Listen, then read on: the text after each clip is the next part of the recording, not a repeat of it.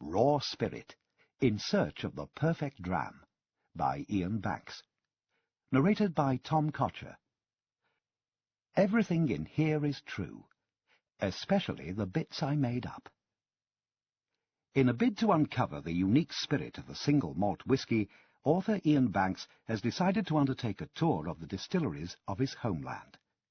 His tour of Scotland combines history, literature, landscape, and the personalities behind the water of life.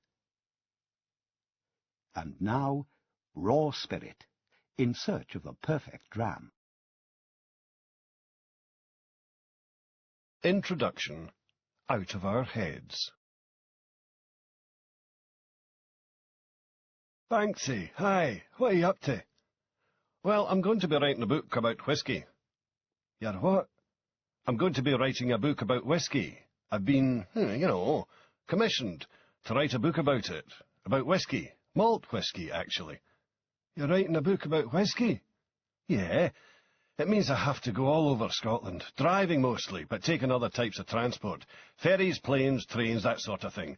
Visiting distilleries and tasting malt whisky, with expenses, obviously. You serious?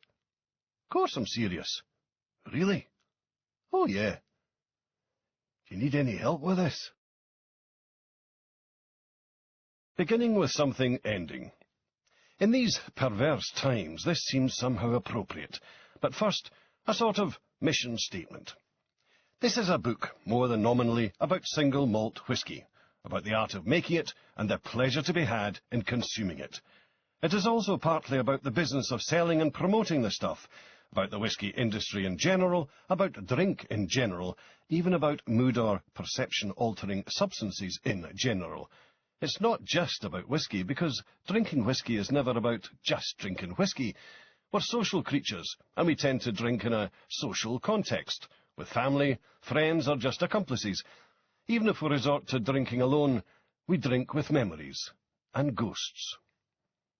It's a book about the land and country I love, about Scotland and its people, its cities, towns and villages, and the landscape around them. It isn't going to be a book of detailed tasting notes. Frankly, I don't have the nose, appearances being deceptive, though there will usually be a brief description of a whisky's generally accepted character, and occasional attempts to describe a particularly favoured dram in a more personal manner, where I think I can get away with it. It's not a guidebook to Scotland either, though a few restaurants, hotels, cultural sites, scenic areas, and tourist traps are bound to be mentioned. I'm going to travel to the far north, to Caithness and Orkney, to Dumfries and Galloway, to Skye and Mull and Islay, to Speyside, Murray, Aberdeenshire, Perthshire, Argyll, Clydeside, Lothian, and wherever else I can find distilleries. I'm not going to every single one, though I do intend to sample the wares of each, including some that are closed or no longer exist, because, frankly, they're not all worth seeing once you've a general idea how distilleries work, and also because they're not all set up to receive visitors, and, after a few feet-finding, hand-holding pro-style tours at the start, I'm not looking for any special favours just because I'm writing a book. It will, appropriately, given the subject matter, be a staggered tour. I'll be taking in distilleries in clusters and individually, over single weeks and day trips, returning to my home in North Queensferry in between, at least partly because I'm intending to buy a full bottle of as many single malts as I can, and with about 100 distilleries in Scotland, plus the closed ones, I'll need to get back fairly frequently to offload and free up some boot space. North Queensferry, the ferry, as we locals tend to call it, is where I lived until I was 9, and it's been my home for the last 13 or so years. I have family here, and it's home too to a lot of memories. It's my hub, my docking station, and I make no excuses for returning here to recharge. Roads, cars, quite a lot of roads and quite a lot of cars, come to think of it, and one motorbike, are going to feature heavily in the book, as well as ferries, trains and aircraft and any other forms of transport I can find, which can be shackled into the narrative if there's even the least semblance of an excuse for it. This is a search for the perfect dram, undertaken in the full knowledge that such a thing probably doesn't exist. That doesn't matter. It's a quest. and any quest is at least partly its own point. And besides, you never know.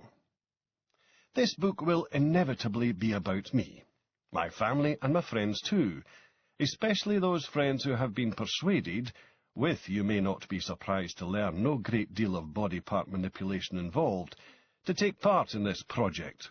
As a natural result, old adventures, several of them involving no illegal activity whatsoever, and ancient anecdotes of dubious and disputed authenticity will be ruthlessly exhumed, exposed, exaggerated, and exploited. This, let's face it, is a book about one of the hardest of hard liquors. And for all this, let's be mature. I just drink it for the taste, not the effect. Honest. 2 units a day only stuff. It is basically a legal, exclusive, relatively expensive but very pleasant way of getting out of your head. And talking about being out of our heads, this book can't help being about the war. You know the one. The Iraq War. Gulf War II. This time it's personal. My travels are starting just as the war begins, which makes it kind of hard to ignore. And anyway, what's happening around me as I make my way across Scotland, visiting distilleries, has to have some bearing on matters. I don't intend to ignore the people or the places or the scenery or the weather around me as I make these journeys, and I can't ignore the political environment either, both at home and abroad. This is not as peripheral as it might sound in a book about whisky. The stuff, certainly as we know it, has always been up to its pretty little bottleneck in politics. So, that ending at the beginning. Yesterday morning, on what was officially the first day of spring, my wife and I cut our passports in half and sent the remains to Mr. Blair's office in Downing Street. 1. These drugs of subtle virtue. Hiya, Banksy. Written any good books lately? Not if you believe certain critics, but I'm going to be writing one about whisky. A book about whisky? Yeah, malt whisky. You're kidding.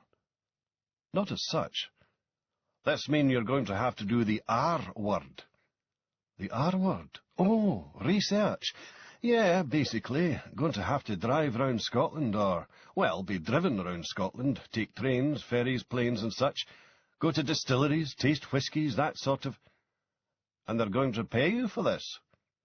They've already started. Right, I see. Do you need a hand? Friday, the 21st of March, 2003, is a good 3-ferry day. It starts kind of weirdly. I get up very early and print up a load of A4 posters with your standard anti-war slogans. No blood for oil, not in my name, and Tony Blair. My personal favourite, though probably not really all that effective. While those are printing, I watch the breakfast news coverage of our bouncing day-old war. I plaster the posters across the Land Rover.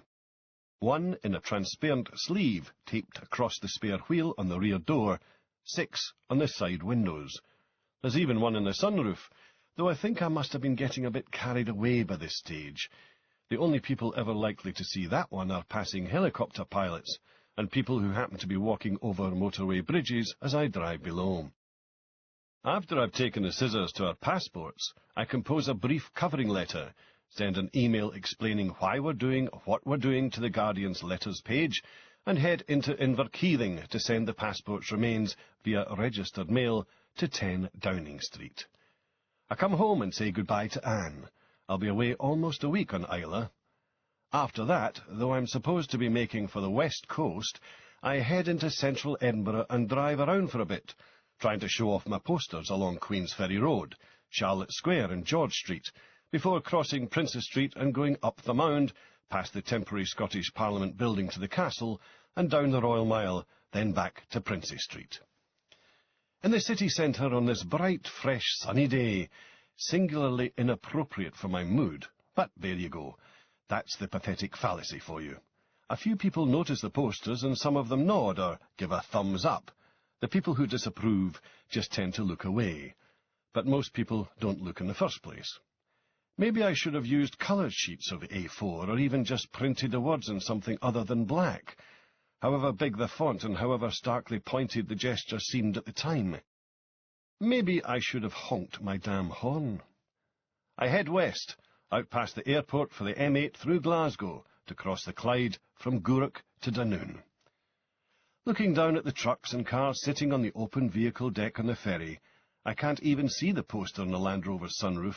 It's one of those stippled black glass sunroofs that just hinges up a little, rather than slides right back, and because of the fine black mesh effect on the glass, the writing on the poster is only visible from directly above. I stand in the sunlight, listening to the cries of the wheeling gulls, as I drink a styrofoam cup of tea and munch on a soggy, microwaved shell pie. I watch the depressingly decrepit remains of what used to be the modestly majestic Gourock Pier fall astern, to be replaced by the arse-out aspect of the old tenements, whose more respectable fronts face out into the main street on the far side. A glitter of windscreens in the seafront car park where a few guys stand with fishing rods, then the outdoor swimming pool and the rising slope of pleasant Victorian sandstone villas and early and late 20th century bungalows. I look around at the canted streets, budding trees, and wind-covered slopes crowned by the Folly on top of Tower Hill to the east, at the hills and mountains to the north and west, at the broad river disappearing to a bright horizon in the south. I used to live here, in Gourock. I used to work there, on the pier. When I was young, from the age of about 10 into my mid-teens, I'd lie awake at night in the summer in my bedroom, high above the bay and the great curve of Gourock Pier. Each fair night, in those warm months, I'd hear through a cracked open window the sound of a distant engine, puttering quietly away from the quayside a half-mile or so away. It came from one of the dozen or so ferries and steamers which always tied up there during the summer season. It was the end of the Clyde's golden age, when not that many people had cars, and a lot of Glaswegians still took day trips and whole 2-week holidays down the water to resorts like Largs, Dunoon and Rothsay.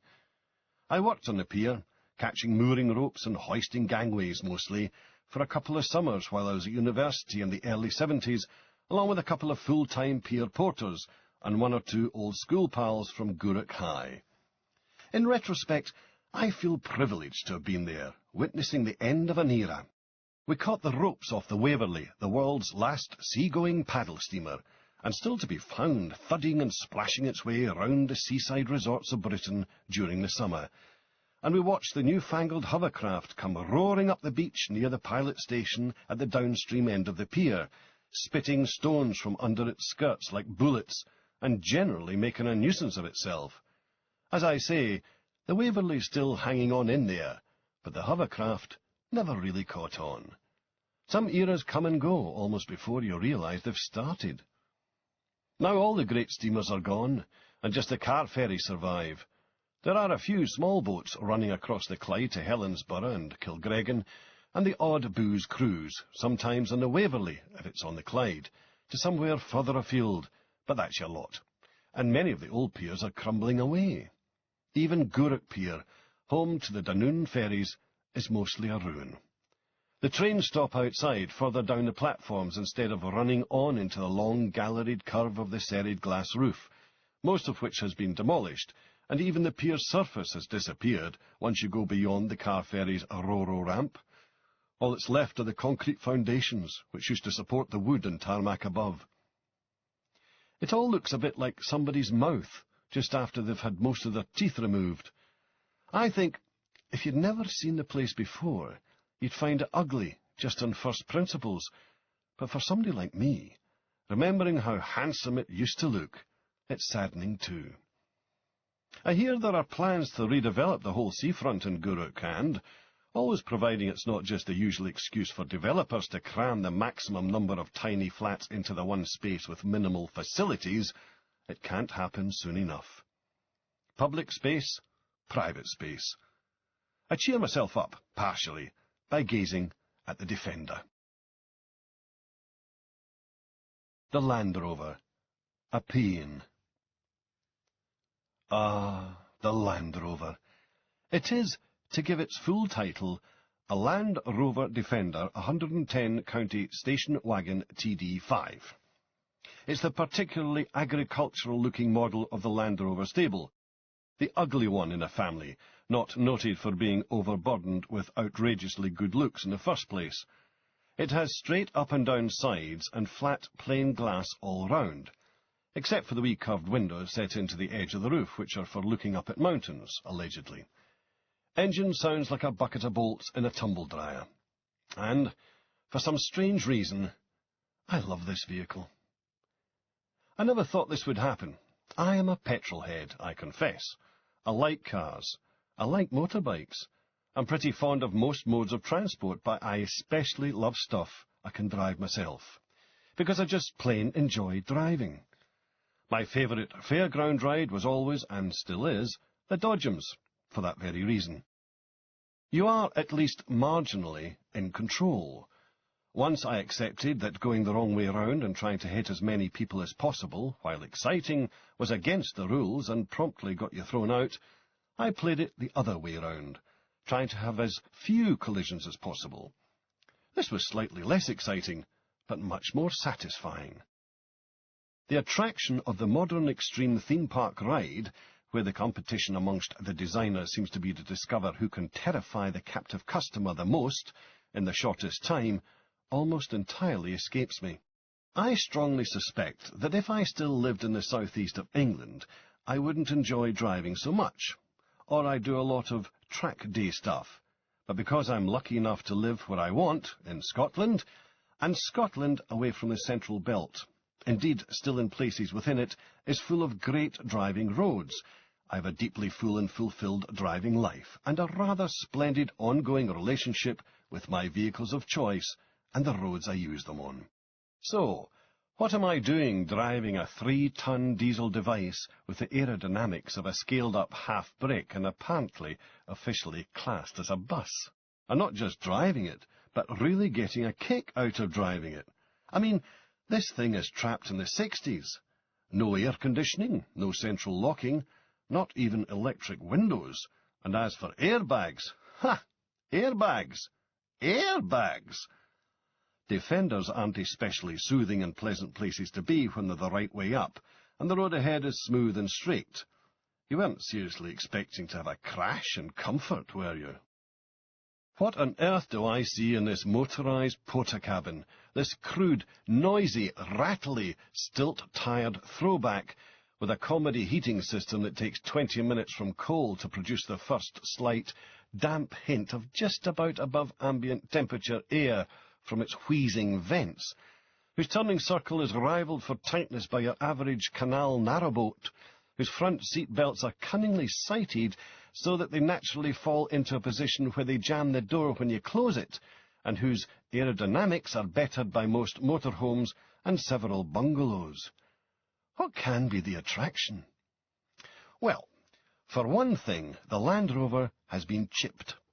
Something called a Stage 2 conversion has upped its horsepower by 50%, replacing, or at least reprogramming, the original engine management chip and fitting a beefier turbo. The T in TD5 stands for turbo, and it's a 5-cylinder diesel engine. This does not exactly transform the Land Rover into a Ferrari, but it does mean you can keep up with normal traffic and can tackle long motorway inclines without the ignominy of having to slow and change down from top gear. It has 5 forward gears, but could use a 6th. Keeping the original gears means that you do tend to have to whisk through them pretty quickly on the way up. There aren't many cars where you can comfortably change up to top gear at 40 even while going uphill, and the thing does feel a bit over-revved at motorway speeds. Still, there are useful peaks of acceleration to be found. You can sweep past startled slower drivers and caravans in the Land Rover too. In other words, you just have to remember to slow down for the bends. And you can do things to them, customise them, fit what is, in effect, chunky, landy jewellery to them, like ladders up the back, wading snorkels up the front, vehicle-long roof racks, foot plates on the wings so you can stand on them without scratching them, dinner plate-sized driving lights, rear spotlights, front towing hitches. They pretty much all have rear towing hitches. There's even stuff you can do yourself if you're not utterly mechanically incompetent. I took off its 4 wee spring-loaded side steps all by myself, and replaced them with beefy-looking running boards over a year ago, and they still haven't fallen off yet. On the inside, the long wheelbase ones in particular let you stow vast quantities of junk in them. This is a vehicle with almost no conventional cubbyholes or storage bins to speak of. What it has instead is a ludicrous number of nooks and crannies, once you start looking for them, mostly behind and under its many, many seats. And you can fit a winch, the better to extricate yourself from awkward ditch-involving situations, where even your low-ratio differential locked 4-wheel drive and mud-plugging tyres won't get you out of your sticky predicament, or so I'm told. Personally, I've never used a winch for that, but it has come in handy for boat pulling out duties, and once got our old Drascombe lugger, that's a boat, honest, not rhyming slang, onto the trailer, and then the trailer out of the sea, in circumstances probably no other vehicle but a tractor would have prevailed in. The only trouble with all the ironmongery up front is that you're making an already deeply pedestrian-unfriendly vehicle even more lethal. Of all the things on the road you don't want to walk out in front of, a tooled-up Defender must figure pretty near the top of the list. The first thing you'll hit— no, let me correct that. The first thing that will hit you is an industrial-looking winch capable of hauling 5 tons or so attached with extreme rigidity to a beefed-up bumper you could hang a lifeboat off, which is in turn bolted to an exceptionally sturdy steel ladder chassis, which is attached to everything else. There's no give there, anywhere. Does this thing have crumple zones? Yes, they're called other cars. In the Defender's defence, all I can say is that, realising all this, you do tend to drive even more carefully, especially in towns, given the sort of mess you could make of other people or lesser vehicles if you hit one. The impressive view is useful here. Being so high up gives you a much better idea of what's going on between and beyond parked cars, and, on the open road, helps with planning overtaking manoeuvres. The Defender's windscreen starts about where most cars' roofs top out, and from a Defender, especially one like ours, fitted with tall 750 series tyres, which would hardly look out of place in a tractor, you even get to look down on Range Rover drivers and walls. You and your passengers get to look over walls and hedges and fences. Even a totally familiar route opens up the first time you drive it in one of these beasts. Other Defender advantages? They're hard to lose. Take your average car into a crowded supermarket car park, forget exactly where you left it, and you can spend ages searching for the thing. A Defender is different.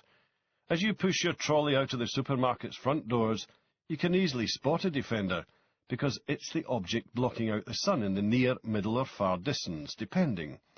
And, talking about supermarket trolleys, Defenders laugh in the face of those savage despoilers of metallic finish car bodywork. Honestly, you can still feel deeply proud of and even attached to the thing, but you just stop caring about dings, dents, and scratches. In fact, a Defender doesn't really look quite right until it's got a few dents in its aluminium panels. Defenders look somehow distinctly embarrassed when they're all clean and gleaming too, and as for the alloy wheels you sometimes see them fitted with, dearie me. Plus, the high floor, at hip height on me, and I'm just over 6 feet, is perfect for loading heavy stuff, much more spine and disc friendly than a low-car boot, however commodious. And with a little experience, you can throw Defenders about to a surprising degree. They lean a lot, and you're kept very aware indeed that you're driving something over 2 meters tall and only 5 feet wide, but, to some degree, they can be hustled. You can even get the tyres to squeal, though such larks do tend to alarm one's passengers and, as a result, are very much not recommended.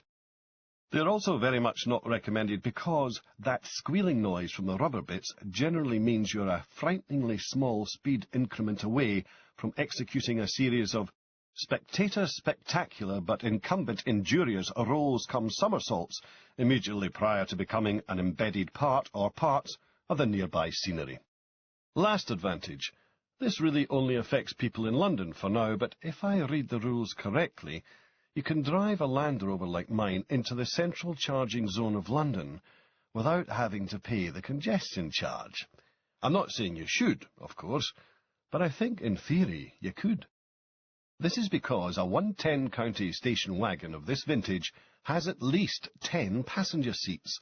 In theory it has 11, believe it or not, but that includes the central seat in the front right beside the driver, where your passenger basically gets sexually assaulted every time an even-numbered gear is selected. Most people replace this effectively useless so-called seat with a cubby box for storing handy-landy stuff. As a result of this bizarre proliferation of seats and seatbelts, the vehicle is effectively classed as a bus, and while it does mean that you face the added expense of an MOT from year 1 of ownership, not year 3, this would easily be outweighed for Londoners by the benefits of even just a couple of weeks free driving into the city centre. Still a fine, bright, sunny day. Not warm, but mild, even on the water. The ferry shoulders its way through the knee-high waves. Gourock's drawn-out southern limits draw away, and I walk to the other side of the boat to watch Dunoon and Argyll come closer. What the hell am I doing here? It all started a few months ago with my agent. The way things are supposed to when you're a professional, after all. I was sitting at home in North Queensferry, reading the paper, and minding my own business on a cool October day, when the phone rang. Hello? Banksy, it's Mick. I may have something for you. My agent is called Mick Cheetham. She's one of the best, kindest, nicest people I've ever met. But that's in civilian mode. As an agent, she has the great and invaluable merit of treating the authors she represents like her cubs. She's the tigress, and you don't get between her and them, or even think about doing anything unpleasant to them, unless you want to be professionally mauled. Mick is a very good friend, but when she's in full-on agent mode, I'm just mainly glad that she's on my side. What was Wellington's remark about his troops? I don't know what effect they'll have upon the enemy, but, by God, they frighten me. Something like that. Anyway, Mick knows through years of experience and a deep tolerance of my congenital laziness that at least 95% of the proposals that people contact her with concerning spiffing projects they want me to be part of, she can either say no to without even asking me, though she'll always mention it later, or promise to pass on, but with the warning that there's relatively little hope that I'm actually going to say yes. And if Mick says she might have something for me, it must be a proposal worth thinking about. The last time she sounded like this, I ended up driving a Formula 1 car round the Manicourt circuit in deepest France for Car Magazine, and having a great time, with reservations. I discovered I'm really a pretty rubbish track driver. Uh-huh, I said, successfully containing my excitement. How do you fancy being driven around every distillery in Scotland in a taxi and drinking lots of whisky, and then writing a book about it, for a not insubstantial sum?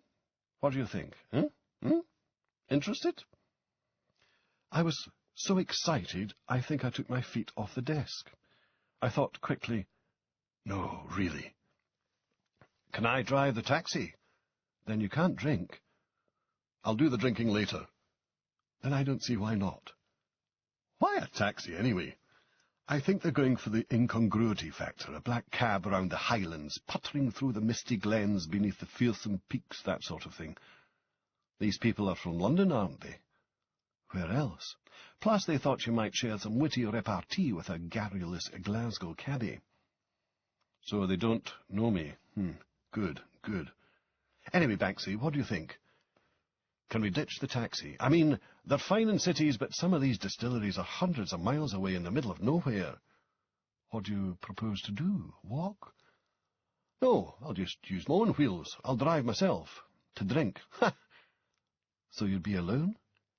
Yes. Then where's the witty repartee? Maybe I can get some of my pals to come along and help with the driving and the tasting and the repartee side of things. Some of my friends are quite witty. Well, they're always insulting me. That's the same thing, isn't it? Of course it is, my dear. And we are talking expenses included here, right? Petrol, hotels, More petrol? Of course. And you really think they'll agree to this? You can hear somebody smile over the phone sometimes, just by the quality of their voice. Leave it with me. Brilliant. I'll do it. Which is why I find myself standing on the deck of this ferry, heading for sunny Dunoon, about to start the research phase of, my first non-fiction book. This next week on Islay should be fun, if I don't let the war get me down. And then there's Jura, of course.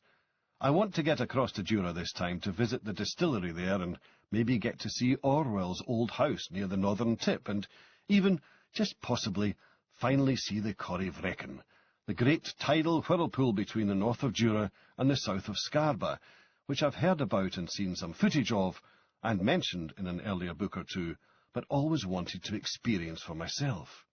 I mean, a whirlpool. One so ferocious you can hear it from miles away. How cool is that? From Dunoon along the coast road, past the peaceful again Holy Loch, where the old US Polaris subs had their floating dock and support ships, to the first of the great wee roads we're going to encounter in this book. Officially it's called the B836, but I'm really bad at recalling road numbers, so to me it's filed in my head as the Great Wee Road to the left, just outside Dunoon before you get to the Youngers Botanical Gardens that take you towards the Kyles of Bute, the Collintrave ferry for Bute, Tinnabruch, and the ferry for Tarbert. Or something like that. At the head of Loch Striven, I pass a field filled with huge dark brown wooden poles lying in the grass in the hazy sunlight. They look like oversized telephone poles, but must be due to carry power lines. The smell of creosote fills the Land Rover's cabin. Sometime round about here, I realise I'm going to miss the next ferry to Tarbert, where I've been hoping to drop in on some old friends, and thus complete a clean sweep of ex-editors this weekend. So I take a detour to Otter Ferry via a precipitous wee road curling over the hills towards Loch Fyne. Great Wee Roads. A digression. A great wee road, in my terminology, just means a small road that isn't a main route, and which is fun to drive. Often it will be a shortcut, or at least an alternative route to the main road. It will virtually never be quicker than the main road route, but it will be a pleasure to drive, perhaps partly because it has less traffic, partly because it goes through lots of beautiful scenery, and perhaps because it has lots of flowing curves, sudden dips, challenging hills, or fast straights, though GWRs rarely have many of those. A GWR can be extremely slow, often way below the legal limit, and still be enormous fun. It can even be a single-track road, quite busy with traffic, and so somewhat frustrating, and yet still be a hoot. And some roads only really become GWRs when it's raining and you have to slow down. Anyway, that single lane with passing places route over to Otter Ferry, snaking up some decidiously wooded slopes towards the broad flat tops of the low hills and their close-ranked bristles of pines, is definitely a GWR. By the side of Loch Fyne, I head north again and back down Glendorrel, finally having to press on once more, as I've ever so slightly underestimated the time required, again, and so end up gunning the Defender up the long curving slopes towards the viewpoint, looking out over the Kyles of Bute. This is one of the best views in Argyll, maybe one of the great views of Scotland, a vast opening delta of ragged joining lochs, flung arcs of islets, and low-hilled island disappearing into the distance. This must be the first time, certainly the first time in decent weather, I haven't stopped to take in that great sweep of view. The Land Rover tackles the hill fast in top gear, leaning mightily on the bends, but still seated a pant secure. It feels good, but I'm annoyed at myself for not being able to spare the view more than a glance as I whiz by the car park at the summit. Getting onto the ferry from Portavadie to Tarbert is a bit easier than it used to be. Last time I was here, you had to reverse onto the boat, which must have been fun if you're towing a caravan. Back then, a few years ago now, my car was the only vehicle on the ferry, which felt kind of romantic somehow. I was on the way to meet an ex-girlfriend for lunch, a strictly platonic visit, but still, there was a certain poignancy there. A year or so later, the same ferry figured at the start of the first episode of the TV adaptation of The Crow Road, with young Joe McFadden playing the central character, Prentice McHone, standing all alone on the deck, coming back to his family home for a funeral. I remember watching that first episode on a pre-transmission video and being very nervous. The Crow Road was the first book I'd ever had successfully adapted for the screen, and when I saw that first image and made the connection with the ferry journey I'd taken a year or so earlier, I had one of those, it's going to be all right, good omen feelings that I'm not sure atheists like me are really allowed to have, but appreciate now and again all the same, and relaxed, deciding that probably this was going to be a good adaptation, which, I'm happy to report, it was. For the whole journey, I've been listening to a mixture of the radio and some ancient select tapes. The radio for the latest news on the war, and the old compilation tapes because I'm still feeling a bit emotional about the war, I suppose, and want something nostalgic and comforting to listen to. I brought my Apple iPod too, along with the adapter that lets it communicate with the Land Rover's tape player. CDs are far too high-tech for defenders of this vintage. I counted myself lucky it hadn't arrived with a 70s stylee 8-track, but I haven't bothered connecting it. So, my listening consists of a mixture of breathless embedded journalists telling me how much progress the US and British troops are making, dashing across the sands towards Baghdad and Basra, and old songs from the decade before the First Gulf War. Tarbert to Kennacraig, where the ferry for Islay leaves, takes 10 minutes. The voyage to Portellen lasts a couple of hours, the late afternoon becoming night. On the boat, I sit in the bar reading the paper, soaking up the war, then read some of the whisky books I brought along as research. I drink a couple of pints. Usually, if I'm going to be driving later, I don't drink alcohol, but if I'm on a long ferry journey with a very short drive at the far end, I'll allow myself up to the legal limit. 2 pints of export is safe enough, though it's also heading up towards my other limit when I start thinking, quite fancy a fag. Blame the dope. When I first started smoking the occasional joint, it was always resin crumbled into tobacco. I don't think I saw grass for about 10 years after my first J.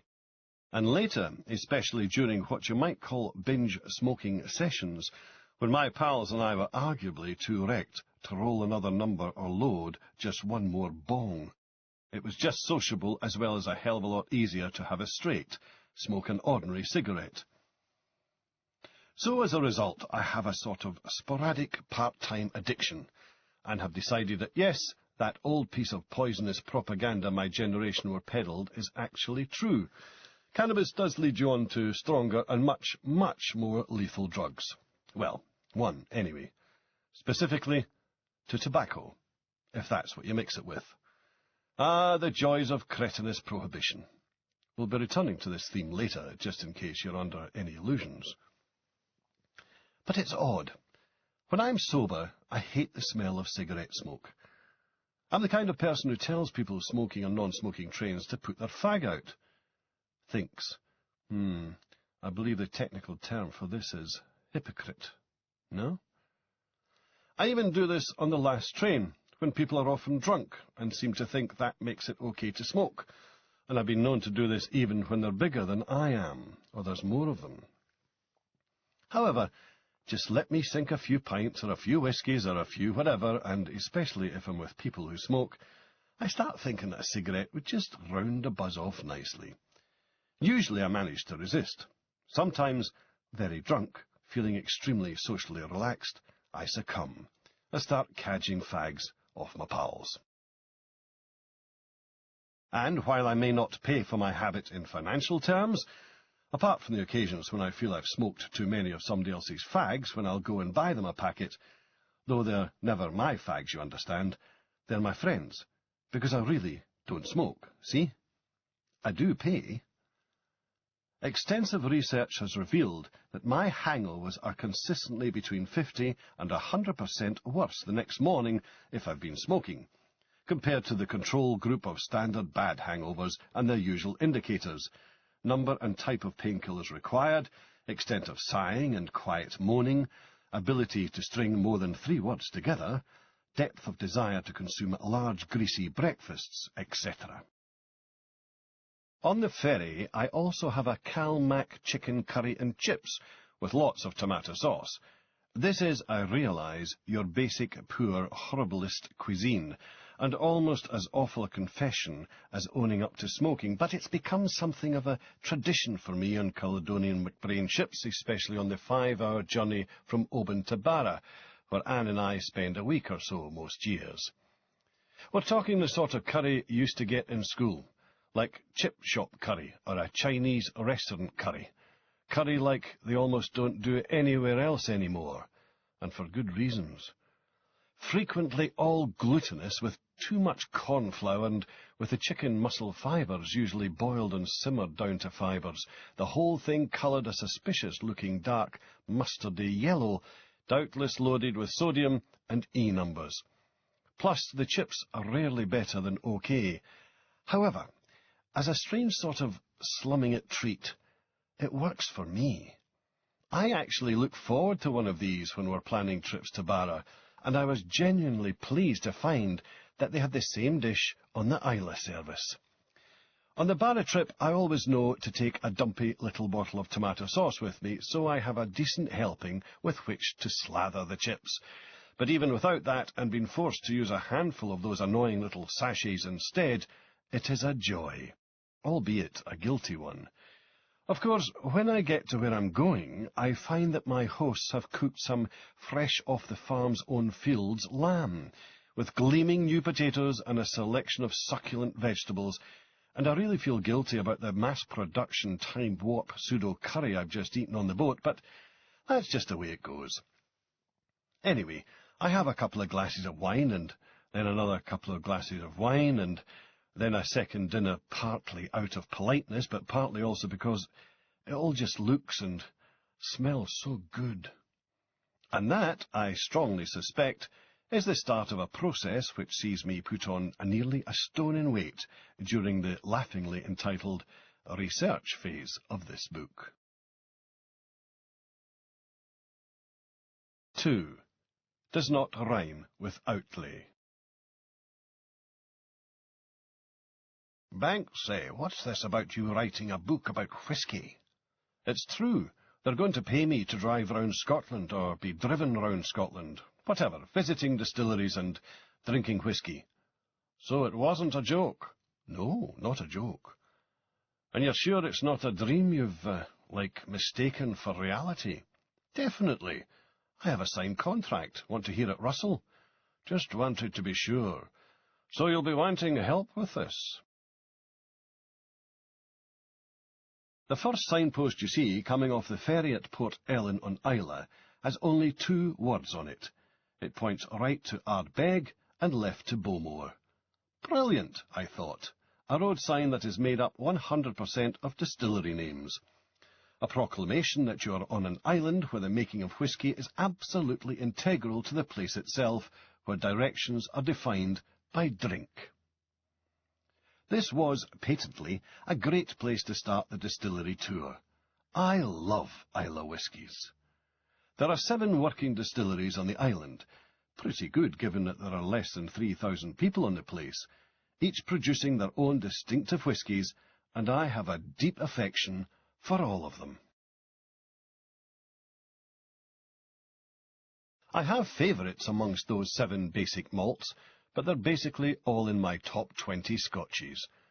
This may, I suppose, change over the course of the next 2 or 3 months, as I visit distilleries throughout Scotland and taste whiskies I've only heard of before, and in a few cases never heard of before.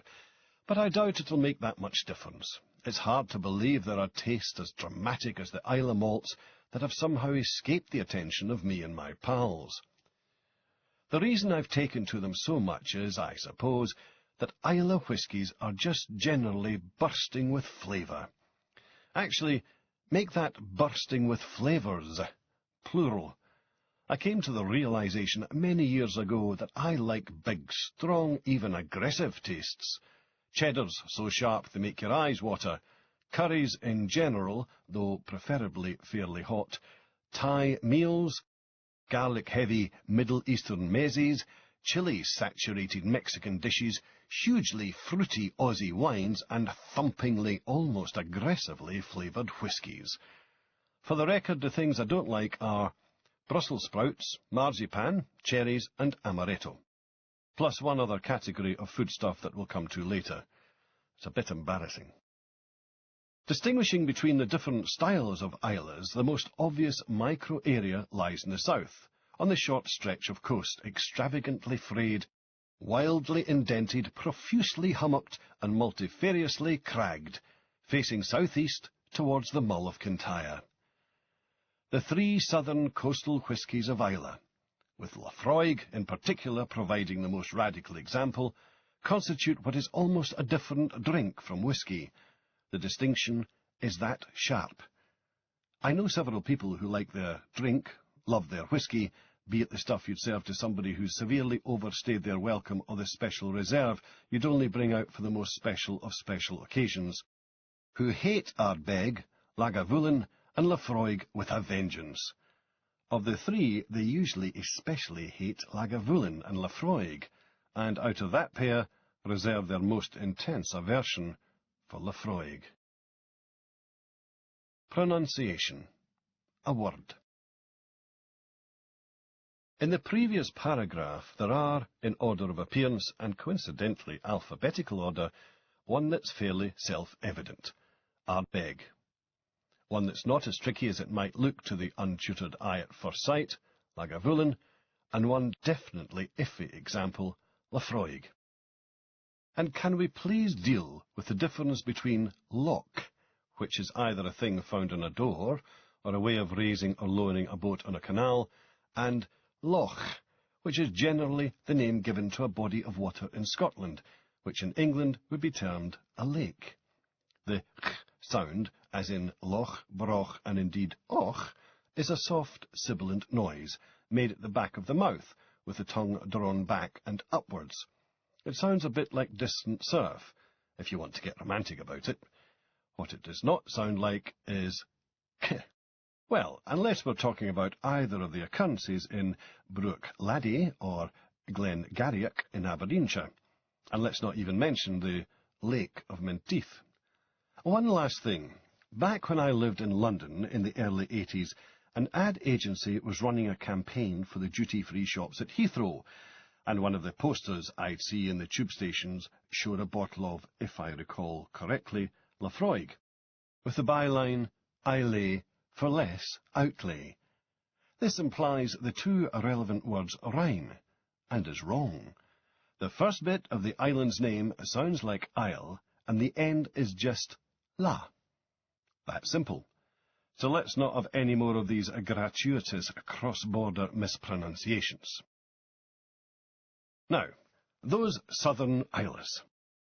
Some people can't stand the taste of the three, but keep trying every now and again, wishing that they could appreciate these strange, fierce, acerbic whiskies the way other people obviously do.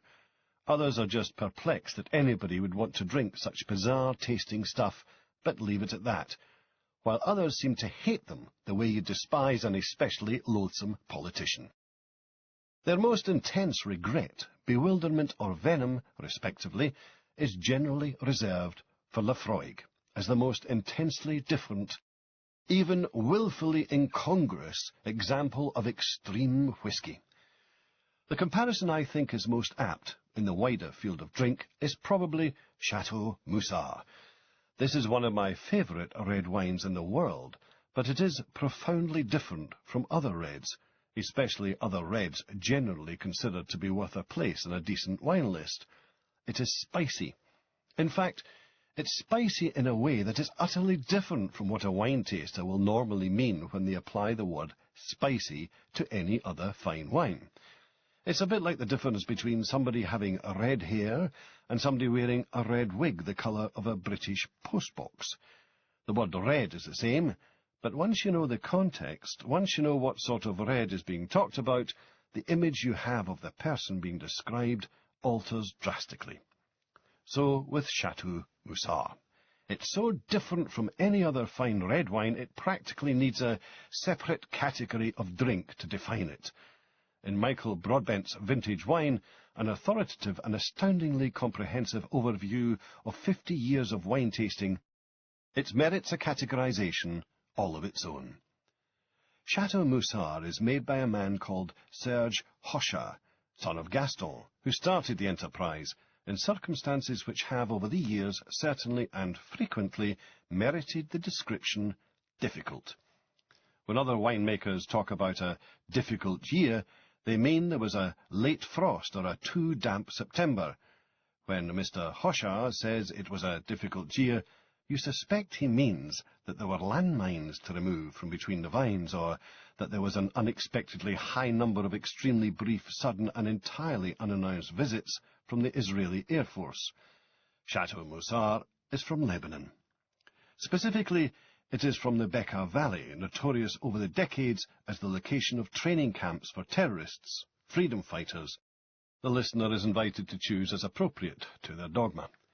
Wags have been known to shake bottles of the stuff by their ear, claiming to be listening for the telltale chinking sound of shrapnel. Despite all this, Mr. Hochard has succeeded in producing a vintage every year apart from one, and not just producing any old harshly ropey but high novelty value gut rot either. Moussard is in every sense a fine wine, but very different. Again, some people, solely through taste rather than prejudice, can't stand the stuff. Just like Laphroaig, it is sometimes referred to as an acquired taste, though I'm not sure about this. I suspect more people stick with their original reaction to both drinks, rather than start out hating only to end up loving. Whatever. Laphroaig in particular is a hell of a drink, especially if you don't like it. It's oddly peaty. Oddly, because there's much less peat involved in the making of it than in most whiskies we think of as peaty, and positively bursting with smell straight out of the medicine cabinet, the quayside, a road repair depot, and even an industrial plant. Mouthwash, disinfectant, iodine, cough sweets, actually make that cough sours, seaweed, tar, diesel, oil. Pungent, no-holds-barred stuff, though arguably not quite as remorselessly astringent as it used to be. I think the truth is that, as well as having changed somewhat over the years to a slightly mellower formulation, Laphroaig is just a very slow-maturing whisky. It still has enormous, restless, raw energy and character at an age when most other whiskies would be starting to take on too much of the character of the barrel they've been matured within, turning woody. Not this stuff. At 10 years, it's ferocious, full of antagonistic flavours, sweet and sour and tarry, redolent of peat, pepper and burnt toffee. It shouldn't all work together, and, as I say, for some people it never will, and yet it does, magnificently. 5 years later, it's still powerful, though more balanced, slightly sweeter, less demanding, and deeper, while at 30 years it's finally getting to the, just about perfect stage. Apparently. I've never tasted Laphroaig this old. I'm relying on usually reliable sources here. Lagavulin, barely a whisky a barrel's throw away along the coast, is a close second on the in-your-faceness stakes, which was kind of the idea, as the guy who had the place built, Sir Peter Mackie, was trying to make a whisky like Laphroaig. What's there in the site now is the result of a combination of 3 separate distilleries, themselves the distillation of about 10 distinct bothies with stills, which used to make spirit back in the pre-excise days when it was all just a cosy wee cottage industry and everybody was basically semi-pro. Once upon a time, distilling as a cottage industry. In the old days, people made whisky because it was just part of the life of being a crofter, a croft being the Scottish term for a small farm. You grew barley, you harvested it, and what you couldn't feed your family or your animals with, you could either sell or make into whisky, which you could also use yourself, or sell. Turning barley into whisky was a good way of storing your surplus. Barley goes mouldy in a damp climate. Whisky doesn't. To people like this, making beer or whisky from their crops was as much part of their lives as sowing the seeds at the start of the season, or bringing in the harvest at the end. To them, the government was a distant entity with little day-to-day relevance to their lives. When, during the gradual commodification and commercial exploitation of whisky, the politicians decided that people would no longer be allowed to make their own whisky unless they did so on an industrial scale, and paid the government for the privilege, it must have seemed as outrageous to the crofters as if they were to be taxed for heating a kettle of water or making soup. Little wonder the excise men, charged with policing these new and generally hated laws, and bringing in the loot they would produce, were so despised, obstructed, and vilified. Lagavulin, made in pear-shaped stills, which are so pear-shaped they look like they were deliberately modelled on pears, has a dry, salty taste, and is usually more sherry-influenced than a similarly aged Laphroaig, though still reeking of smoke and peat. For a long time this was my second favourite Islay, a short nose ahead of the wonderful Ardbeg. My tastes do seem to have changed over the years, and these days I'd put Bowmore near the top of the list, just under Laphroaig. Bowmore is north and west of the south coast's Big Three, on the relatively balmy coast of Loch Endal. As a producer, Bowmore has a richness throughout its range of whiskies that makes it one of the handful of very best distilleries in Scotland. As well as the 12, 17 and 21-year-olds, they have others with names like Legend, 8 to 10 years old, Mariner, 15, and Darkest, probably about the same age as Mariner, though there's no age stated. There are lots of other expressions available given sufficient time and money, but that's enough to be going on with for now.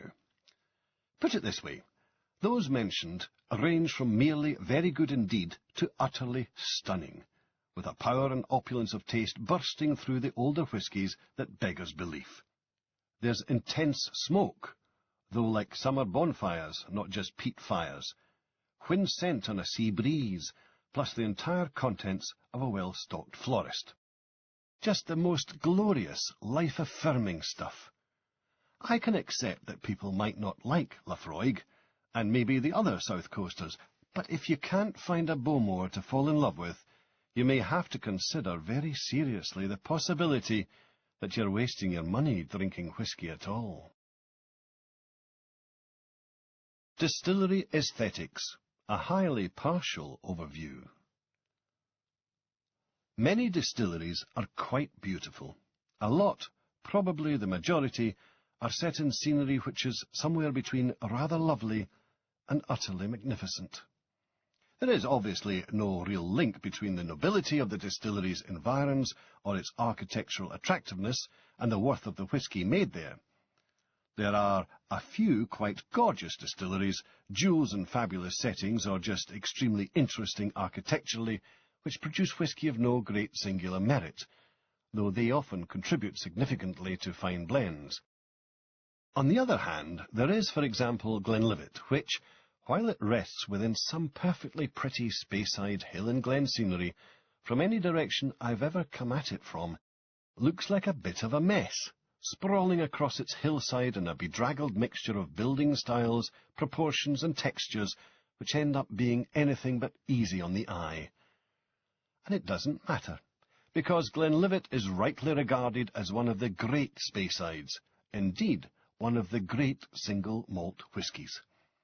It would be nice if it was produced in something obviously befitting its intrinsic stature, something of either perfectly natural, almost organic vernacular elegance, or of painstakingly careful design by Lutyens or Sir Richard Rogers.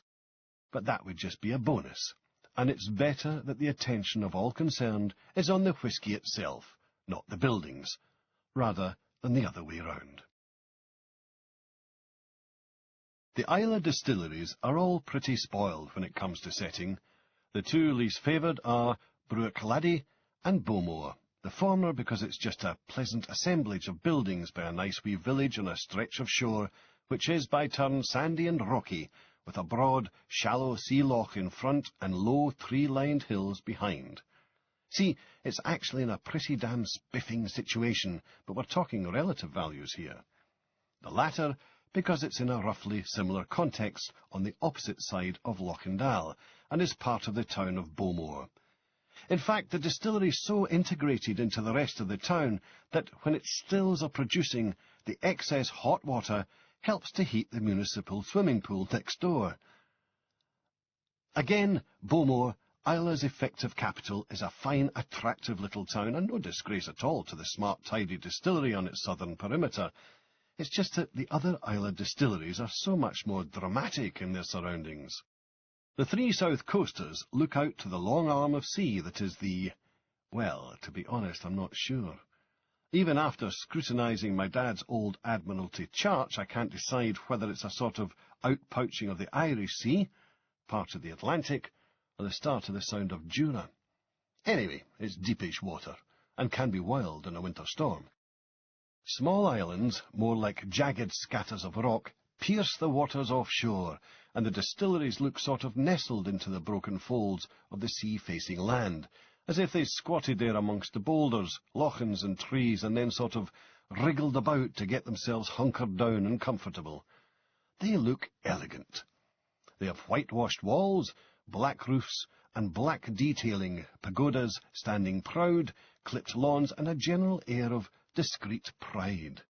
Handily, all of them have their names in very large letters, painted in black on their tallest seaward walls, so if you take a photo from the right angle, you never need to scratch your head and mutter, well, I think it looks like Laphroaig, but maybe it's Ardbeg. Killeela and Bunnahabhain sit in even more dramatic scenery, wedged at the bottom of steep hillsides, as though teetering on the brink of falling into the sea, looking respectively across and up the Sound of Jura, with the paps of Jura rising in an appropriately, if colossally, mammiform manner across the water. There used to be a quite spectacularly complete but rusty wreck lying at a steep angle up on the rocks just along the coast from Bunnahabhain. I remember seeing it from the ferry as we approached from Colonsay a dozen years or so ago, but the same stormy seas that drove the ship there in the first place have pounded it to pieces since, and there's little left to see now. Given its remote and wild situation, it seems almost odd that Bunnahabhain produces what is in some ways the lightest, least dramatic Islay whisky. It's still quite oily and salty, while being moderately sherry-sweet, and has a hint of peat. But it's a mellow drink compared to the others, and also compared to its dramatic, thrown-down setting. I feel I'm kind of damning it with faint praise here, but it's actually a very fine malt, and if all the Isles were as ferociously heavy-hitting as Laphroaig, brandishing their peat, smoke, and iodine in your face, the island would lose a great deal. Bunnahabhain is more the strong, silent type, and none the worse for that. Quite a lot of it goes into black bottle, making it perhaps the best reasonably priced blend on the market, certainly for Islay lovers.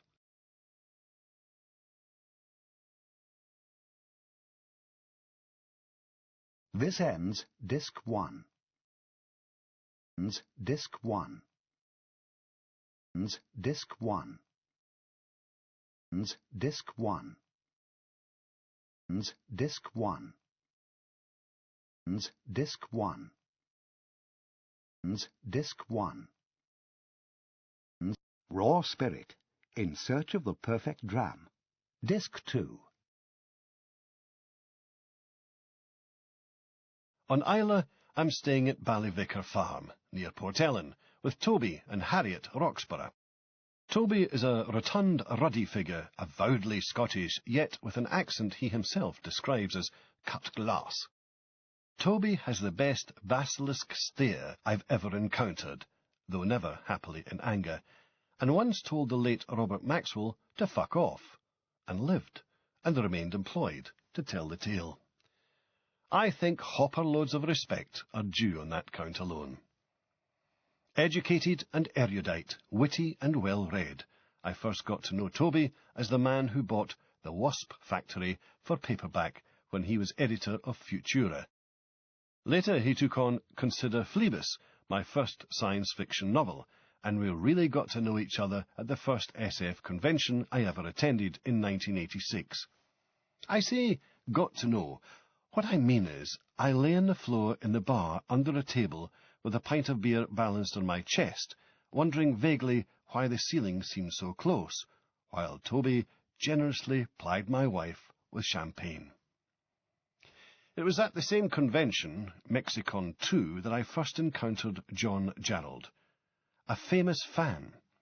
I have no intention of attempting to explain the intricacies or even the basics of British SF fandom in the late 20th century, its customs and mores.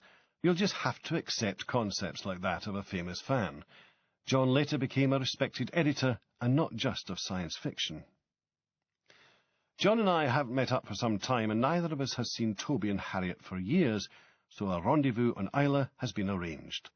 John flying in earlier on the Friday afternoon from Hastings via Heathrow and Glasgow. We'll meet up with photographer Martin Gray tomorrow. Martin has taken on the unenviable job of trying to take a decent photograph of me for the book's cover. My editor for this book, Oliver Johnson, will appear on Monday, arriving on the plane that will take John back down south. John sits in the Roxburgh's kitchen, having just finished some of the lamb I at first refuse and will later tuck into. He is resplendent in an impressively thick white cable-knit jumper, and what certainly appears to be an equally impressively thick white cable-knit beard and moustache. John has a seemingly photographic memory for Shakespeare, the words of every musical ever committed to celluloid, and the dialogue from most films of the past 50 years.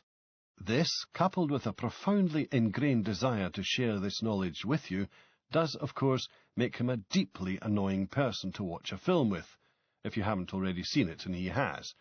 But it's a small price to pay.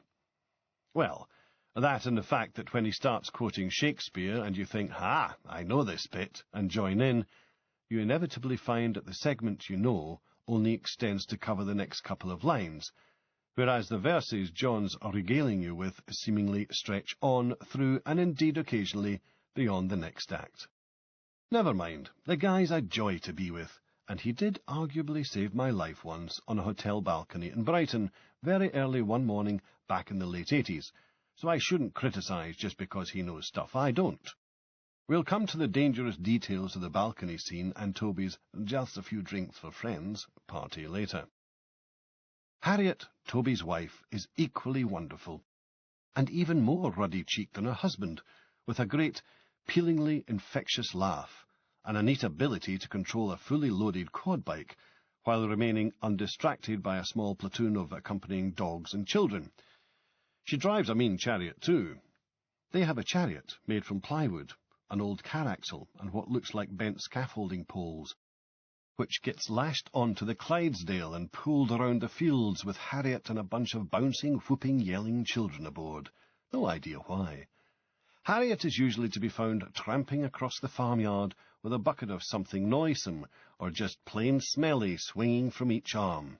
The Roxburghs and their farm present an image which, for all its eccentricities, encapsulates fairly representatively what British farming at a certain scale, i.e. not gigantic, has become. Heads are kept above water by extreme, almost tortuous diversification, so that as well as the animal husbandry side, involving both sheep and cattle, and both enterprises perpetually and grotesquely complicated by a brain-boggling array of EU and DEFRA rules and regulations for which the adjective Byzantine seems woefully inadequate, hinting, as it does, relatively speaking, at a regulatory scheme of sweet reason and minimalist elegance compared to the carbuncular reality. Money is made from the holiday flats converted from stables attached to the main farm building, from a pony trekking business and livery sideline, From a waste paper shredding scheme and from Toby's 1 week a month job as editor of the Ilich, Isla's very own newspaper. NB. Regardless of how Isla itself is pronounced, Ilich, which means somebody from Isla, is pronounced Ilich. Sorry about this continual pronunciational complexity, but as my computer occasionally informs me in its Stephen Hawking voice, it's not my fault. When we arrive at the farm, Belinda, Toby and Harriet's daughter, has not long returned from maternity hospital in Glasgow. Living on an island like Isla for any substantial amount of time will, unless you keep in very rude health indeed, eventually convince you that helicopter air ambulances are very noisy and not that glamorous after all. Belinda has returned with her tiny, beautiful, brand-new baby daughter called Beth, sister to Rachel. Rachel is 4 and very strong-willed. She is an uninhibited singer at bath time and hums when she draws. A lovely, single-minded, head-down determined, even grumpy child. It's too early to tell whether she's inherited the female Roxburgh laugh from her mother and grandmother. I like her a lot. Belinda is married to Robert, who is chef at the nearby Machrie Hotel, and does wonderful things with local scallops, venison and beef. We're driving out to the Machrie for lunch when we see a buzzard. "Oh, wow," I say. "A buzzard, look." Anne and I are big fans of buzzards. We're members of the RSPB, but not very dedicated ornithologists, and a buzzard is one of the few large birds we're able to identify confidently. They're becoming much more common than they once were, but it's still literally remarkable for us to see one near where we live. The specimen we spot on the way to the Machrie is a big, slow-flapping adult, making its way empty-taloned across the fields to a nearby telephone pole to perch and scan. "Ha!" Toby says bitterly, glaring at the thing. "Buzzards. They're the reason we don't have any songbirds at Ballyvicar." "Oh," I say, crest rapidly falling. What a townie you're showing yourself to be, Banks, I think. "And as for the otters—" "You have otters," I say, delighted again. "I love—" Toby growls. "Damn things keep eating the ducks." Ah. Isla is a fertile, fecund place, which is surrounded by, almost infested with, wildlife. There are orcas, dolphins and seals off the coasts, feeding on unseen numbers of fish and crustacea. There are 3 species of deer scattered through the forests and hills, each of them apparently pursuing lives largely dedicated to jumping out in front of cars at night, with the absolute minimum of warning in, one has to assume, some misplaced spirit of sportingness. There are multitudinous birds of prey, including those songbird-snaffling buzzards, clouds and carpets of wintering geese, just passing through to refuel from and leave fertilizer on fields, again at least 3 different species, pheasants, plump, brightly coloured birds prone to wandering around fields, hedgerows, verges, and any intriguingly tarmacked surface with a distracted air, looking vaguely lost, as though they have the sneaking suspicion they should be somewhere else. Basically, roadkill waiting to happen. Otters. Boo, hiss, bad otters. Hares. Lots of hares. Usually seen bounding away on back legs that somehow look too long for them, as though they've borrowed them from a young gazelle. Rabbits, plus a whole slew of smaller creatures that are generally only seen in squashed form, decorating the lumpy, undulating, peat-floated road surfaces of Isla, with brown-red splodges of fur, meat, and bone. These are, especially when fresh, and indeed preferably twitching, of enormous and consuming interest to the noisy flocks of crows, which would otherwise be happily employed looking for sheep recently fallen on their backs, so they can peck out their eyes, or get stuck into the juicily vulnerable nether regions. There's so much wildlife on Isla, it even interferes with the whisky-making. Worst culprits are the geese, who've been known to devour entire fields of barley destined for the honour of becoming whisky, but this hasn't stopped fish and mammals from trying to get in the act as well. The day we went to Bunnahabhain, they were taking apart one of the cooling columns in the still room because a trout had got into the system from the sea, wedged in the heat exchanger, and stopped the whole operation in its tracks.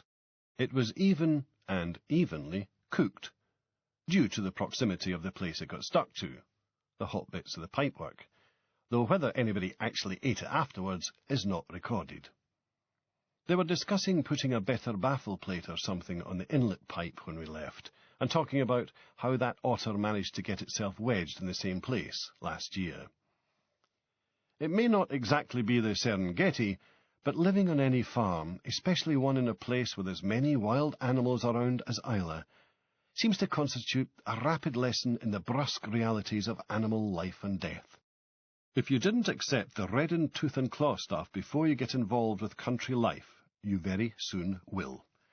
I suppose it's one reason why farming seems to be a largely hereditary occupation, and why many people who think it'll be nice to work with animals on a more permanent basis end up having a very short career in the business. I've never met a farmer yet who didn't have a whole herd of grisly animal horror stories, often as not involving choice phrases like prolapsed uterus or maggot-infested wounds. They are only too willing to share these tales with you in gaspingly forensic detail, presumably to remind you of the non-monetary cost of the food in your belly, food which, given the sheer god-awfulness of some of the stories, they are often in considerable danger of shortly being able to inspect for themselves. Even the purely arable farmers without a true beast to their name seem to have a stock of tales fit to turn the stomach of a starving vulture.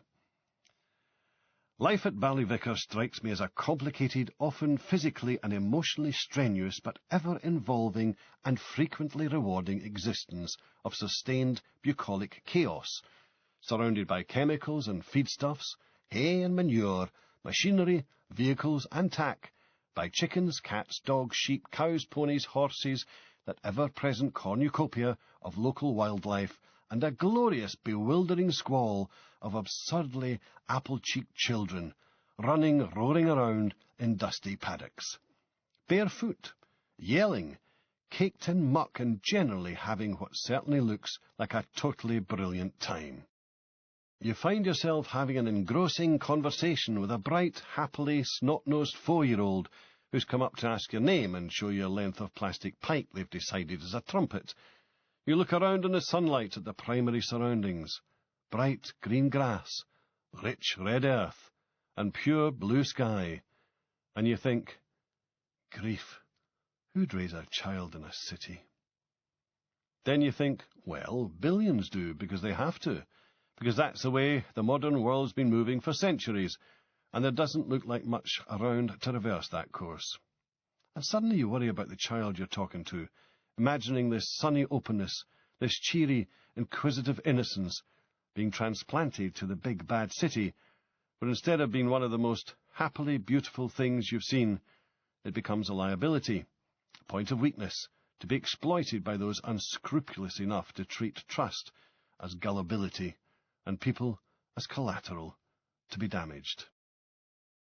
Finally, though, with a little more thought, you accept that what you see before you still represents such a great start in life that just as a childhood spent in the muck and glore, eating dirt and falling into the nettles, turns out to be a much more effective way of inoculating a child against infections and allergies to come than keeping them antiseptically spotless and clean.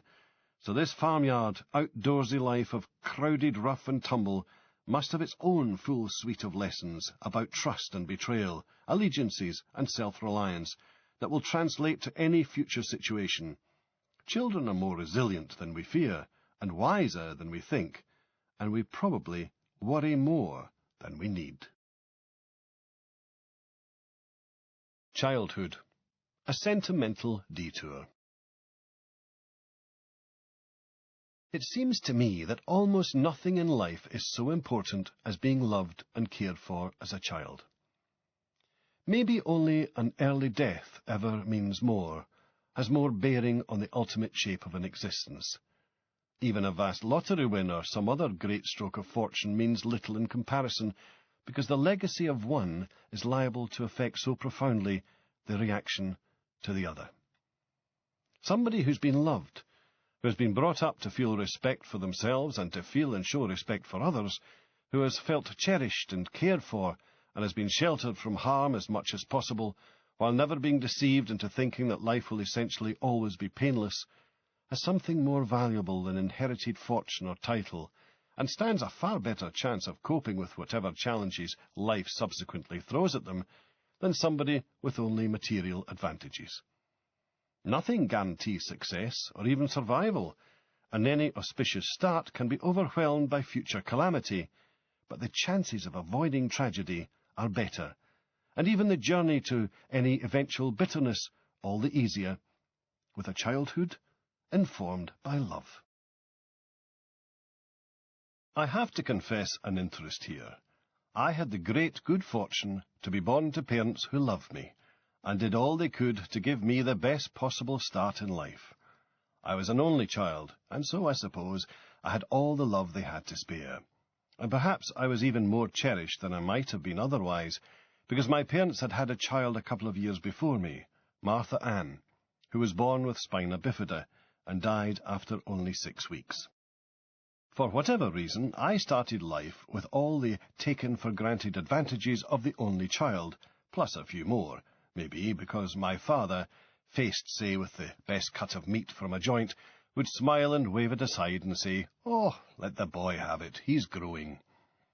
And that was always the way it was, and so I grew up kind of assuming that matters should be arranged largely for my convenience, and I should have the pick of things. In fact, this assumption of superiority was so ingrained that I usually wouldn't even mind if somebody else was occasionally given precedence. I'd just smile tolerantly and think that was nice for them. Really, whatever they just got should be mine, obviously, but it was good that other people got a share of the spoils now and again, even if they didn't really merit it, and I could even take pleasure in my own, albeit imposed, magnanimity. The only area where I conceded rank on a continuing basis was in general smartness. There was a pretty blonde girl in my class in North Queensferry Primary School called Mary Henderson. Mary always came top in tests, and I was always a worshipful second. There was one time after she'd been off school ill for several weeks when the positions were reversed, but even in Primary 2 I knew that didn't count. Brains and beauty. Naturally, I fell as completely in love with her as it's possible to fall at such an undeveloped age, and Mary became my first girlfriend, from the age of 5 to when we were both 9, and I left the village. It didn't entirely end there. Not that she ever knew, because I kind of fell hopelessly in love with her when I was 14. But that's another story. We kept in sporadic touch, and years later, when she was working for a firm of lawyers in Edinburgh, she sold me my first flat in the city. In any event, I had a happy childhood. A lot of people who've read The Wasp Factory and have fallen for those old nonsenses about people only writing about what they know, and first novels always being autobiographical, seem to think I must have had a really awful, disturbed, and even abused childhood, but it just ain't true. Years ago, the launch party for Canal Dreams was held in Edinburgh. This was a first for me. All my book launches until then had been in London. However, my publishers had finally given in to years of me whining that we always had these shindigs in London, where they were frankly a bit lost in amongst all the other launches and general media clutter. Wasn't it time to have one in Scotland, where it might be a bit more of an event? So they'd relented. Desperate after my years of wheedling to make sure that the evening wasn't some awful one-man-and-his-dog affair where almost nobody turned up, I'd invited as many of my family as possible along, including my parents. The bookshop was full. I'd done the usual reading and answered various questions.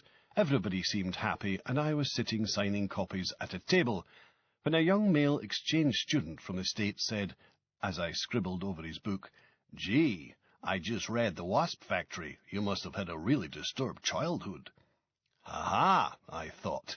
For once I can deny this with witnesses. "Nope," I said, "and I can prove it." I pointed. "See that little old grey-haired lady there? That's my mum. Ask her about my childhood." The guy wandered off, and, a few signed books later, I heard my mother's voice floating over the assembled heads. "Och, no, Iain was always a very happy wee boy." Consider my case well and truly rested. 3. Exploding custard factories. "Banksy, it's true you're writing a book about whisky?" "Yep, they're going to get me to drive. You'll be needing a hand. Count me in." Mr. Gerald and I, slightly hungover, spend a quiet, pleasant, sunny Saturday going round lots of closed distilleries so I can take photographs of the distillery names in very big letters painted on their whitewashed walls. At first I'm a bit mystified that the distilleries are closed on a Saturday. I'd kind of been hoping to get off to a flyer here and be able to tell Oliver, the editor, how determined I've been to start doing my research. But then, these are basically light industrial units with a 5-day week which happen to have guided tours and visitor centres as well. They're not, certainly before Easter and the start of the season, full-time tourist haunts, and that is part of their charm. We have lunch with a view of Lochindal and the harbour in the Harbour Inn. This was only supposed to be a snack, but somehow it turned into a full 3-courser when we started reading the menu.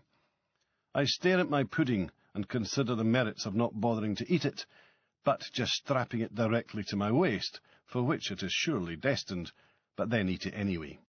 Then we waddle, round to the Bowmore whisky shop, and stock up on a case full of whisky. Basically, one each from all 7 of the working distilleries on the island, plus an old Port Ellen. Port Ellen Distillery, forming the western limit of Port Ellen the town, no longer produces its own whisky, but instead provides the malted barley for 5 of the other distilleries on Islay, and so still plays a significant part in the island's economy and the overall quality of the Islay whiskies. The Bowmore whisky shop is very well stocked indeed, and I get a bit carried away, spending an eye-wateringly large amount of money, effectively buying the oldest version of each of the whiskies on offer. Actually, distillers don't call them versions, they call them expressions, which I suppose does sound slightly classier. Also, buying the oldest was a bit stupid without doing more research. Age isn't everything. All I can say is, it seemed like a good idea at the time. We drive around a bit afterwards, taking more photos and getting very good at spotting the distinctive pagoda-shaped ventilators, relics of the old drying floors where each distillery used to malt its own barley, that tend to denote the presence of a distillery. "That'll be another of those distinctive pagodas there, then." It will indeed. Hey, look! There, outside that house, a life-size plastic goose. Hey, there's loads of them. And they're only 35 of your earth pounds. I'm going to buy one, maybe 2. You really have lost all sense of value, haven't you, Iain? Wonder if they light up, Sorry, what? Whisky. The how-to bit. If you already know how whisky's made, you may want to skip this section. Well, unless you're one of these know-all types who wants to look for mistakes or something. Whisky is made from barley, which is a type of grain that grows well in Scotland's relatively cool, damp climate. You harvest the barley, soak the stuff in water to start it germinating, then dry it off again to stop it actually sprouting too far. The idea is to turn the starch in the barley into sugar. Barley's not much use as it is. I mean, all you can do with it is let it turn into another barley plant or eat it, basically. Sugar you can do something useful with, i.e., start the process of turning it into drink. It's during the drying process that you can add the peaty flavour. In the old days, peat fuelled the fires that dried the germinating barley, and naturally some of the smell of the smoke got into the barley. Back then, every distillery would do its own malting. Malting is what the whole process so far is called, and it produces malted barley, or just plain malt, hence the name malt whisky.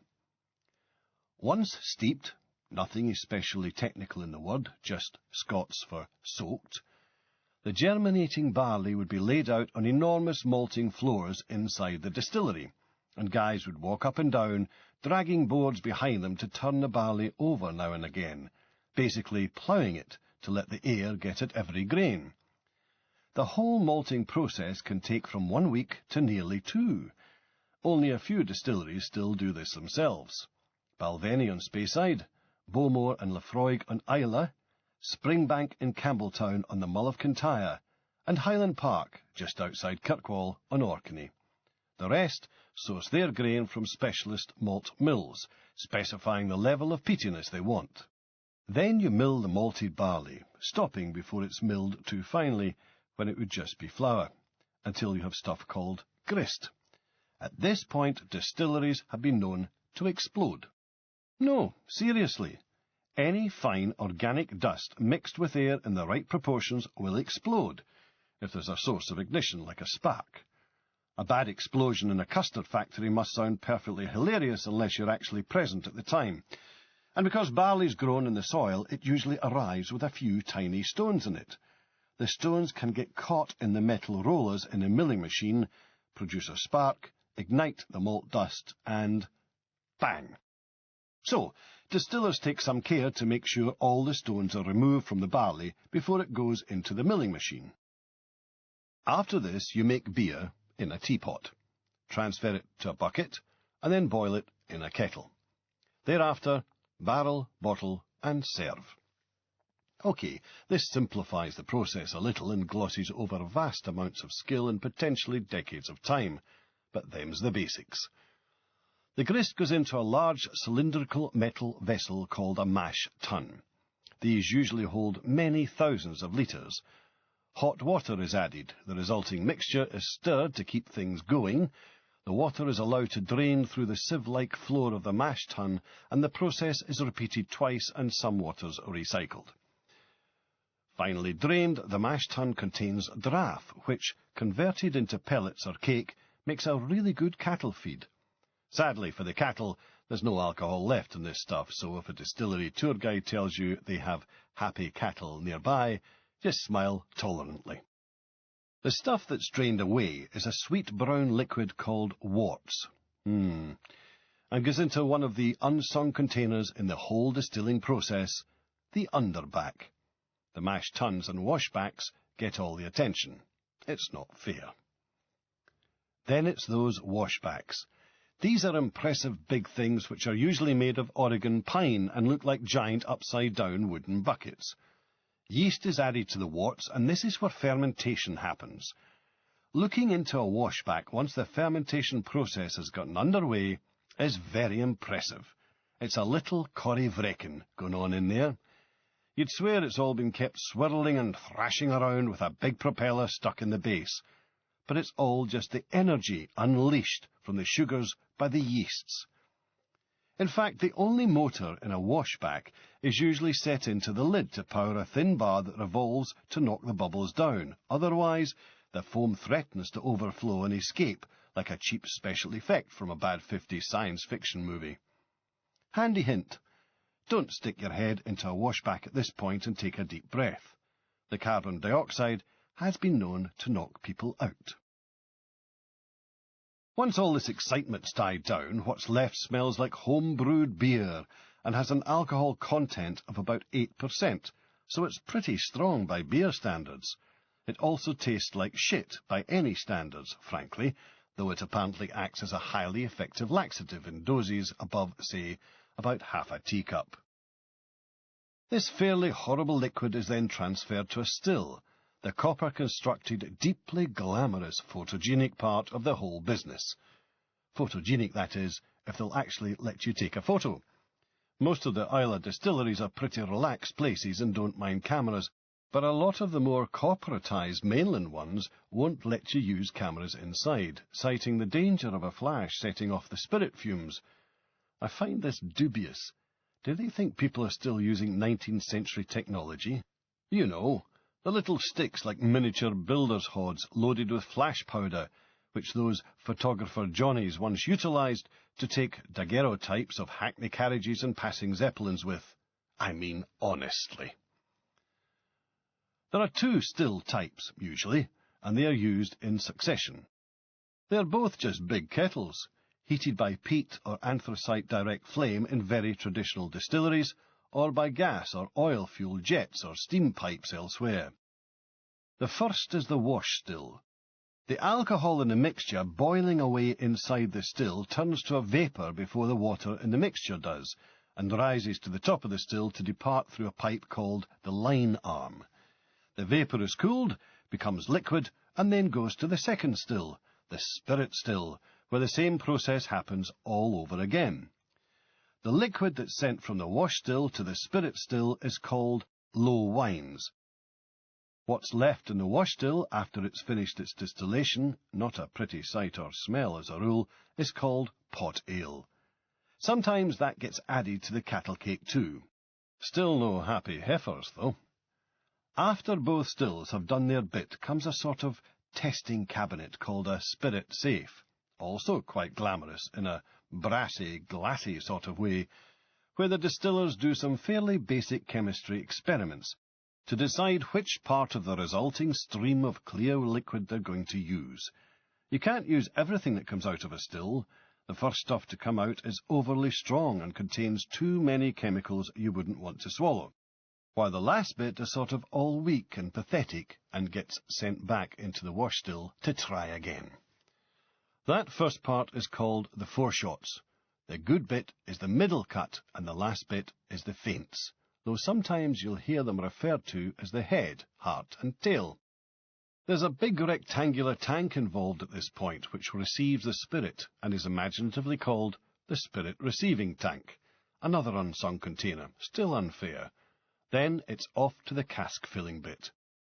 Now, you could keep the spirit in bottles, ceramic jugs, or even well-cleaned oil drums, but at best it would stay just as it was when it was first poured into the container. At worst, it would eventually go off. The wood makes the difference. This may have been a class thing. In the old days, poor people kept their whisky in bottles or flagons or a pail or something. The better off would have had empty casks in their cellars, because they could afford to buy stuff like wine and sherry and that sort of bulk. And using the emptied barrels to store whisky in must have seemed a prudent and canny idea. These days, the casks used for malt whisky are usually ex-bourbon barrels brought in from the States, often broken down into their individual staves and circular ends to save transport costs. The barrels are reassembled in Scotland, and the flavour of the bourbon adds an extra depth to the developing spirit, whisky.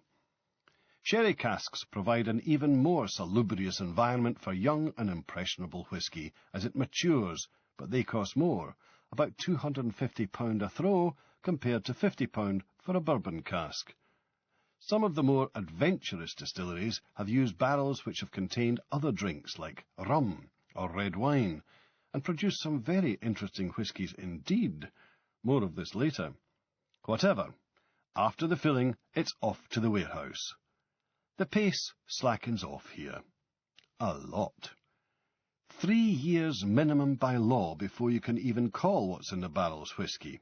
It's still spirit until those 36 months are up. Most whisky spends at least twice that amount of time in the warehouse. Wonderful, cool, beautiful, fabulously fragranced places, and most single malts will age for a minimum of 10 or 12 years before being allowed anywhere near a bottle. The reason these dark, quiet, usually earth-floored warehouses smell so damn wonderful, it is hard even for a heathen like me not to think of them as hallowed, is that, not to over-sharpen the point, even the best-made wooden barrels leak. The fumes find their way out of the casks and into the atmosphere. They even penetrate the usually very thick walls of the average bonded warehouse, turning those walls black because there's a particular airborne fungus which thrives on just those vapours, and which, is black. This happens at the rate of about 2% per year, so a cask that's been sitting for 10 years will have lost about 1/5 of its contents. This sounds wasteful, but it isn't. It's a bit like the infant human brain losing synaptic connections as it grows and matures. What's left, the network of strengthened pathways in the brain or the concentrated flavours remaining in the barrel, is all the better for what's been given up. This 2% per year loss is usually called the angel share, presumably because the fungusy share doesn't sound quite so romantic. Once bottled, whisky doesn't mature or deteriorate as long as the seal remains tight, though if it is uncorked and then, for some unfathomable reason, not finished, it will eventually go off in a year or two. I am mildly horrified that this has been discovered. Oh, and store it upright, not flat. That's it. Hello, my darling, how are you? The phone won't stop. Won't stop what? Ringing. I've had all these newspapers calling the house wanting to talk to you about us burning our passports. I'm going crazy. But we didn't burn. Why are you always away when these things happen? Good timing. Ha! Just kid. It's not funny. Well, no, but I'm going insane here. I had some woman from the Scotsman on earlier. I thought this was why we went ex-directory. How did those... Never mind. I don't know what to do. Well, take the phone out. I'm worried they'll come to the house. That's a point. The fucking Daily Mail doorstepped me that time I said drugs, just say yes. And I'm missing you. Help? Well, why not come out here? Come to Isla. Harriet and Toby were, dreadfully disappointed when I turned up without you. A less secure person than myself could almost have formed the impression it was you they were really looking forward to seeing, not me. Bizarre though that sounds, obviously. But yeah, come on out. How? Drive? Oh, come on. You know I hate driving. Well, then, train to Edinburgh, another train to Glasgow, then. I think there's a bus to Craig, or something like that. Probably. Oh, come on. Right, well, Fly? There are no more flights till Monday. You've checked? I've checked. Ah, what the hell, just charter a plane. What? Charter a plane. Drive over to Edinburgh Airport or get a taxi and charter a light plane from there. What, really? Well, no, not really. I could look into it, I suppose. Well, is that okay? Ah, well, You really wouldn't mind? No. No, I suppose, if you're really missing. Where would I find that sort of thing? Yellow Pages, I suppose. I'll call you back. Bye. Which is how, after a succession of false starts and on-again, off-again phone calls, John Jarrald and I find ourselves at an otherwise deserted Isla airport on a Sunday afternoon, meeting Anne off a dinky little twin-engine Cessna, which left Edinburgh just 40 minutes earlier. What was the delay? First one of the engines wouldn't start, then the door wouldn't close, then there was mist over the runway, then there was no air traffic control. The pilot was called Lorna, and she was only 25. I said sorry for making her work on a Sunday, but she said she'd only have been doing the decorating. It was brilliant. Me, suspiciously. Have you been drinking coffee? The rest of Sunday, after Anne has settled in, had a welcoming dram or two with Toby and Harriet and promptly gone for a snooze, I spend with Martin, the photographer, revisiting most of the distilleries John and I drove to yesterday. They're still closed, of course, but looking very picturesque in the gently hazy sunshine with a calm sea lapping quietly against the rocks. We take what feels like about 18 rolls of film, including the one that's on the back cover of the book. Real Whisky, Unnatural Grip. That's photography. Martin is staying with friends near Loch Grunut in the northeast of the island, but later comes to stay in the other self-catering flat along with Oliver, and apparently turns out to be an extremely good guitarist, though Anne and I missed the impromptu concert. Later it turns out we know people in common. Martin's done a lot of album covers, including one or two for Shugal Nifty, one of my favourite bands, plus I know a couple of the guys. Actually, the last time I saw Malcolm, the guitarist, was at my birthday bash in February. I vaguely recall getting all excited about a plan we hatched together about doing a joint musical literary tour of Cuba with, hopefully, British Council money. I have a nasty feeling I was supposed to write the letter proposing this to the BC. Darn. I'd better tell Mark about my gratuitous passport-destroying antics. We go mob-handed to the Machrie for dinner, utilising the bus-like carrying capacity of the Defender to transport everybody in one go. It's on the way back in the darkness that I'm warned about the kamikaze proclivities of the local deer population, especially between the hotel and the farm, and so crawl dutifully along at 30 miles an hour, eyes peeled for antlers craftily disguised as branches, lurking with malevolent intent amongst the roadside trees. Each evening I'm watching the progress of the war. It opens without the shock and awe we've been promised, but on the other hand, there are no sudden chemical or biological counterattacks either, which is good, obviously. Yet just a micron suspicious too. I mean, if you've got weapons of mass destruction, as we have been so assiduously and indeed almost desperately assured Saddam has, isn't now, when you're being invaded by troop concentrations heading straight for your major cities, when you'd use them? Anyway, it all goes very quickly and smoothly for the invading forces. The Brits sort of take Basra, the US Marines across the Euphrates.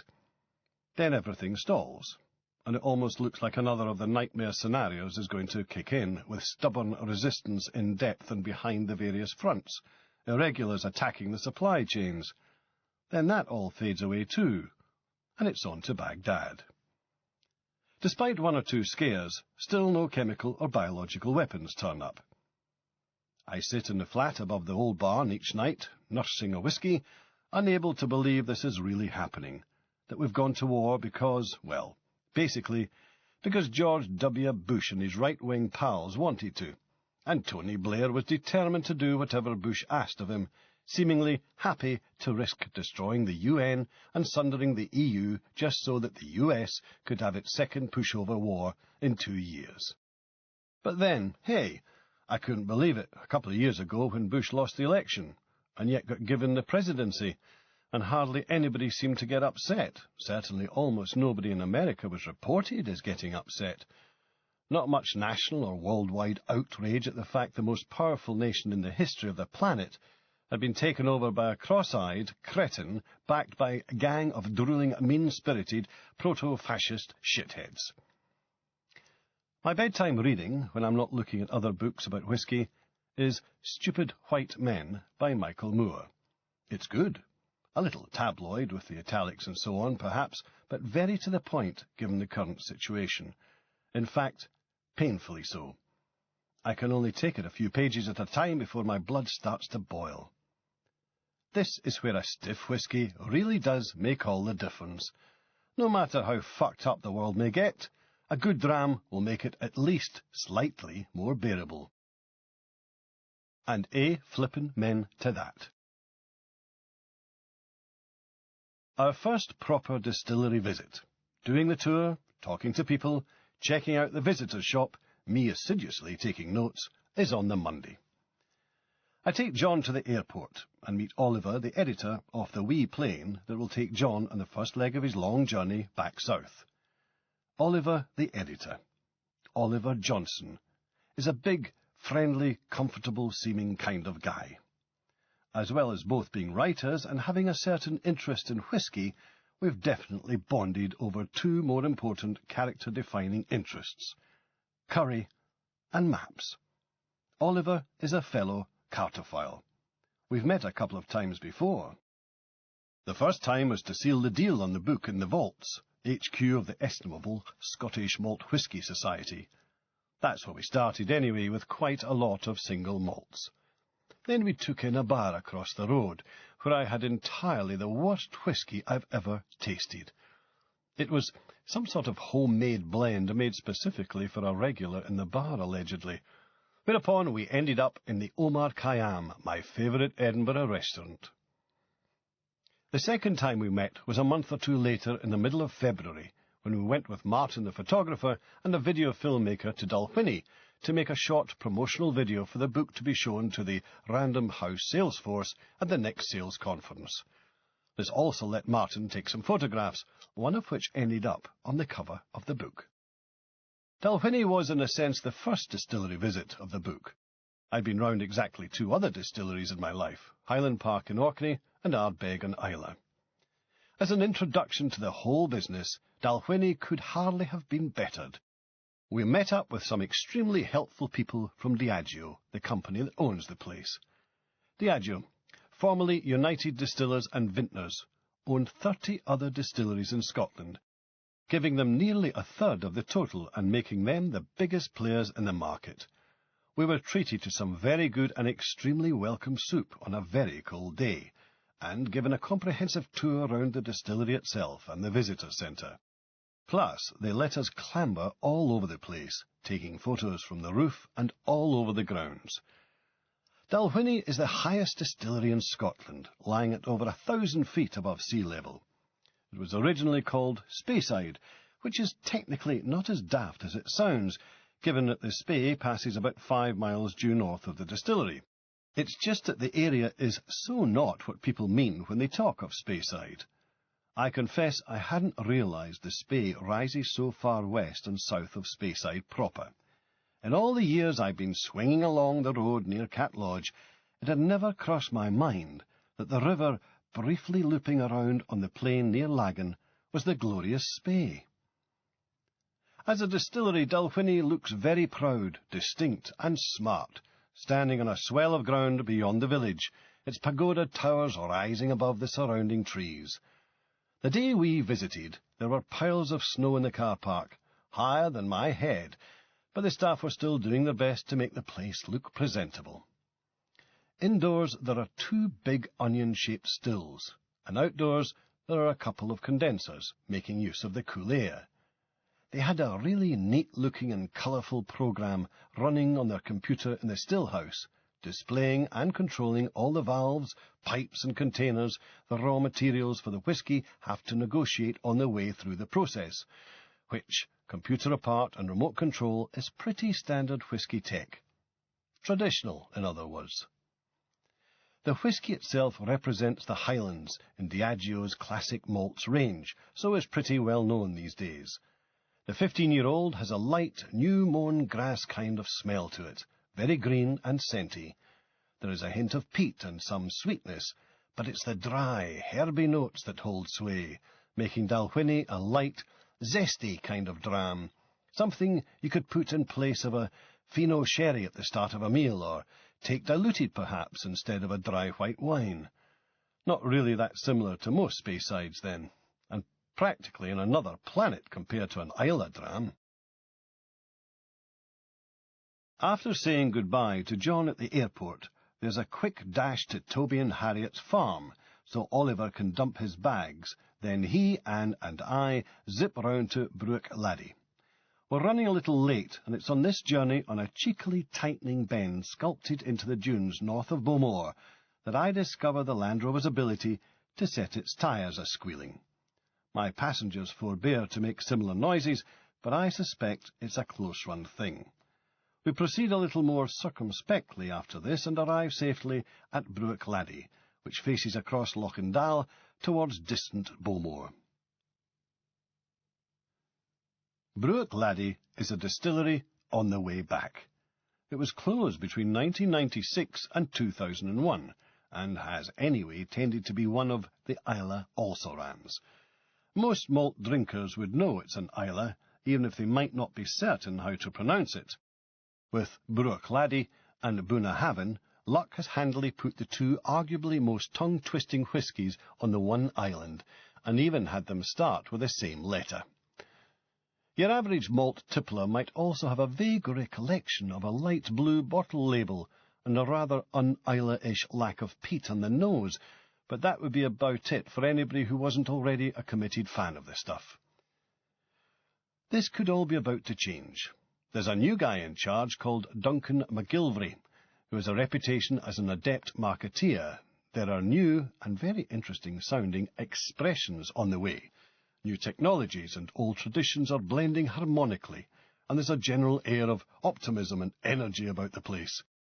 Maybe it helped that we visited on another sparklingly sunny day, though I think the sunniness was more in people's disposition. It also matters a great deal to the people we talk to, and should probably matter a fair bit to us consumers, that the distillery is owned not by some giant impersonal multinational, but by a consortium of people who live on Islay itself, so any money made here is likely, largely, to stay. I get out my little black and red alphabetically indexed notebook and prepare to start covering this story. Notes. A note. Taking notes. This is not like me. I usually just remember stuff, or very occasionally jot briefly in my diary, if I happen to have it on me, or scribble something in the margin of my telephone list or CD list. Long ago in my wallet, I used to carry a tiny notebook which I'd made myself. It was smaller than some stamps I've seen. I can write very small, but that was back when I was about 20 or so and having loads of ideas all the time. Now I'm officially a boring old bastard of nearly 50. I don't have the same number of ideas these days, and so have no pressing need to have a notebook always to hand. Mind you, quality, not quantity. A lot of those so-called ideas back then were just god-awful puns. What I should really do, of course, is use a personal digital assistant. One of those tiny handheld computerette thingies you can write onto and use as sketch pads, diaries, GPS displays, and God knows what else. And I do have one, I just don't use it.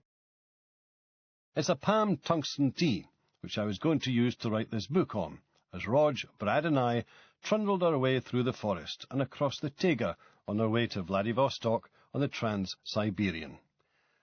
I had thought of taking my laptop, but I'd heard things get nicked a lot on the train, so I preferred something I could carry on me at all times. I'd coveted the full-size but collapsible keyboard that connects to these things since I'd seen fellow skiffy writer Charles Stross using one in an Edinburgh pub a couple of years ago. In fact, I nearly bought one of the keyboards just on aesthetic principle to own as an object, because they are simply so damn neat, even though I didn't particularly want one of the computers themselves at the time.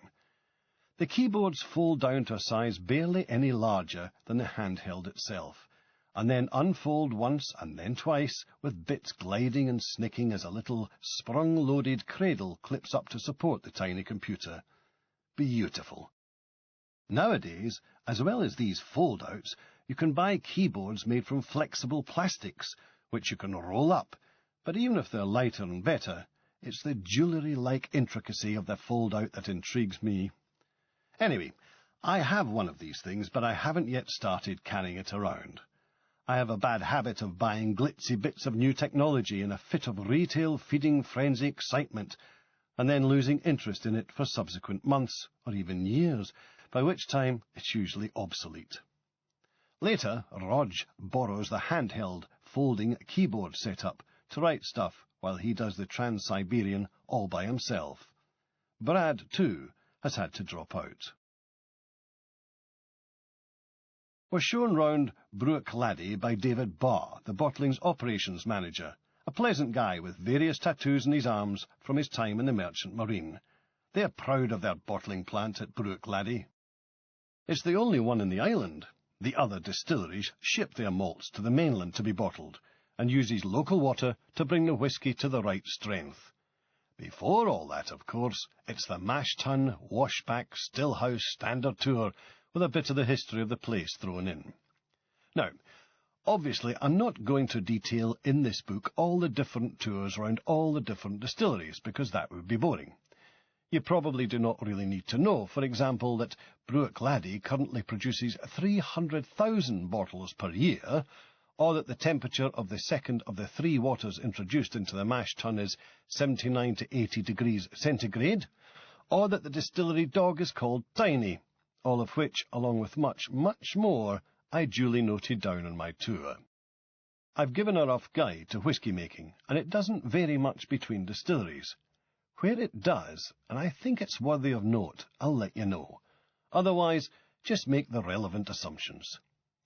The stuff I'm looking for as I make these journeys is the interesting bits and pieces that always crop up during every tour, especially if you ask questions and keep your eyes open and senses engaged.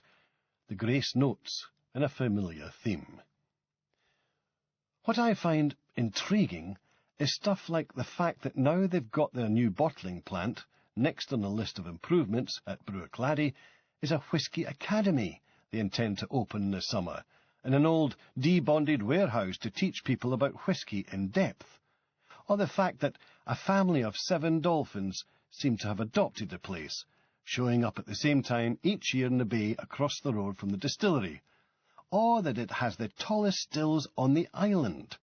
Taller stills give the vapours inside a harder job getting out to the bit where they'll be condensed, and so tend to produce lighter spirits. Or that what they call their computer in the mash room is a blackboard. And yet they have webcams set up at various sites throughout the distillery so you can watch what's going on, live, from anywhere in the world. It later turns out, as I discover through a Guardian article in early June, that Bruach Laddie only got the broadband connection that makes the webcams possible due to a mistake by British Telecom. The contract was signed and legally binding before BT realised that the distillery wasn't where they thought it was. So, the outgoing signals have to be bounced from Islay to Northern Ireland, admittedly only about 20 or so miles away, then away back over to Edinburgh, before disappearing into the web. It's this mixture of tradition and newfangled that's going to keep cropping up over the next few months, and nearly 100 distilleries. Very old tech and very new tech existing together and helping, in the end, to make and promote a drink that has itself changed and evolved over the centuries, sometimes with the grain of change in society, sometimes not. Evolution in the way the stuff is made, marketed and appreciated, and indeed in the taste of the finished product itself, helps keep whisky interesting. At one of the earliest stages of the process at Bruach Laddie, we're invited to taste some of the heavily peated malt they intend to use for a future expression. This comes as a surprise, because the Laddie, as it's sometimes known, is not a very peaty whisky at all. Certainly not compared to the reeking giants of the island's south coast.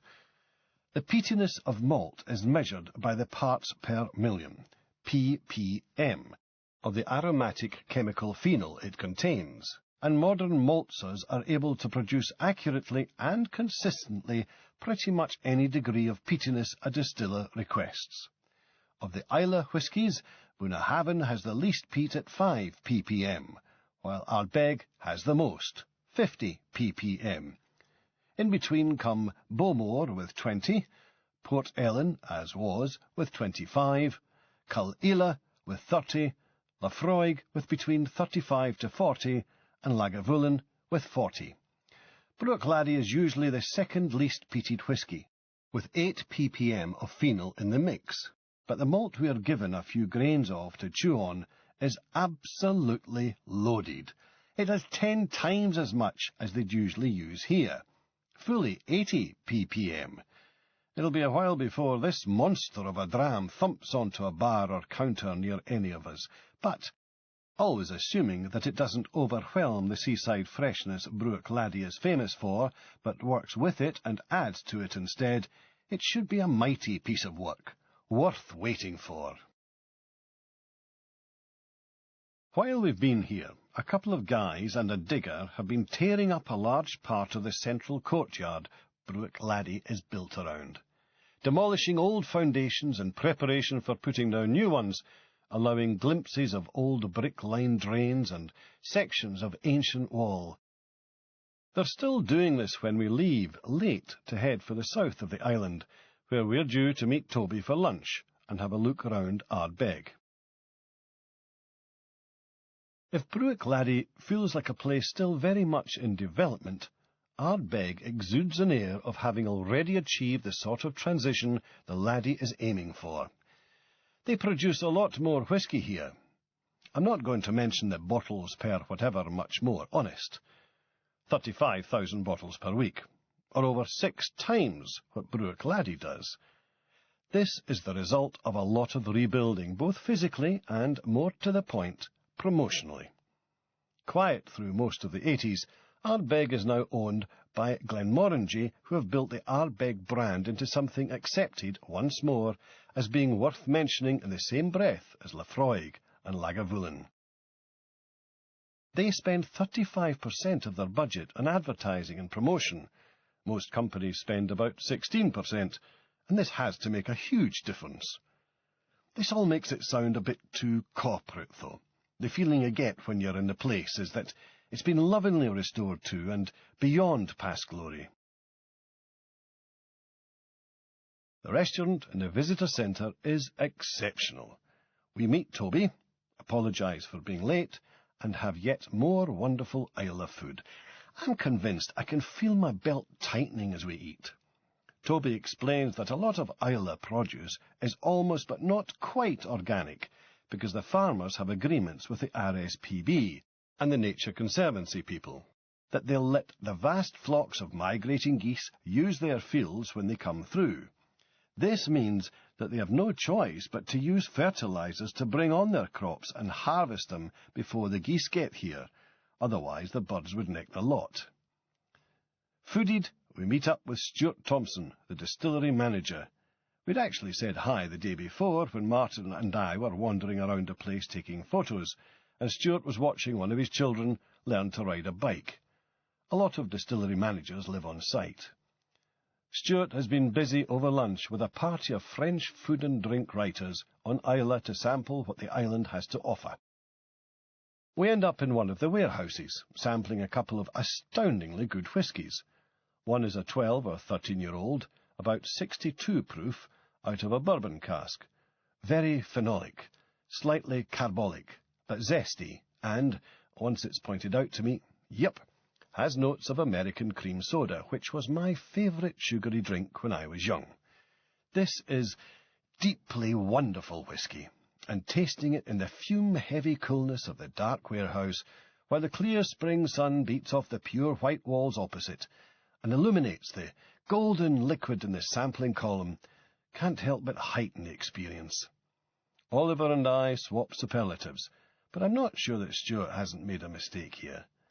I'd have led with whatever comes next and finished with this, because this is simply wonderful. One of the best whiskies I've ever tasted. I am, however, wrong, and Stuart knows exactly what he's doing. The second whisky is 28 years old, is down to about 46 proof, and is from a Fino sherry cask. Most sherry casks used for whiskies have held Oloroso. This stuff is just colossal. One taste, albeit a taste that takes a few minutes, from first amazed sniff to last lingering sensation at the back of the throat, and it goes straight to the top of the list. Very peaty, smoky and salty, but that's just the start. There's a rich creaminess here, too, powerfully but sharply sweet in a way that would swamp a less muscularly peated dram, but which here is part of a kind of dynamic of phenolic smoke and something like musky perfume.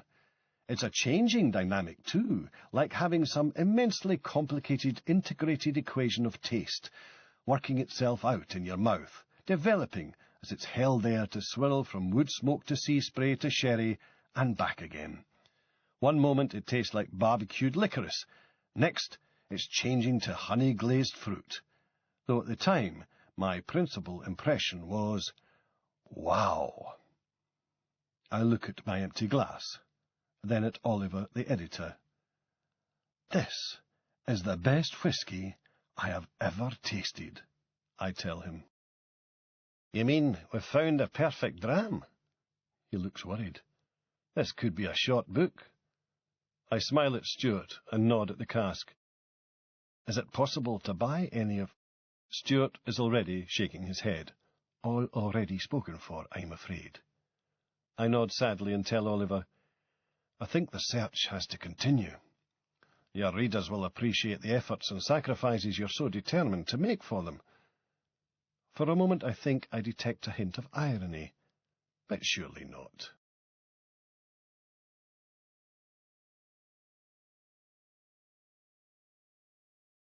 This ends Disc 2. 2. 2, 2, 2, 2, 2, 2. Raw spirit, in search of the perfect dram. Disc 3.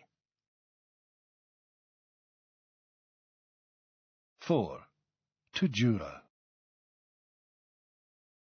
Jura, an unbagged island. Always wanted to go there, never been. Jura lies aslant between Islay and Argyll, and is very sparsely populated, well, by Homo sapiens anyway. There are only about 200 human residents. There are, however, zillions of red deer, though from what I could gather, these don't seem to have developed the same skills regarding ambushing innocent land rovers as their demoniac cousins on Islay, presumably through lack of practice and opportunity. Jura's a steeply, roundedly mountainous, deeply rugged island that looks like it's almost been torn in two by the Atlantic gales. Actually, for the purposes of the geographical and historical background in my novel The Crow Road, it was torn in half. I decided I wanted to locate the fictional town of Gallenach near Crinan on the mainland. I needed a place of a deep-water port with easy access to the Atlantic, and I didn't want to edit out the Corryvreckan, so I blithely cut Jura in two. You get to do this sort of thing when you're a writer. Jura is a short ferry ride from Port Ascaig, on Islay's east coast, close to the Cull distillery, so, as we're here, the weather's fine and there's a whisky book to be researched, it has to be done. The perfect trip will include a visit to the distillery, a look at the house where George Orwell wrote 1984, and then a hike to the northern tip of the island to see the tidal race there between Jura and Scarba, that wide, roaring whirlpool called the Corryvreckan, where Orwell once nearly drowned. We managed the first two of these, missing the Gulf of Corryvreckan because we need to make the last ferry. Meanwhile, we visited Cull, the slightly less remotely sighted but even more precipitously shore-pitched neighbour of Bunnahabhain, a couple of miles up the coast. Standing between the big modern still house and the sea, the view is stunning whichever way you look. To Jura, it's mountains mounded high and hazed across the waves, or back at the great coppery bulks of the four great stills, gleaming behind giant windows in the maritime light of an unseasonably warm spring. Anne practically has to be prized out of the visitors' waiting room, mesmerised by the vista. Yet again, this is a whisky that could well be a total star by now, if it had had a bit of marketing oomph behind it, and maybe a bit more consistency in its younger bottlings. It's oily and seaweedy, hardly a surprise so close to the water, toasty and brisk. Cull is probably the least familiar, least lauded Islay, but find a good one and it'll stand up to almost anything. Arguably, the very distinctive toastedness of Cull has mitigated against it being well known as a single malt, just because it is so in demand as a constituent in blends. A couple of months later, Jackie, one of the tour guides at one of Cull sister distilleries, Blair Athol, assures me it's especially good with a cigar. So there. The Isle of Jura distillery at Craighouse is a friendly place. Most of the small or out-of-the-way distilleries are. All the same, I start with slightly iffy memories of Jura malt, because I once bought a bottle when I was coming back to dear old Blighty from France on a truck ferry after a couple of months spent hitchhiking around Europe back in the early 70s. It was not a very good bottle of whisky, drinkable but poorer than most blends, which is a pretty damning thing to say of a single malt. Happily, only the wasted bottle shape remains the same, and the malt itself is peaty, floury, salty again, and smooth. The bottle of the new superstition expression we buy is all of these, plus smoky. Willie's definitive dram definition. Willie, one of the guys at the distillery, comes up with what Oliver and I agree is the best definition of what a dram actually is. A measure of whisky that is pleasing to both guest and host. Favourite memory of the Jura distillery? They had a wooden ball on the end of a bit of string, which could be swung against the neck of one of the stills, a bit like you'd swing a bottle of champagne against the stem of a ship being launched, though less destructively, obviously. This was a leftover from the Islay, well, Islay Jura in this case, whisky festival of the year before, when the guys thought it would be fun to show people how, in the old days, a distiller would work out how far up the still the mixture was bubbling. Nowadays, stills have wee vertical windows like glazed medieval arras slits set into them, so you can just look and see whether the stuff's boiling away nicely, not boiling hard enough, more heat required, or about to boil over and make a mess of the heat exchanger, less heat needed. But back in the old days, before this high-tech glass nonsense, they'd just swing a wee wooden ball against the copper and work out from the dullness or otherwise of the resulting dong whether their liquid was simmering anemically, frothing nicely, or about to blow the place up. There is even a suggestion that all this whacking away at the copper stills with wooden balls might have led to the stills starting to get a bit dented, taking on the appearance of coppery golf balls, and that this might contribute to the character of the resulting whisky. I see.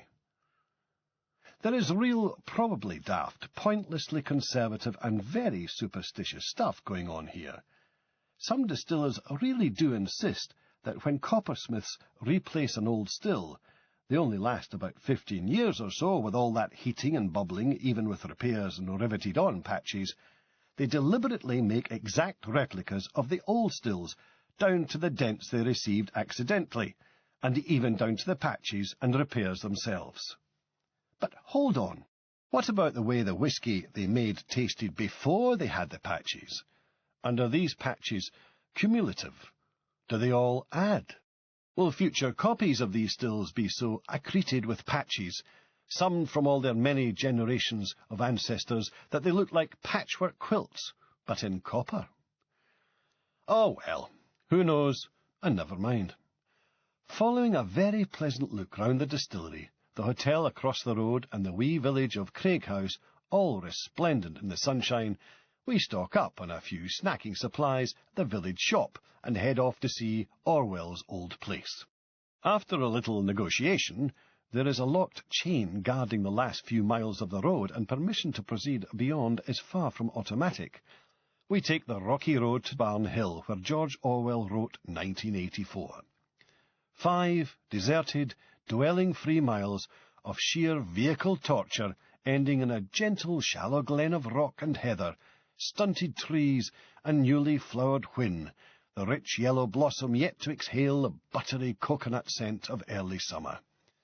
The old, white-painted house forms a shallow U-shape when you include the one-time byres and stables on either side. The track winds on over the hill to one last house further north, the final outpost of humanity, before the Corryvreckan. We are greeted by 2 honkily suspicious geese, possibly the remains of a flock that was here in Orwell's time, and a view down across the unkempt remains of garden and lawn, over a slope-damp meadow of reed and coarse grass, to the still bare trees above the rocks and the shining curve of bay. The rugged shore of mainland Argyll lies in the distance under the haze, more an implication than a presence. George Orwell, Eric Blair as he was born, came here to write, not die. I had the impression before reading the latest biography, Orwell by D.J. Taylor, that he'd slunk here like some wounded animal dragging itself off to breathe its last. But this was not really what happened, and nor was Orwell as alone as I'd thought either. Orwell knew he was unwell, even if he was loath to admit to his friends that he might be suffering from tuberculosis, but the diagnosis was made after he'd come back to Jura, following an earlier stay at Barn Hill and a subsequent return to London. There was a stigma to tuberculosis at the time. People knew it was infectious, and I'd thought that Orwell had exiled himself to a determined solitude, which even then, when Jura had a few more inhabitants and the road was better, surely, I mean, he drove a motorbike down this, with lungs close to collapse and hemorrhage, must have been close to complete. The air was purer than anything in the cities, though, given that Orwell was a chain smoker, this would not have made that much difference. There was little chance of infecting anybody else with the disease eating away at his lungs, and he would have the peace to write. Yet he came here with a family of sorts, was involved in the local community and the seasonal tasks of farming life, and had various guests to stay. There were never as many visitors as he and they had hoped and planned for, due to the sheer difficulty of getting to Jura, and especially this part of it, but even so, it was a fuller and less doom-shadowed life than I'd imagined. A presentiment of death and a desire to cling to life informed Orwell's choice of the place nevertheless.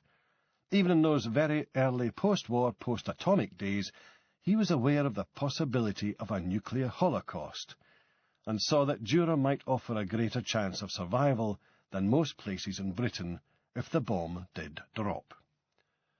Orwell spent most of his last 2 years in hospital and died in London. Peering through the windows at Barnhill, I wonder if he turned his chair and whatever desk or table he wrote on away from that beguiling, ever-changing view to the south.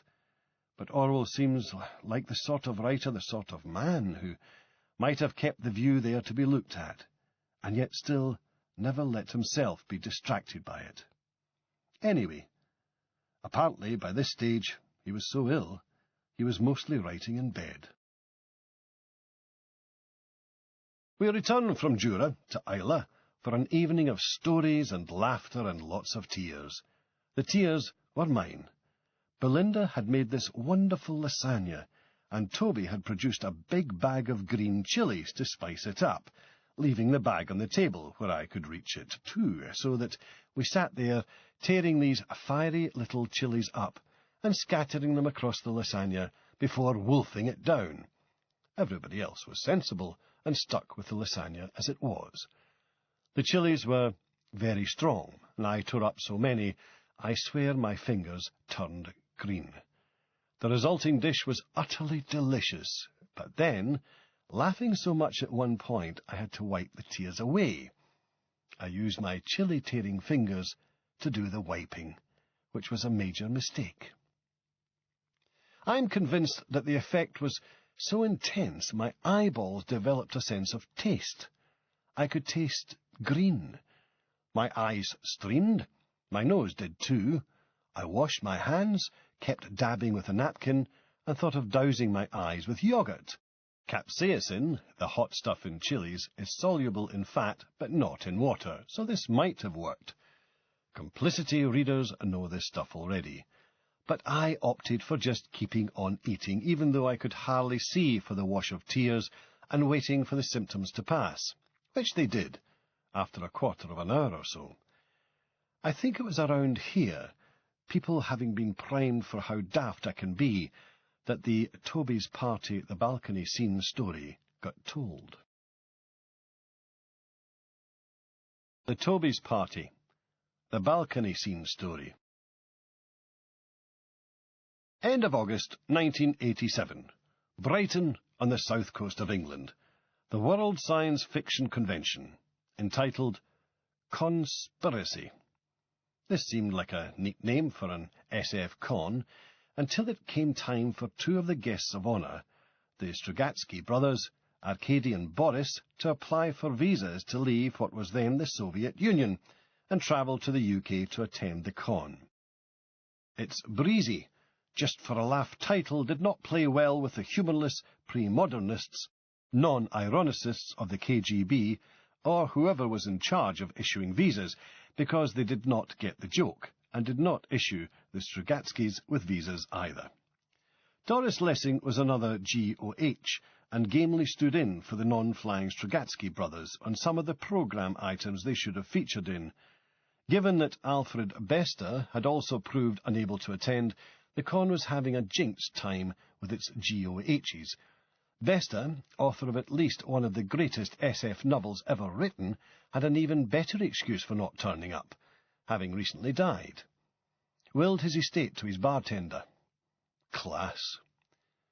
But a fine con, all the same, with thousands of SF fans from all over the world enjoying a long, sunny weekend. Enjoying it mostly in the bars, or at panel items in windowless function rooms, certainly, but enjoying it all the same. It was only about my second or third convention, and I was having a great time. Toby was my paperback editor at the time, in charge of the crowded and bustling satrapy that was Futura, part of Emperor Bobbing Bob Maxwell's vast imperial domain. Toby had a party in his suite, a fairly palatial set of rooms on the 4th floor of the Metropole Hotel, facing the beach and the sea. Not that it was really a party to Toby, not technically. It was just a drink for a few friends, dear boy, dear girl. After about 6 hours, when the few friends numbered in the treble figures and the bar in the sitting room had been restocked 3 or 4 times, and I mean a bar here, not a mini-bar. Each refill required a porter with one of those vertically stacked hand barrows fully loaded. Toby almost admitted that it was really a party, but then insisted that, a few freeloaders he didn't recognise apart, this was still just a drink for a few friends. The few drinks continued. I think it's probably the best party I've ever been to. Dawn. Most people had gone. Maybe a dozen were left. Amongst them myself, and Rog Payton, and Dave Holmes of Andromeda, Birmingham's main SF bookshop. The 3 of us were standing in the balcony of Toby's bedroom, talking about whatever, when my attention was drawn by a nearby balcony, that of Toby's sitting room. More specifically, my attention was drawn by the relatively short distance between the balcony we were standing on and the balcony of Toby's sitting room. "Dave, hold this, would you?" I handed Dave Holmes my glass. Now, especially while I lived in London, I used to enjoy the very much non-Olympic sport of drunken urban climbing. For a while I assumed I'd invented this recreation, but on reflection I'm sure I wasn't the first to partake of its heady, dangerous mysteries, foremost amongst which, of course, is how anybody can ever get so drunk without actually being unconscious or dead that they think this might be a good idea in the first place. I'd get drunk and climb things. City things, like buildings. Well, bits of buildings. I'm not claiming I used to shin up Centre Point or scale the Houses of Parliament or anything. Reversion to childhood thing. I was always climbing trees and scrambling up rocks when I was young, and usually going a bit further on and up than my pals. This was not so much the result of a spirit of competition as the consequence of possessing an "oh shit" reaction that kicked in after most other people's had. I was always fairly tall and skinny, and I convinced myself that because my mum had been a professional ice skater, I must have inherited a brilliant sense of balance, and this gave me an edge. Even so, climbing, drunk or sober, should never have held this attraction for me. It nearly killed me when I was a child. The experience ought to have traumatized me out of such larks and left me with a profound fear of heights. North Queensferry is sited on a stubby little peninsula sticking out from the south coast of Fife. Behind the village is the Ferry Hills. Depends which map you consult. When they were building the rail line to link up with the Forth Bridge back in 1890, the engineers decided to put a cutting through the raised ground, but the rock proved unworkably friable. Soft sandstone with scaly boulders of only slightly harder sandstone embedded in it, and it kept falling into the cutting. They dug down about 60 feet, but after the umpteenth rock slide gave up and built a tunnel underneath instead, taking the same line as the cutting, which thereafter just sat there, this weird, rock-strewn, overgrown canyon, a quarter of a mile long, through the Ferry Hills. One day, back when I was 7 or 8, I was climbing up the west side of the cutting with some of my pals. Almost at the top, I grabbed this big boulder sticking out of the cliff face above me and started to pull myself up. The boulder came out of the cliff like a rotten tooth, and both the boulder and I started to fall towards the floor of the cutting, about 50 feet below. I let go of the boulder. It crashed into the rocks beneath. I was caught by a whin bush growing out of a narrow ledge a few feet below where I'd started falling. I got very scratched, and there may have been a degree of whimpering involved. My pals formed a human chain and hauled me to safety, and by the time I got home, my legs had pretty much stopped shaking. Naturally, being a considerate little lad and not wanting to upset anybody, I delayed telling my parents what had happened, waiting a decade and a half or so. I submit that any sensible kid would have learned a lesson from that. Patently, I didn't. When I left my friend Dave McCartney's flat in Belsize Road, where I'd crashed for a few months and found my own place in London, living first in a flat in Islington Park Street and later with Anne on Graham Road, my favourite route for handy climbing opportunities was along the section of the Grand Union Canal, east of the Angel. It was a more interesting way home than the adjoining roads, and if you suddenly realised you needed a pee, well, I think the drunken urban climbing thing all started when there was some work being done under a bridge, and the towpath had been closed off with a wall of wooden boards. I was annoyed that my route was blocked, but then just went hand over hand along the top of the boards, legs dangling over the canal, until I got to the far end and resumed my walk. Another time I climbed over a wall into a factory yard and up this piece of industrial paraphernalia that looked like something out of an oil refinery and smelt like a tannery. It was about 6 or 7 metres tall and had some sort of series of stepped, shallow, open tanks at the top, into one of which I inadvertently put a foot while standing up to get a better view. The boot concerned fell apart over the course of the following week, and that sock was never quite the same again, but my foot was all right. I had, perhaps foolishly, confessed this eccentric but relatively harmless pastime to Anne, who proceeded to persuade me, with a degree of forthrightness I had not previously credited her with, that drunken urban climbing was basically unbelievably stupid. When I was sober, I realised this myself, of course.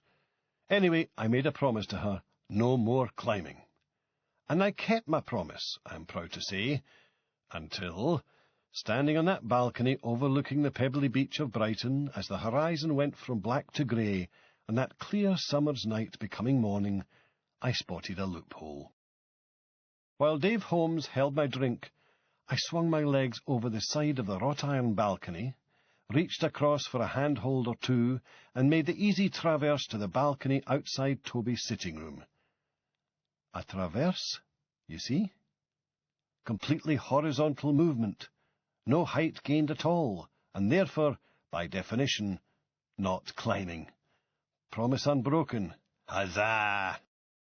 Dave was still looking for a place to put down both the drinks he now held, and Rog Peyton had, after staring open-mouthed, not entirely believing what he was seeing, made a grab to stop me, but I was already gone, holding on to the outside of the railing on the other balcony and looking in at the sitting room where I could see John Jarrold sitting on a couch talking with a young lady. The couch was positioned at about 45 degrees to the opened balcony doors, and this is where the slightly stupid bit comes in. I said, "Hey there, Mr. Jarrold," and waved. When I had John's attention, I switched hands and waved with my other hand, then did this again, each time leaving a short interval when I had both hands off the railing and was, effectively, feet not quite balanced on the outside edge of the balcony stonework, starting to fall. Before, I caught myself and waved. Wave, switch, start to fall backwards. Grasp railing and wave, wave, switch, start to fall backwards. Grasp railing and wave. I did this a few times before John, staring at me, worked out what was wrong with the picture he was looking at. Meanwhile, Rog and Dave H. had given up shouting at me and were stumbling through from the bedroom to the sitting room. When John realised that he could see the railings between him and me, he jumped up and ran for the balcony. Realising the fun was over, I put both hands on the rails and started to swing a leg over, but he more or less pulled me to safety anyway. All good, clean fun, really, though I did apologise to all concerned if I'd upset anybody in any way. And there it might have ended, but for the fact that by a hideous coincidence, almost at the same time as I was doing my traverse, a robbery was taking place next door, in an adjoining suite, one of those being used by the con administration. Stuff was nicked. The thief was seen briefly. Thankfully, the clean-shaven swine looked nothing like me, or that might really have confused matters. The police were called, and I thought I'd better wait and mention to the cop, who appeared to be about 12, that I'd been sort of climbing on the face of the hotel at the same time as the robbery had taken place. Witnesses vouched for me not having taken a quick detour to any further away balconies, having a big bag with swag written on it, or wearing a stripy jumper and a black eye mask, and so it went no further. I went to bed, creeping in beside Anne without disturbing her. Plenty of time later in the morning, I thought, for her to hear all the grisly details, roll her eyes, and add a cast-iron subclause to the no-climbing agreement, covering so-called traverses involving what I believe climbers early term exposure. I got up before noon. Anne snoozed on. Went for a breakfast Bloody Mary, as one does on such occasions, and the first person I met as I turned away from the bar looked surprised and asked, "Oh, they let you out on bail, did they?" A lesser man might have spluttered his drink. Having more respect for a healthy breakfast, I managed to swallow quickly before saying, "What?" I discovered over the next half hour or so just how quickly rumours mutate and propagate.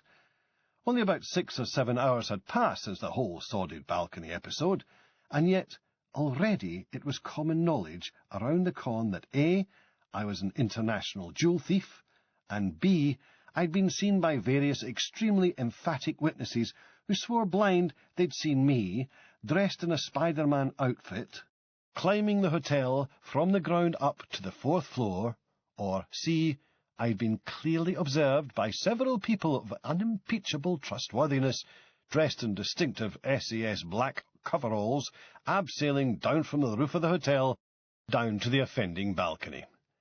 It wouldn't have mattered quite so much, but a lot of Americans were leaving the con for home that day, and so took this travesty of the truth back with them. And then Mike Harrison, heroic writer and rock climber, gave me a climbing lesson on one of the low walls overlooking the pavement outside the bar. There were a lot of hand-holds on the carved stone foliage decorating the plinths. I jumped off from about 2 feet up and landed awkwardly, doing something painful to my instep. Limped the rest of the con. From 2 feet up. After my death-defying 4th-floor antics, I ask you, the ignominy. Time for a little stock-taking as we head back home from Islay. It strikes me there are different ways to get to know a country, or any complicated area of space. I feel I know the landscape of Scotland fairly well. I've driven over most of it, flown over a lot of it, walked various bits of it, sailed round and to and from various other areas, stayed in all its cities and many of its towns, climbed a few of its mountains, boated in a couple of its rivers, and canoed a bit.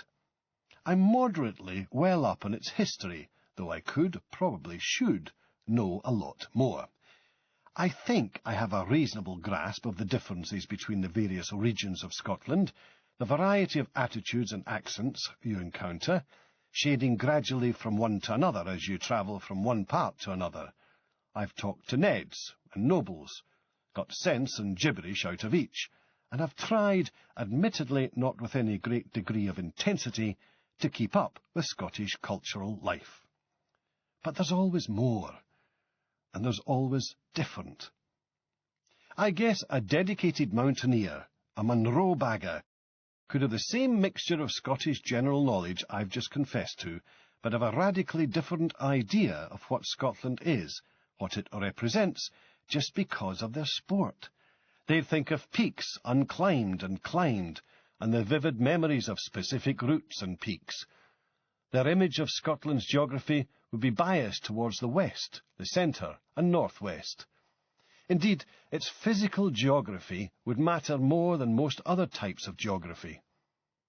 I imagine a golfer has a different view entirely, with their internal map of the land's most important areas being almost an opposite of the mountaineers, skewed to the south, the east, and northeast. A union organiser might have a mental chart that differed radically again, prioritising the central industrial belt or industry-specific sites like ports or electronics factories. Every job, every field of academic study, every interest gives people a biased, internally fabricated model of the country they inhabit, a weighting of meaning that will differ subtly from every other person's, and yet bear similarities of layout to those they share those jobs, pastimes, or hobbies with. So, whisky. More to the point, the making of it. The marketing of Scotch is everywhere, and its distribution worldwide, but its production is legally limited to Scotland, its focus concentrated on this one relatively small country, and within that small country on barely 100 generally modest, usually out-of-the-way sites, many of which employ only a dozen or so people. Of course, there's whisky from Ireland, bourbon from the States, and Japanese whisky, which is Scotch in all but name, and they're fine drinks in their own terms, and, as with individual whiskies, some are fine in absolute terms. But this is a book about Scotch, about Scots, about Scotland, and getting to know about the making of whisky, its history, its relation to the land, and what it means to people both here and abroad, is a way of getting to know more about the country where it's made, and the people who make it. And there's a further quest involved here too, besides this search for the perfect dram. I've never tasted it, never been offered it, never really heard anything about it, but I'm convinced that somebody, somewhere, must be making illegal whisky. Whisky the way it used to be made, before it became first outlawed and then legalised, before it became taxed, before it became, and this is very much a relative term given the small scale and considerable art involved in the process, industrialised. There has to be a secret still out there somewhere. Probably there are many. Surely there have to be several. I'd like to see a still in action, but I settle for a taste of the product. I mean, providing it isn't likely to blind me or anything. I'd like to talk to the people involved. If I can convince them, I'm not going to expose them or report them to Customs and Excise, but it's that taste I'm particularly interested in, because it'll be a taste, to some degree, of the past, a link to the place where the whisky we know now came from. Apart from anything else, I'd like to know why there's so little illegal whisky in Scotland. In particular, why is it so uncommon compared to its Irish equivalent, poitín? Go to Ireland for long enough, blimey, stay in Scotland for long enough, and you'll be offered poitín sooner or later by somebody who knows somebody who knows somebody. But in over 30 years of sometimes casual, often determined and occasionally assiduous drinking in pretty much every cranny and indeed nook of Scotland, I can't recall ever being offered hooch, which was actually made in the place, and none of my friends have either. This strikes me as odd. Given the nature of some of my friends, it's practically preposterous. I'm almost tempted to believe that the more likely explanation is that I've been offered whiskeen, or whatever it might be called, dozens of times, and accepted it fulsomely on each occasion, only to, for some reason, forget all about it by the following morning. Though this is, of course, a patently absurd suggestion, and I'm mildly surprised I've even thought of it. Come to think of it, just ignore it. Actually, I'll probably take this bit out of the first draft. In fact, I know, I'll remove it tomorrow morning when I look back at what I wrote the night before. Gosh, this research stuff is fascinating. Now I know, from reading other books about whisky, that Scotch poitín is called Pitric. Pitrique. It's an old word, and has already fallen almost completely out of use, but that is the technical term for what I'm looking for. Actually, as a word, I quite like it. In common with a lot of writers and not a few readers, I kind of collect words, and Pitrique seems like a good one to have in the collection. But no sign of the stuff itself. Not so far, anyway. I've made a few inquiries and dropped a few hints, but to date nobody has come up with anything. I didn't really think there'd be too much chance of illegal distilling on Islay, just because there's so much of the legal variety. You'd think that anybody with those sorts of skills could make a good, worry-free living working on the right side of the law, and Islay always feels quite civilised compared to some bits of Scotland, the bits I usually associate with whisky production. It really does feel like it's part of Scotland's central belt in places, certainly compared to the other Inner Hebridean islands, let alone the Outer Hebrides. But then, maybe if you're a distiller in your day job and you find the whole process technically fascinating and don't just want to get away from it of an evening and put your feet up in front of the telly, you would try setting up a portable still somewhere in the wilds, just to see if it can be done, and whether your skills translate to a smaller scale. After all, Islay is quite rugged in places, with its own relative remotenesses.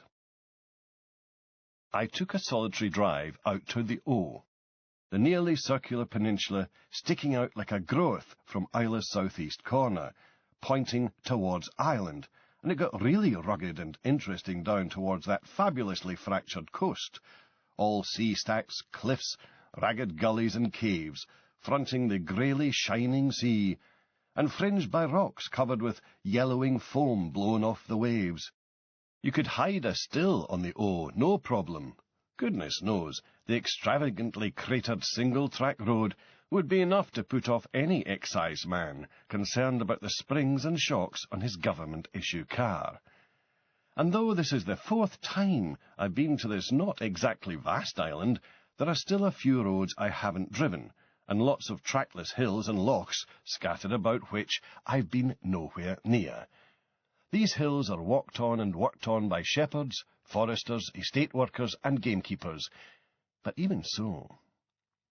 Whatever, if there is anything going on, nobody, probably very wisely, is talking about it. Certainly not to a daft, bumptious distillery-bagging scribbler from Fife. Book or not, research or not, I'm just a tourist here, but it's a good place to be a tourist. Some of the ancient, semi-desolate flavour of this long-lived-in place came out when Anne, Oliver, and I took a turn off the main road from the Jura ferry and drove up to a small loch set in the low hills near Ballygrant.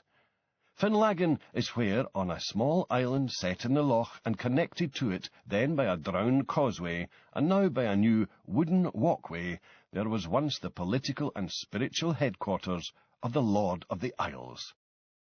This was from a time when Scotland was supposedly united, yet still contained various chieftainships and clan lands, which were something close to little primitive principalities in their own right.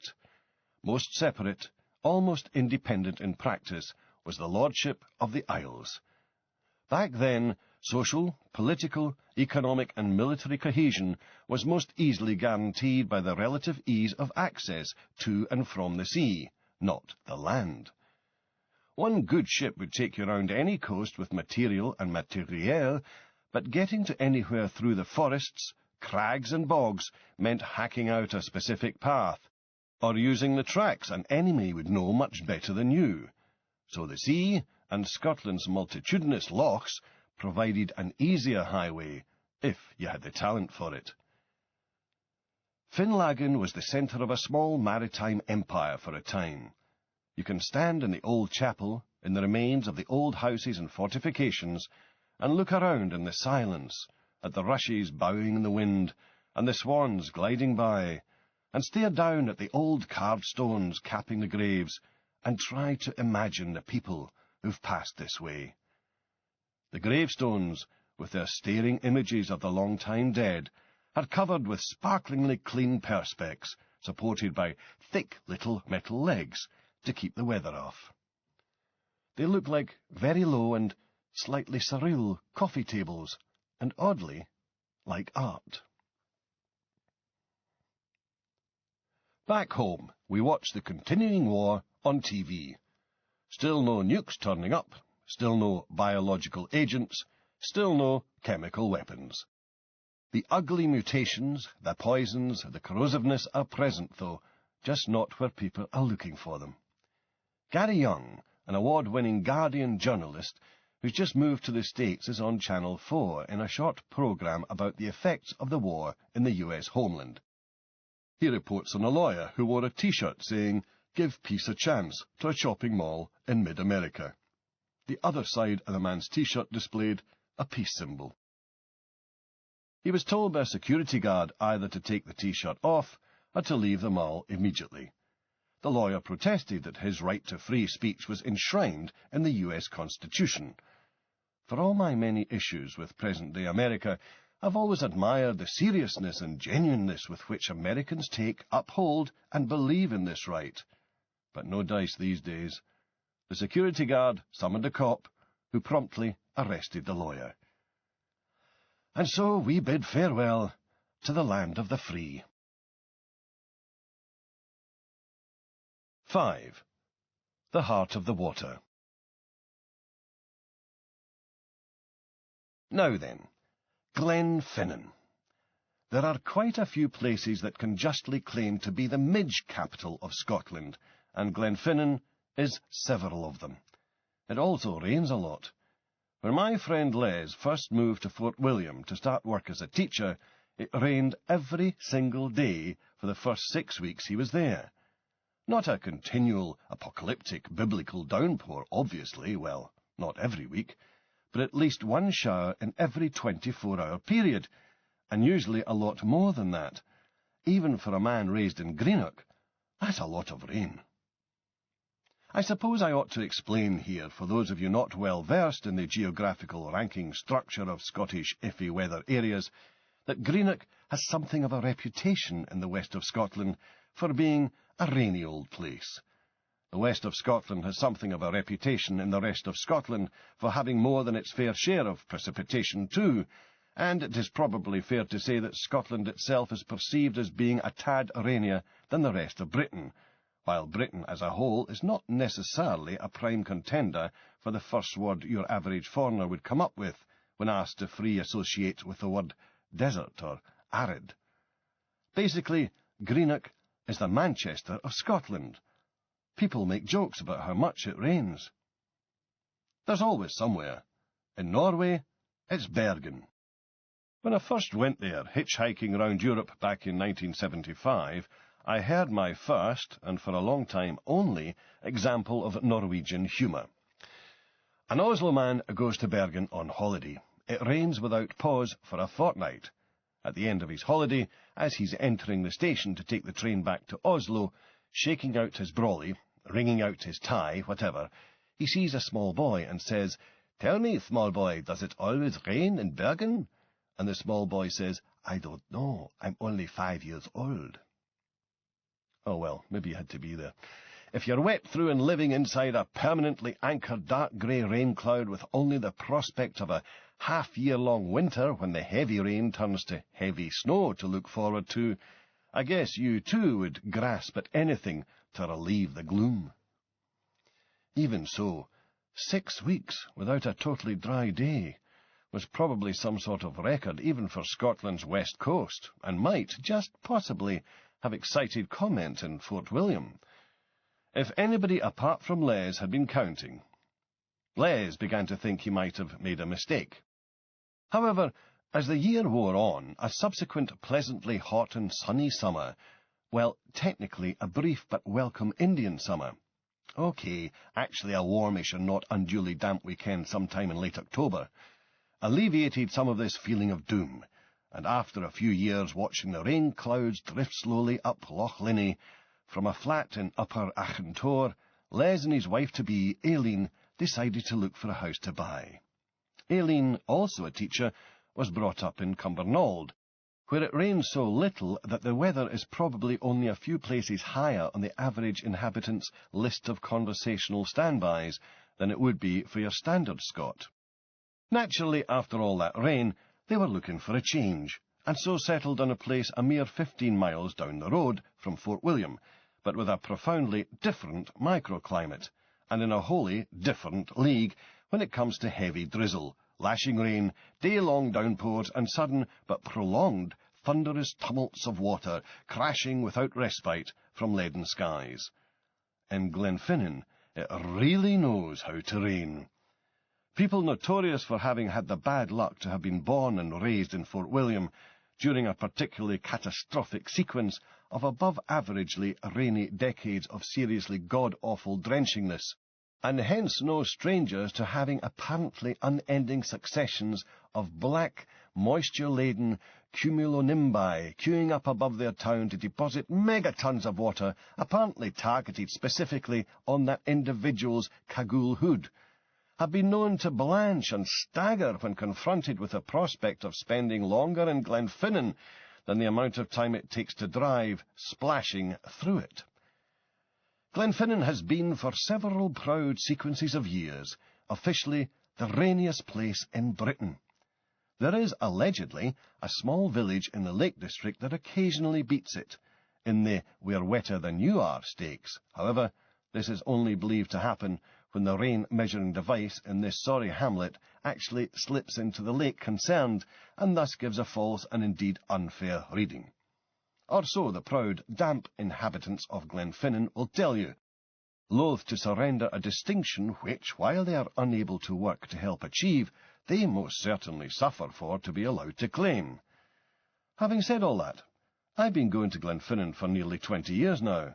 I absolutely love the place, and an amazingly high number of my memories of it seem to be of stunning, glorious, breathtaking scenery, baking under a high sun set in a totally cloudless sky of surpassing blueness. Yep, beats me too. But hey, if it didn't rain in Scotland, we wouldn't have all that water to make whisky with now, would we? In fact, arguably, if all that at least partially rain-engendered Gaelic misery hadn't needed relieving in the first place, whisky would never have been invented at all. Sitting in your cold, sodden hovel, wrapped in the ragged remains of a barely glorified blanket, ankle-deep in animal excrement, and choking on peat smoke while your wife wails a lament for her sisters who died giving birth, and your children cough consumptively as they quietly work out how soon they can run away to the lowlands, or America, and leave you with all the work to do, is a pretty damn surefire way of turning a chap's mind towards some sort of means to alleviate the sheer bloody awfulness of existence via the ingestion of home-grown, mood-altering substances, if that's what it takes. But enough about Glenfinnan's second greatest scourge. The rain's not that terrible, after all. Wear a jacket with a hood, or carry a brolly, and you'll be fine. The real question is, what about those bastarding midges? The midge. Microscopic megascourge. The Highland midge, there are other types, but let's stick to the main culprit, is a tiny little winged insect with the ability, en masse, to ruin evenings, days, weeks, and entire holidays for human beings. They are basically microscopic vampires. Newly impregnated females need a drink of blood to nourish the next generation of midges, and they seem to have a preference for large mammals, especially large mammals with not much hair. Us, in other words. Really, they're feeble, fragile little things, unable to fly faster than about 6 miles an hour. So a modest breeze sends them to ground, and running away, if you can, is surprisingly effective. Plus, they're damaged by bright sunlight, so tend to avoid that too. Despite such weaknesses, they have a powerful negative effect on the tourist trade of the west of Scotland, and on the quality of life of most people who live there.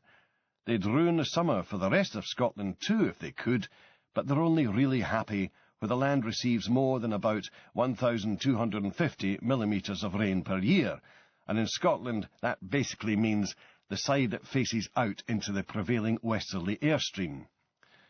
They breed best in peaty, acidic soil with lots of standing water. They love still, overcast days and balmy evenings, and they tend to appear between the end of May and the start of September, and they are, collectively, voracious. The Highlanders of old had an especially horrendous punishment, which consisted of stripping the convicted person naked and leaving them staked out overnight during the midge season. A midge will only take about a 10/millionth of a litre with each bite, so even after a few tens of thousands of bites, the victim was never going to be bled to death. But they did, allegedly, stand a very good chance of going mad. Anybody who has ever been subject to a sustained midge attack for even a few minutes, especially when they start to get into your eyes and up your nose, will sympathise. There are, however, two saving graces, one for people who only visit the Highlands for short periods, the other for everybody. The first is that it's the body's own reaction to the midge bite that distresses, rather than the bite itself, and that reaction takes 2 or 3 days to develop, so if you're only on the west coast for a weekend, you may never notice the damn things. The second is that some wonderful person has invented a midge trap that actually appears to work. This device wafts out carbon dioxide, which is what the midge homes in on, thinking it's the exhaled breath of a big juicy mammal. Then a sort of modified vacuum cleaner sucks the little bastards into an extremely fine mesh net. This can clear a significant area of even a really badly midge-infested site, and could even conceivably, just possibly, let people in Highland hotels and back gardens sit outside of an evening. If this all works in the real world, and not just under controlled conditions, the inventor deserves to become a multi-millionaire and have statues erected to him, or her, from Stranraer to Ullapool. Anyway, Glenfinnan is midge central. We went out one evening, years ago, and left a light on and a window open at the McFarlane's house. When we came back, there were so many midges on the angles between the walls and the ceiling, it was as though somebody had taken a can of black spray paint and sprayed slowly from one corner to the next. We all just stood and stared, aghast, until Iain, unknowingly anticipating this new midge hoovering device, got the vacuum cleaner out and removed the little horrors that way. Actually, midges would drive you to strong drink too, for the anaesthetic effect, if nothing else. I've even heard of people smearing whisky onto their skin to act as a short-lived deterrent to the little fiends, though it has to be pointed out that A, it had better be a blend, B, this should only be done under conditions of extreme desperation, and C, there's little proof it works. We're back home, between Islay and Speyside, via Glenfinnan. The war continues. Bush and Blair meet at Camp David to assure everybody it's all going splendidly, and those pesky weapons of mass destruction will be found, gee, real soon now. I find myself looking at Blair and hating his self-righteous, bush-whipped ass, the way I only ever hated Thatcher before. I look at Dubia and just see a sad fuck with scared eyes, a grotesquely underqualified for practically anything daddy's boy, who's had to be greased into every squalid position he's ever held in his miserable existence, who might finally be starting to wake up to the idea that if the most powerful nation on earth, like ever, dude, can put somebody like him in power, all may not be well with the world. Dubia is that worst of all things, at least at this level of power and influence.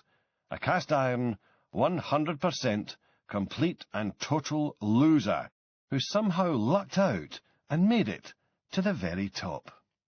However, enough. The next leg of the whisky book researching tour beckons. There were pals to see, vehicles to be driven, roads to explore, people to meet, distilleries to tour, drink to drink, and fun to be had, and bottles of whisky waiting to be bought at each of the distilleries I visited. I must not get upset at the thought of my taxes helping to pay for this war shit.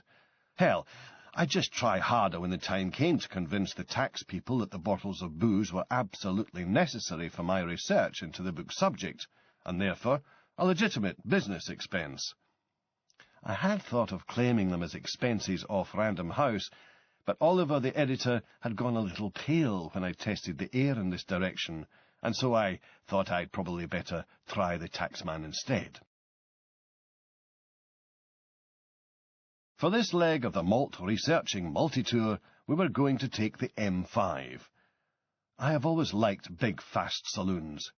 A BMW 5 Series is a moderately big car.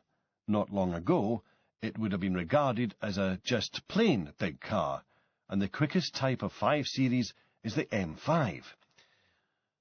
With the M5, you get all the benefits of the generic 5 Series. It's a well-designed, well-built, dynamically well-sorted and very reliable motor, with the usual extras people have come to expect in a new car these days. Except in the M5, you get all that, plus a stonking 5-litre, 400-horsepower V8 engine, nestled under the bonnet to make life interesting. There are various uprated bits to cope with the extra power, but it's the engine you'll tend to notice. Well, until you need the brakes, which are equally powerful. The M5 was the first car I'd had the patience to specify, order, and then accept delivery of. I suppose I had just become accustomed to buying second-hand when there's no real weight. A car is either available or not. When I had the money to afford a new car, i.e. too much, if you're a private individual and being sensible with your money, arguably you'll always buy second-hand, and especially when I had the money to afford a new car that was fairly high performance and therefore not usually readily available straight off the forecourt, I'd get frustrated that I was going to have to join a queue and wait for up to a year, and so usually ended up taking a demonstrator model or a cancelled order for somebody else. This latter option led to a 911, which had what Anne insists to this day was an orange interior. I still maintain it was terracotta, but the degree of garishness was one small factor in trading that car in for the M5. We ordered it in black, with black and blue leather, and something called privacy glass rear and side windows. Only the windows were really a mistake. They're a bit darker than we'd anticipated, and make the car look like a gangsta's wheels, but never mind, you don't notice them when you're driving it. The M5 is fast in a generous, raspingly, burblingly bounteous way. It sweeps through corners like a sports car, and then surges towards the horizon on a tsunami of torque and a creamy purr of sound. I am, as you might have gathered, a fan. Blame caravans. I can still remember the sinking feeling I used to get years ago, driving in summer along a road I knew fairly well, and seeing a caravan in the distance, knowing that there were few or no safe overtaking opportunities ahead, and that I was going to be stuck behind this giant off-white rear end for the next half hour or so. I got balefully used to this happening, puttering along, watching the blinds in the caravan rear window swinging gently to and fro, as some struggling escort in front tried to haul it round a bend. This at least gave me time, lots and lots of time, to meditate on the bizarre and even deceitful nature of caravan nomenclature. Caravans must have some of the most thoroughly inappropriate names on the road. They're called things like Typhoon and Buccaneer. What they should be called, of course, is stuff like a nice cup of tea, or matching tartan blanket and thermos flask, or nice out again, isn't it? Reginald and me were thinking of popping down the pitch and putt later if the rain holds off. Do you fancy coming? But no, they get called Bohemian or Ninja Stealth Bomber Hyper Extreme or something. Anyway, the point is that I had all this time to contemplate such cerebral matters because the cars I could afford to drive back then were so slow. It was only when we got to a long, clear straight that it became possible even to think about overtaking the offending cream lumberers. But no more. Nowadays, I whip past their white with a hint of beige arses with a throaty rumble of snarling engine note and a nonchalant 1-2 of the wrists. When I see a caravan ahead now, I think, ha-ha, prey. Having said all that, the M5's got a towing hitch. It's not for caravans specifically, however. It's for trailing boats. For this next week of distillery visiting, I was going to enlist the help of my friends Les and Iain from Glenfinnan. As it's the start of April, it's also about the time when our boat would anyway be emerging from its winterization process in a big boat-filled shed in Grangemouth, and have to be trailed to Loch Shiel, where it spends its summers. So I'm combining the two tasks. The boat is an Orkney 520. It has a very small cabin you can squeeze about 4 people into if it's raining, a more generous open-deck area, a 30-horsepower motor and depth-gauge fish finder. Most people probably use boats like this for fishing. Not that we do much fishing. We call it the boat.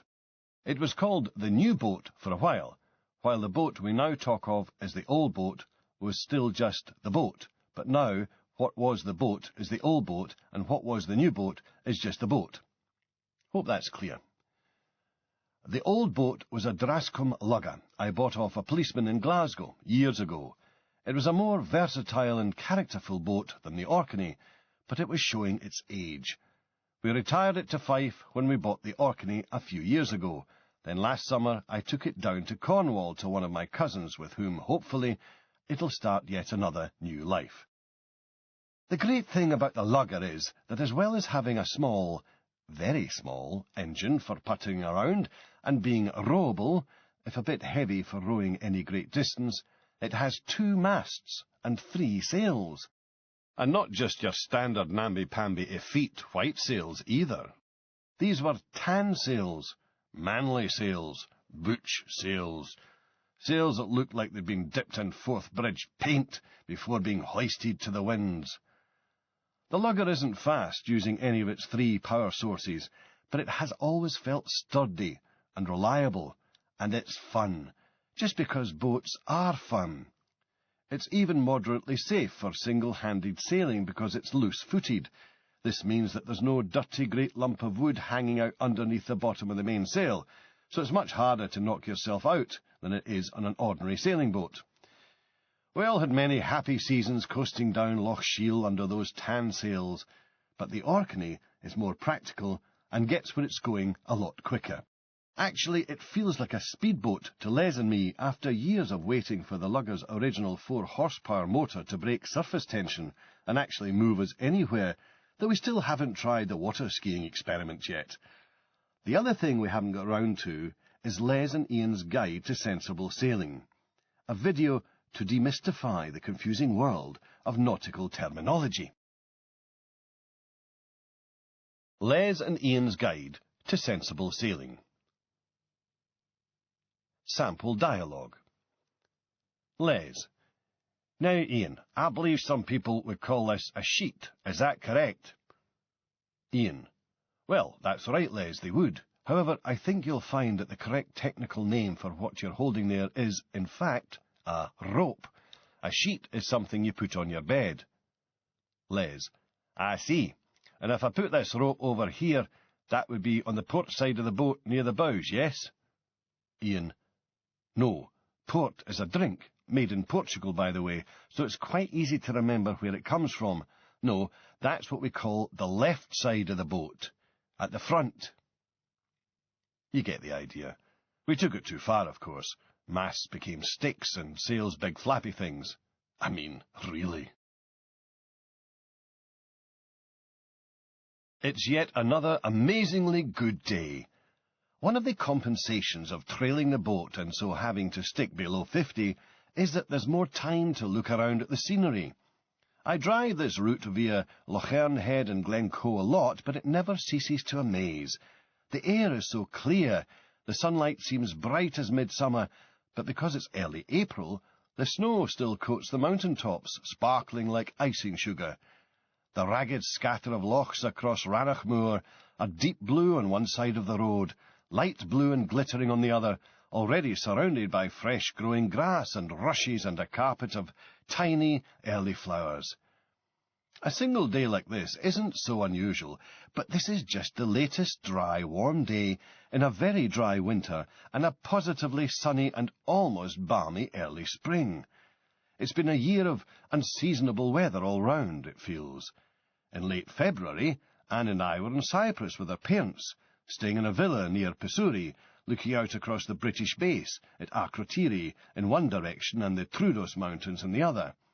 We weren't exactly expecting Death Valley heat in February, but apparently the snow we got was unusual too. The locals were out taking photographs of the stuff because it hadn't snowed in Pissouri for nearly 30 years.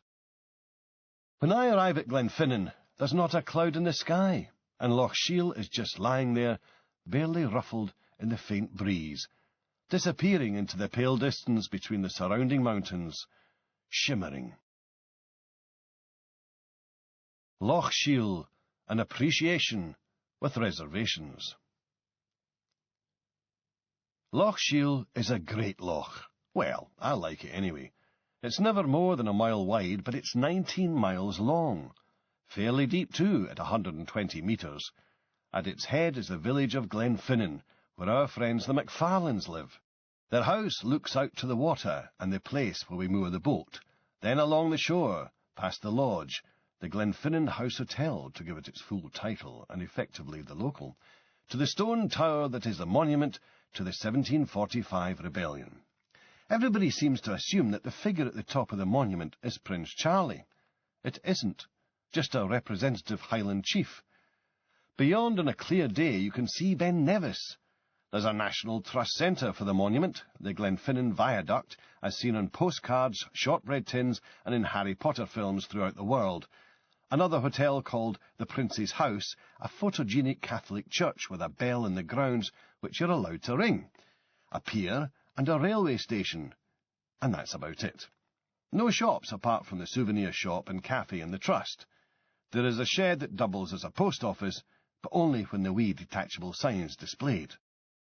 At the other end of the loch there's the even tinier village of Acharacal, and between the two, nothing but scenery. Loch and mountains the whole way, the hills descending in height as they head southwest. There is a forestry track on the southeast side, but it's locked at both ends. Only the forestry people and the postie have keys. On the northwest side, it's trackless. There are beaches, fish farm cages and platforms with incongruous wooden sheds perched on them, numerous little islands, submerged rocks to avoid, and rivers to explore.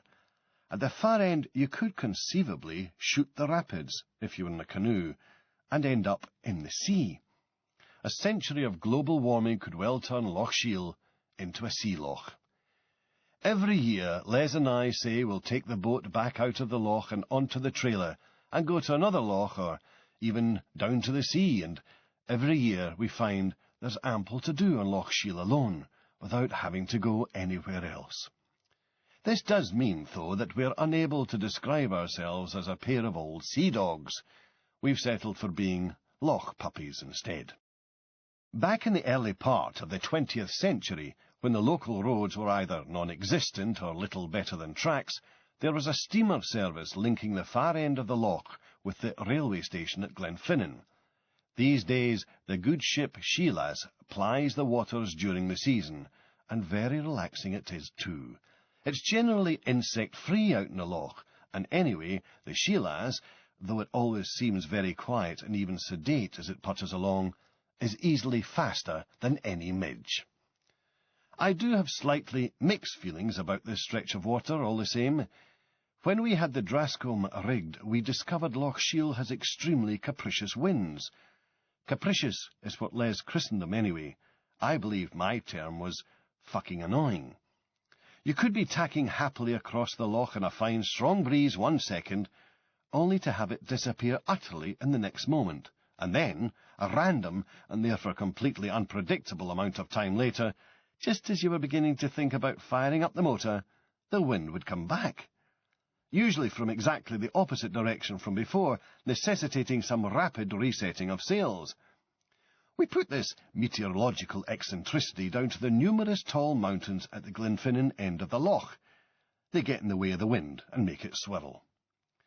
Sometimes the wind wouldn't come back at all, and we'd be left sitting there in perfectly calm water, as though we'd been deposited in the world's biggest mirror. This led to behaviour that Les designated, rather unkindly I thought, as speculative sailing.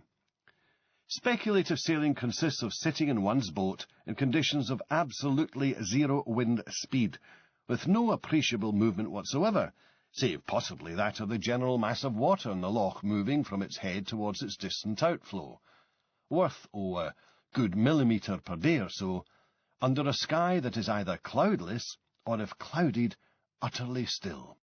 Then, when one's chum, played here by Mr. Leslie MacFarlane, understandably bored after an hour or so of languishing becalmed like this, going nowhere, suggests starting the damn engine, oneself has to jump up, point 3 or 4 miles down the loch, and saying something like, "Why, no, look, there's a wee sort of ruffled-looking bit of water way down there. See?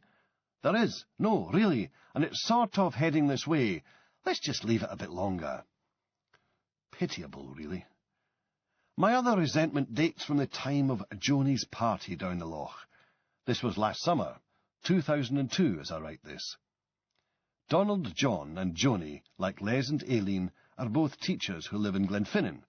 For Joni's 50th, Donald John thought it would be a laugh if the party was held at one of the pebble beaches a few miles down the loch. So people set up a makeshift pier, an oil drum-sized barbie, a couple of shelters in case it rained. It didn't. And we all took boats and drink, food, and fold-up camping furniture. Anne and I went with Les, Aileen, and their daughter, the lovely Ailey. A very fine time was had. My principal memory is of Iain MacFarlane, no relation, piping energetically while his dad Charlie tramped back along the shore with an unfeasibly large tree trunk perched on his shoulder, bound for the fire. That and Donald John's T-shirt, which bore the legend, "The liver is evil and must be punished." Later, in the post-party gloaming, on the beach in front of the house, we started to unload the boat. I think I must have overloaded myself with whisky, obviously, but also with 2 camping seats, a camping table, a cool box, and my camera, because I fell in. The water was only about a foot deep, but this was quite sufficient to ruin my camera, drown my mobile, soak me to the skin, and fill my waders.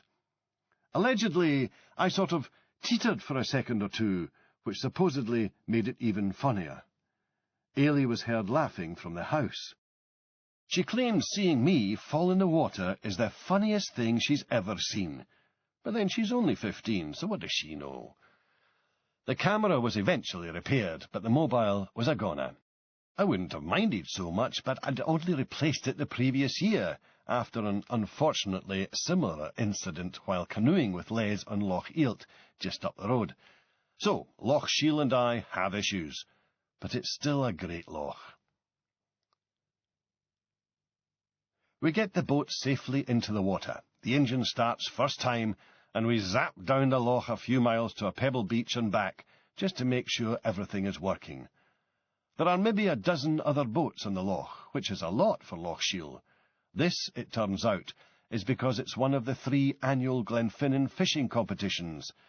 Then it's time to sit in the garden with a beer. Pre-mid-season, no worries.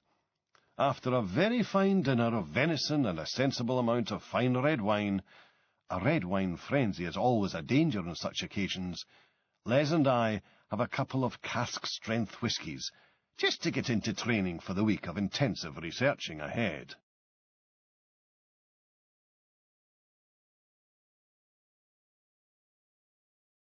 This ends Disc 3. Disc 3. Disc 3. Disc 3. Disc 3. Disc 3. Disc 3. Disc 3. Raw Spirit, In Search of the Perfect Dram. Disc 4. The cask strength. Drinking cask-strength whisky, especially if it has only been roughly filtered, gives you a chance to get back to something more like whisky as it used to taste. Not so long ago, there was very little whisky available at cask strength. Too much of even the best whisky had been chill-filtered, watered down, and, in some cases, mixed with caramel to produce a darker colour. None of these processes will absolutely ruin a malt, and the whisky manufacturers would argue that in each case they were simply giving the whisky-buying public what they wanted. But it was certainly the case that this was an imposed taste. If you wanted your whisky without any of these processes having been applied, you had to live near a distillery, or a very good off-licence, know somebody in the trade, or resort to buying your own cask. I was told about the whole chill-filtering, caramel-adding thing by a guy in Caden Head's whisky shop on the Royal Mile in Edinburgh, not long after I'd moved back to Scotland in 1988. I just bought a flat on South Bridge, and I was exploring the area, when I found this shop that sold nothing but whisky, much of its stuff I hadn't seen in other off-licenses, or even heard of at all.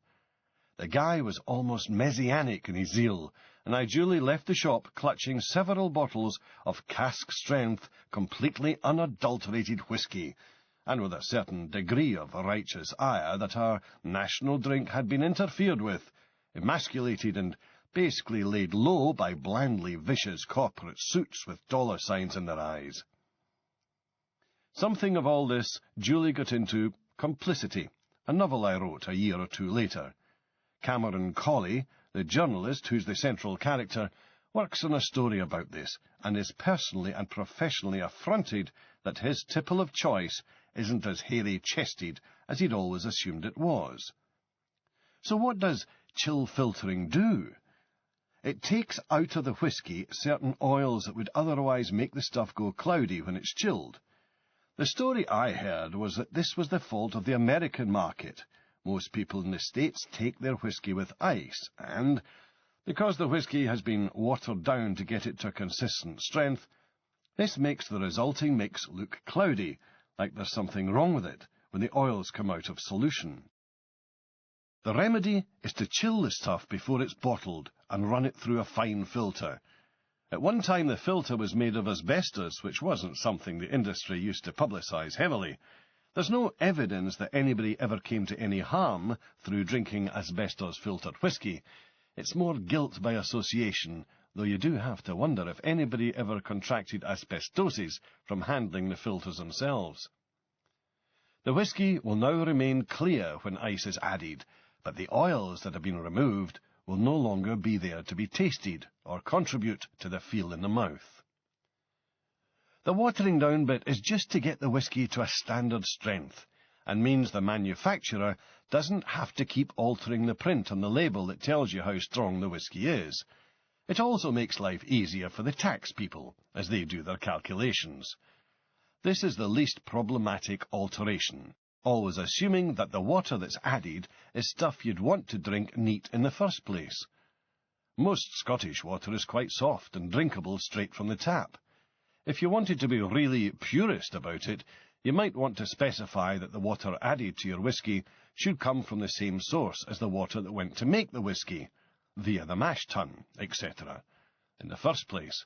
However, even the most nitpicking taster is usually happy with water that simply and neutrally dilutes without adding any taste of its own. Adding caramel is done to make whisky darker. Some whiskies are just supposed to be dark according to the public's perception and the manufacturer's promotional efforts.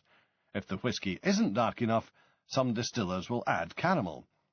It's done in relatively tiny amounts, and caramel itself is a pretty innocuous material, just heated sugar, basically. So, if it imparts any taste whatsoever, it's surely completely swamped by the flavours left over from the barrel's earlier bourbon, sherry, or whisky fills. What it boils down to is that adding caramel is cosmetic and, if you're any sort of purist, does seem a bit like cheating. The trouble with whisky as a product is that it's so variable. Each barrel will produce a different whisky, and each charge of the still will have created a subtly different spirit in the first place. Even the season of the whisky's production has been known to make a difference to the final taste. This is why the blender in a distillery or at a bottling plant is so important. Even with a single malt, they will mix together different barrels to create something as consistent as possible over time compared to earlier examples. The blending of different whiskies from different distilleries to produce blended whisky is an even more complex task. There are blends with dozens of different whiskies involved, and up to 100 plus is not unknown. Les and I drink our whiskies from glasses based on Spanish copitas. No, I don't see how we can avoid this. I'm going to have to say something about how whisky should be drunk. Drinking. You'd think it would be obvious. Now, real purists will tell you that nosing a whisky and tasting it are quite different things and require different glasses. This, I submit, is taking things too far for us civilians. Frankly, a fine malt taken from an old enamel tea mug will taste 10 times better than an indifferent blend sipped genteelly from the most carefully designed whisky glass, always providing the enamel mug is clean to start with. Natch. Take your whisky from a tumbler if you want, though the old-school cut glass or crystal tumbler is more about making room for the ice than letting the whisky breathe. But a brandy glass is probably as good as anything, and lets you get your nose into the glass for a good sniff. Proper professional nosers, tasters, will tell you the best way to sniff a whisky is to draw in the aroma while keeping your mouth slightly open. Apparently this improves the sensation. I haven't noticed the difference yet. I was only told this last month at Macallan, but I'm going to persevere. So, what to add if you don't want to drink it neat? Look, if you've bought the damn stuff, you can drink it however you like, but adding, say, cola or lemonade to a fine malt whisky is a bit of a waste. It's rather like buying a Ferrari and never taking it out of first gear. You want to ask the person concerned, why did you waste your money doing this? Are you just showing off? Look, I have a small belt and a barely used syringe. Let's just inject your favourite dram and see what that does. Malt whisky is expensive. It's expensive because it's made in small batches by skilled people and has to sit for years and years and years doing nothing except taking up warehouse space, evaporating slowly and getting tastier. It will not get you any more drunk than a much cheaper similar strength blend, so what you're paying the extra for is the taste, and that taste's going to be completely overpowered by the sugary fizz you're adding. If, at the end of all this, somebody still wants to drink their malt with ice and soda, well, that's their choice, and every measure and every bottle sold is helping to keep the industry going, people employed, and a way of life thriving, no matter. The way I was taught to take whisky is first to use your eyes to check out the colour, then swirl the stuff around the glass to see how thick or thin it is, observing its legs, the little rivulets that run down the side of the glass after you've swirled it. Next, have a good sniff, open-mouthed, or whatever. Then take a sip, completely neat. How much you sip can depend on how strong the whisky is. Cask strength can be very strong, over 100 proof, and hence a bit nippy, straight. In effect, your own saliva will dilute the whisky, so the stronger the stuff, the smaller the sip. According to taste, mix with water. Adding the same again is a standard measure, though a lot of people think this is exactly double what's ideal. In any event, some cask strengths in particular might need quite a lot of watering down. Then, just drink, and savour, if you will. Roll the stuff around in your mouth, feel it there, and in your throat when you swallow. Don't knock back in a single gulp unless you're at an airport and they've got to the stage of calling you by name and threatening to close the flight. Or unless you have just been told you've won the lottery, or are going to become a father. Obviously, you won't be celebrating being told you're going to be a mother. Not with alcohol, anyway. Have a fag instead. Les and I met in Greenock High School. At the time I was writing these truly awful stories about a character called Dahomey Brezhnev. Sick, and yet again sick. These were bizarre, poor, and just plain bad for lots of reasons, but principally because I was really into puns at the time, and was trying to squeeze as many puns into each story as I could. The stories became pun-driven, pun-led. I made the stories up as I went along, and at every junction of the tale, whenever there was a choice about what was going to happen next, I invariably went for the route that seemed to promise the highest number of puns. And that's one of the good ones. Here's an example of those puns. One of the characters in a later Dahomey Brezhnev story was called Toss McKeever. Told you. As the stories went on, I tried to compress more and more puns into each one, and it became a matter of authorial honour to have a greater concentration of puns in the story I was working on than I'd achieved in the one before. I'd count all the words in each story, then count all the puns, divide one by the other, and so arrive at the story's pun-to-word ratio. This quickly became by far the most important attribute the stories possessed. It was easy to measure, it was precise, it felt almost scientific. Sometimes I think I might have made a really average bureaucrat. Characterization, plotting, moral themes, plausibility? These were just words. And not even very good words either, by this way of thinking. Plotting might have a punning link to gardening or something, but characterization is just a dead loss. Ditto moral, though there might be a way to separate the in moral from the rest of the word, and so... No, too contrived even for me.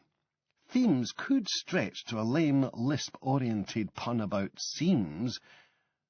Plausibility? No, just useless. This weakness for puns and juvenile wordplay is something that I am not quite totally over even now, 3 decades later.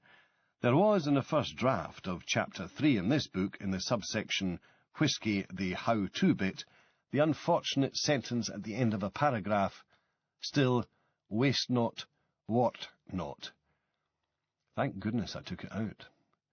I am probably not as ashamed as I ought to be that I can still remember how immensely proud I was when, in Dahomey's final short story, The Apparently Interminable Adventures of, I got the pun-to-word ratio down to below 1 in 10. Deeply sad. I kind of knew it at the time too, but I didn't care. It was fun. All I can say in my own defence is that at least I was never stupid enough to imagine for a nanosecond that any of this stuff would impress girls.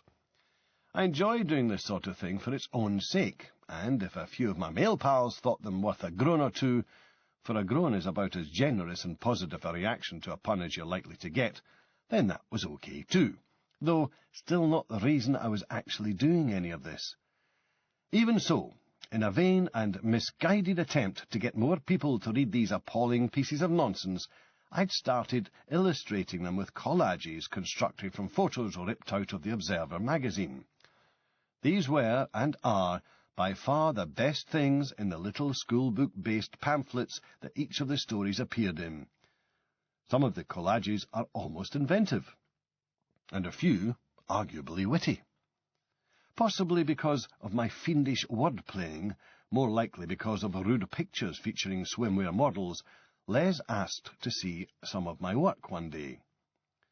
Unaccountably, disinclined to quickly return it and back away smiling reassuringly while not making any sudden movements, and vowing never to acknowledge my existence ever again, Les instead appeared to think they were actually worth looking at, if not worth reading, obviously.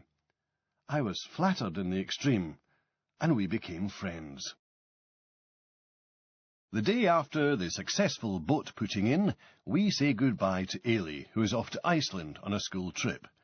Actually, I said goodbye the night before because she was getting the bus from the school at 6 a.m. or something awful like that, and after beer, wine and whisky, even taken in relatively modest quantities, 6 in the morning seemed a bit beyond the call of duty for groggy farewells. Les and Aileen are such brilliant hosts, and so used to putting up their many friends, they keep a visitor's book. This is generally just an excuse for drunken ramblings, outright lies, boasts about pool, golf, card and other scores, hopeless attempts at contemporary humour, and unspecified, incomprehensible gibberish, interspersed very occasionally with genuine appreciations for the fine hospitality received. usually from people who don't stay there very often and so don't understand that the visitor's book is really supposed to be for drunken ramblings, outright lies, etc. Given that writing is my profession, it's a never-ending source of worry for me that my contributions to this ongoing round-robin work are rarely amongst the funniest, and, true to form, I do my cause no good on this occasion, leaving a comment about Ailey going to Iceland and failing to come back with the 12-pack of frozen beef burgers I'd requested. In reality, I asked her to bring back a handful of black volcanic sand, and bless her, a week later she does. Sunday we spend down the loch in the boat under the still, unreasonable warmth of a cloudless sky, exploring some of the land down by Glenaladale, then heading for the far side of the loch and threading the boat between some of the tiny islands just off the southeast shore, reconnoitring at a putter, then belting through at full speed just for the hell of it. I could tell you exactly where it was, but it's 4 hard-to-pronounce Gaelic words in a row, and frankly, it's in none of our interest for me even to try. At Glenaladale, despite the fact I am 49 and Les very nearly is, Les rarely allows an opportunity to pass when he can remind me I am a whole 3 months older than he is. We spend a significant amount of time and effort skipping stones, trying to hit large stones with small ones while the former are in flight, throwing stones at logs, using thin or circular stones, spun, in our attempts to produce ducks' farts, and sweatily heaving the largest rocks we can manage up to the tops of small cliffs, so we can throw them into the water, and so produce really big splashes. Look, growing up is about this sort of stuff no longer being the only way you're allowed to have fun, not about having to give it up altogether. 6. Whiskyland Worldville. Monday. We're bound for Speyside, booked into a hotel just outside the village of Dulnane, near Granton-on-Spey. Aileen takes first go at driving the M5. Aileen is Leslie's younger and fitter wife. We know this because it was reported as such in the Lochaber News, following the incident when the boat drifted off from one of the sand beaches far down on the southwest shore of the loch, and Les had to swim after it. Long story. Aileen's a popular PE teacher who seems very happy in her job, but she should, I'm convinced, have been an agent, or some sort of negotiator. I've never met anybody better at striking a bargain, making a deal, haggling for a discount, or getting various bits of kit thrown in for free, who wasn't a professional. And I've met a few professionals who lacked her natural gift. Aileen's skills in this area are, amongst those who know her, legendary. No matter how hard-nosed a salesperson might think they are, Aileen will find a way around them. She's negotiated deals where I would never have imagined it was remotely possible, like the time when she and Ailey were in London and Aileen somehow persuaded the people who ran the open-top bus and riverboat trips that they should have a reduced rate for people doing both. Housewife from the sticks gets one over on cynical big bad city tourist operation. Nope. Still beggars belief. One of her more remarkable deals was, fittingly enough, with the Ben Nevis distillery just outside Fort William, when she was trying to attract sponsorship for the Glenfinnan volleyball team. A friendly chat with the very pleasant and helpful people at the distillery, and she walked out with a crate of whisky for the team, plus a load of miniatures. The distillery didn't even want its names on the team T-shirts or anything. They were happy with a mention in the programme. In 1995, on a very hot, still magnificently sunny day, a bunch of us were running the ice cream tent at the Glenfinnan Games. I'm implying that we all helped out. In fact, I'm ashamed to admit the reality was that, without us really intending this to happen, honest, the womenfolk ended up doing the actual serving and taking the money, while we guys, and supposedly new men, stayed at the back of the tent in the shade, sitting on the cool boxes, fanning ourselves with games programmes and guzzling the cold beers, which had somehow found their way into the cool boxes along with the more commercially relevant tubs of ice cream. The 95 Games were a big occasion because they were marking the 250th anniversary of the raising of the standard at Glenfinnan, at the beginning of the 1745 rebellion. The one that started in Glenfinnan went by way of Derby and was finished on a bleak bit of moorland outside Inverness called Culloden. Usually the Glenfinnan games attract under 1,000 entrants and spectators, which is still not bad for a wee village. But in '95 they were getting on for 10,000 people swarming over the place. Loads of locals, myriads of generally slightly bemused tourists, dozens of history junkies and far-flung nationalists who jetted in from all over the world for the event, bunches of TV, radio and press people. Thanks to the sun, the setting and the crowds, the photographs were front-page splashes in various Scottish newspapers the following day, and an awful lot of those very serious-looking guys who dress up in authentically bulky and brownly dour Highland dress, carry formidable-looking claymores, swords and nail-studded shields, and who, as a rule, sport extreme beards. Beards of such rampant abundance they look entirely capable of concealing within their tangled topography an entire redcoat murdering ambush party of tooled-up Highlanders. On Games Day '95, these guys mostly had very red faces, partly due to sunburn, and possibly partly due to the presence of so many unashamedly English tourists, I don't know, and partly due to the fact that those heavy, dark, historically authentic plaids, which I'm sure really are what my ancestors used to wear, but which I confess always remind me of giant brown nappies, are fine for keeping you warm in the teeth of a swirling Highland downpour of severe lashingness, but are not really optimum apparel for days when the sunlight is beating down like a golden sledgehammer and the tarmac is melting on the roads. They were, accordingly, some of our best customers at the ice cream tent, which was, by a coincidence, right next to the Drambuie marquee.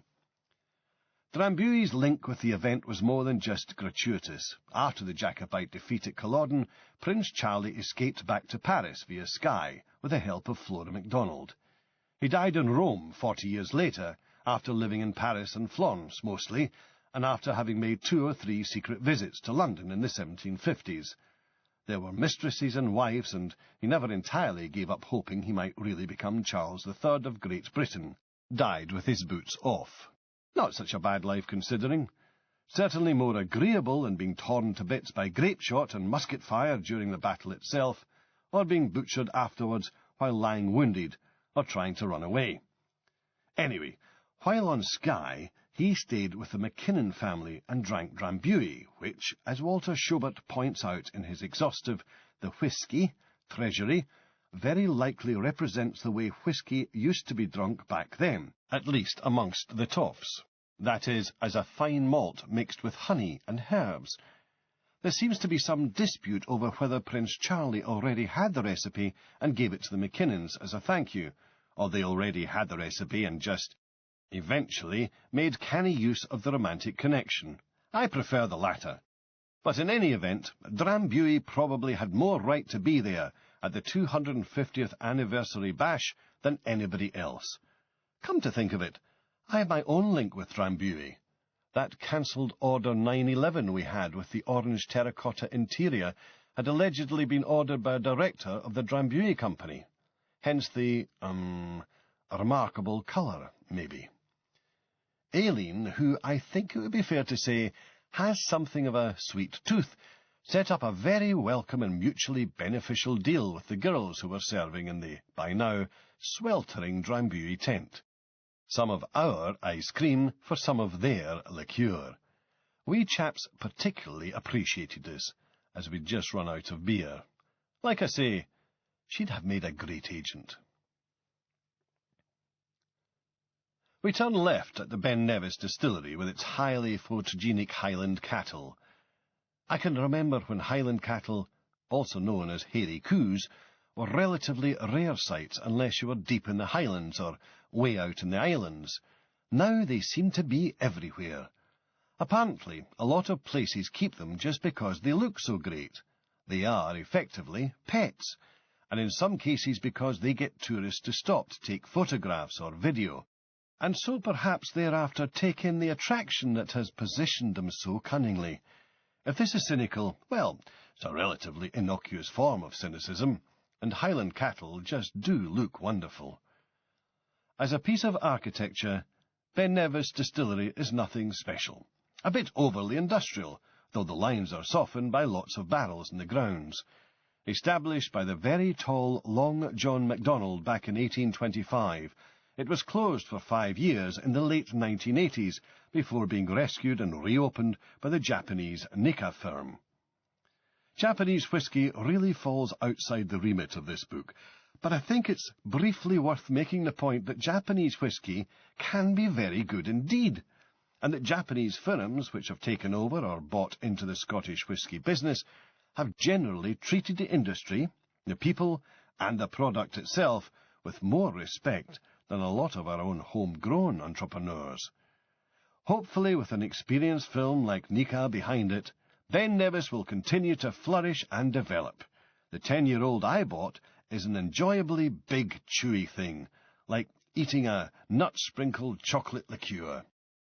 Past the entrance to Inverlochy, the old Inverlochy Castle nearer the town is that rarity among Scottish castles, a moated one, or in Inverlochy's case, a once-moated one, as the moat is just a shallow depression on the castle's 3 landward sides, the 4th facing the river Lochie. Off the top of our heads, as we're taking a look round the impressive but only recently de-scaffolded ruins, Les and I can only think of 2 other moated castles in Scotland, Rothesay and Carlaverock. Old Inverlochy was off-limits because of safety and remedial work for so long that we'd both kind of forgotten about it, but now it's open to the public again, and it's a large and impressive sight, worth seeing. The newer Inverlochy Castle, a little further out of town, is a very grand country house hotel indeed. It doesn't actually have that many rooms, but that's because they've wisely kept the apartments pretty much as they were when the place was a private house. Big. Anne and I once stayed in a room about the size of a tennis court. You had to stand up and take a good look round, or shout, to determine whether you were alone in there or not. We've stayed at Inverlochy a few times, once with Mum and Dad, and on a couple of occasions with the McFarlanes. Hearing that the place is occasionally frequented by some very famous film stars, Les and I always make a point of playing a frame or 2 of snooker, just in case we bump into Sean and Clint and get to thrash them in a doubles game, but it hasn't happened yet. Usually when the 5 of us have stayed there, we've had a private dining room. No way is this because we are noisy and might upset the other, more respectable guests.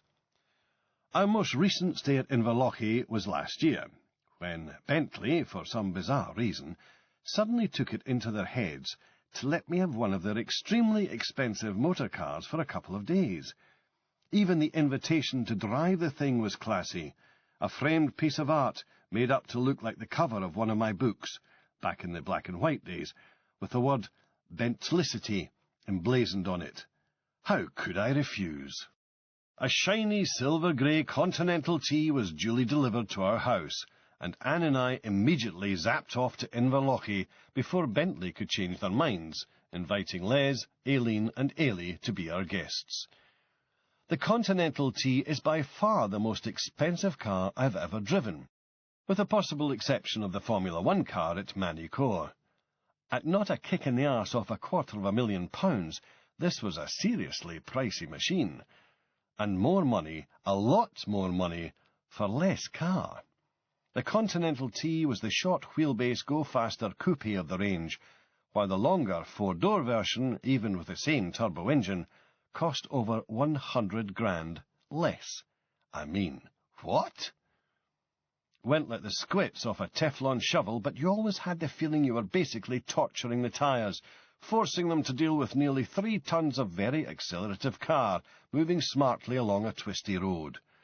No sat-nav, bleep parking, or room for anyone older than about 6 in the rear seats, but it did have a 2-stage horn, one loudness setting for town, and another more strident one for country.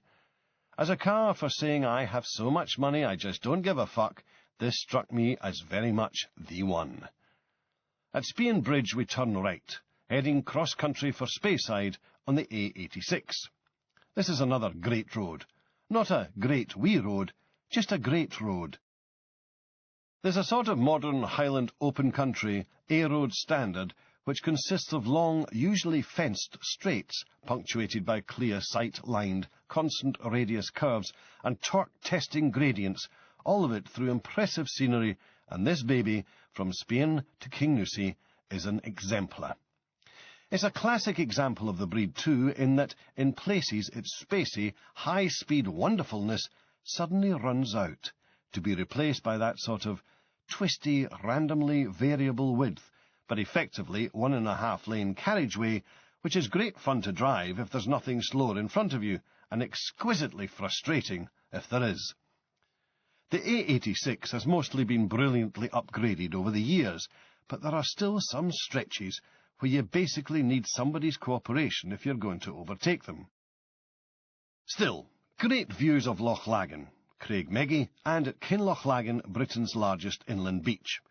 I've always found this to be a slightly surreal sight, just because it's so far inland, and at 250 metres, more than a little above sea level. That surreality only comes from knowing where you are, though. We'd been passing that freshwater beach for years before a flippant remark of mine, that the tide was out again, revealed the fact that Anne had always assumed this was a sea loch, and there was nothing remotely unusual about all that sand. Oh, well. A few hundred metres after the slightly surreal beach, there's a wee gatehouse by the river that seems to be everybody's favourite example of Scottish baronial in miniature, itself just around the corner from the modestly proportioned but highly snapworthy falls, where the River Pattock performs a 180 between Inverpattock Lodge and Feager. It's all exceptionally photogenic round here, and filmic. This particular bit we're passing is where they do the outdoor stuff for Monarch of the Glen, and back in Glenfinnan, Les and Aileen sat and watched them shoot bits of the original Highlander film right outside their window many years ago. There's been a lot of film and TV stuff since. My friend Brad's Rockface series, for example, and the film of my book, Complicity, to name but one not quite straight-to-video British film of the last few years. Plus, recently, quite a few locals have been taking part in the filming of the second and third Harry Potter films. Last year and this, 100-plus children from Lochaber High School were HP extras, mainly for the Hogwarts Express scenes, that viaduct again, and Ailey was one of them, wizard's cloak and all. Les and Aileen also got to be part of the fun, as two of the legally necessary chaperones a film company needs when employing that many children. The only real problem the third HP film caused locally was really due to the exceptionally dry winter. The steam train playing the part of the Hogwarts Express locomotive set fire to the hill behind the viaduct. This usually only happens in the summer, when the sporadic clattering of the helicopter scooping water from Loch Shiel to drop on the gaily burning heather, bracken and sun-dried grass on the hillside becomes all just part of the primordial Highland scene. Ailey was and is a serious fan of Harry Potter, and I felt really happy for her getting to be part of the films, but I was secretly deeply miffed that I'd finally been out-extra'd. Until now, I'd been the only one of our group of friends, plus now their children, who'd been in a cool film. Monty Python and the Holy Grail. By the sign for a wee place called Ferset, we passed the place where I rolled a 911 a few years ago. This was all my own fault, and there was nobody else involved. We'll come to this properly in what happened to my car. We press on, crossing the youthful upper reaches of the River Spey at Laggan. Aileen seems to be enjoying driving the M5. I know, let's do the new funicular that goes up to the top of Cairngorm, I suggest, somewhere around Newton Moor. Is this strictly in accordance with the terms of your brief, Mr. Banks? Les asks. Les usually addresses me as Mr. Banks when there's a hint of criticism involved. What do you mean? There's no distillery at the top. I think about this. Ah, who cares, I argue. The funicular railway up to the top of Cairngorm is a hoot. There was a terrible kerfuffle about building it, an even greater kerfuffle than there was over building the gondola system up Anoch Moor, on the northwest shoulder of the Ben Nevis Massif. Both are there for skiers and ordinary tourists, Plus, the gondola is equipped to take mountain bikers and their bikes up the 2,000 feet to the top station, so they can plummet down the laughably graded track back to the bottom again. Watching lunatic mountain bikers skittering down the rocky excuse for a trail, more like a dried-up 45-degree riverbed than any sort of path, is probably the single most vicariously hair-raising thing you can do while in Lochaber. Highly recommended. The Anachmore gondola system also happily ferries hillwalkers to the top, whereas the Cairngorm trains won't. Various notices in the bottom station tell you that in the summer there is no access from the top station onto the hill itself, and people with serious backpacks will be asked to leave them behind or be refused passage. This was one of the conditions that had to be met before the funicular system got the go-ahead, the idea being that such restrictions would keep non-dedicated trekkers off the summit, where the delicate flora and fauna might suffer from the added numbers of walking boots trampling the heather. People who are absolutely determined to get up there can, of course, just hike from the bottom. I don't want to see native species die out, or all of Scotland become like the Lake District, but I still can't help feeling the place needs more stuff like this. A few more gondolas, funiculars, mountaintop restaurants and so on.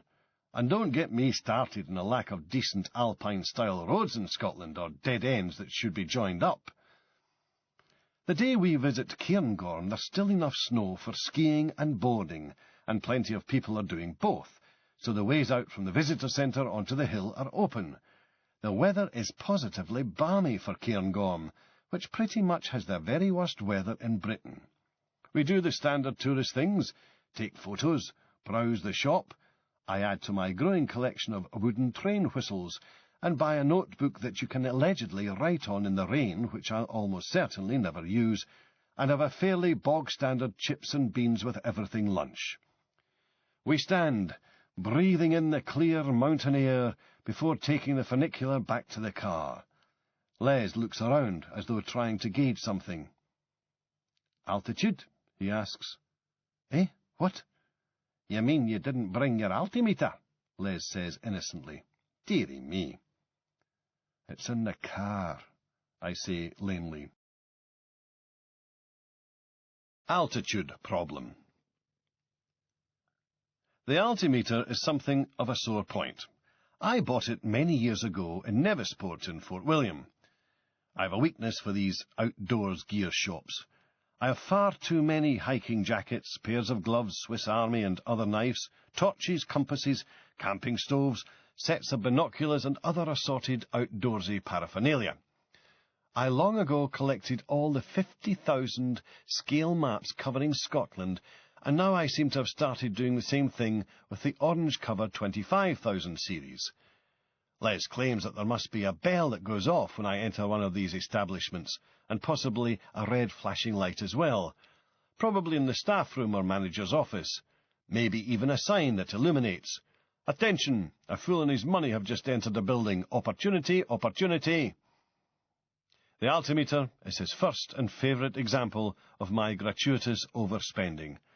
I saw it in the shop, and just wanted it.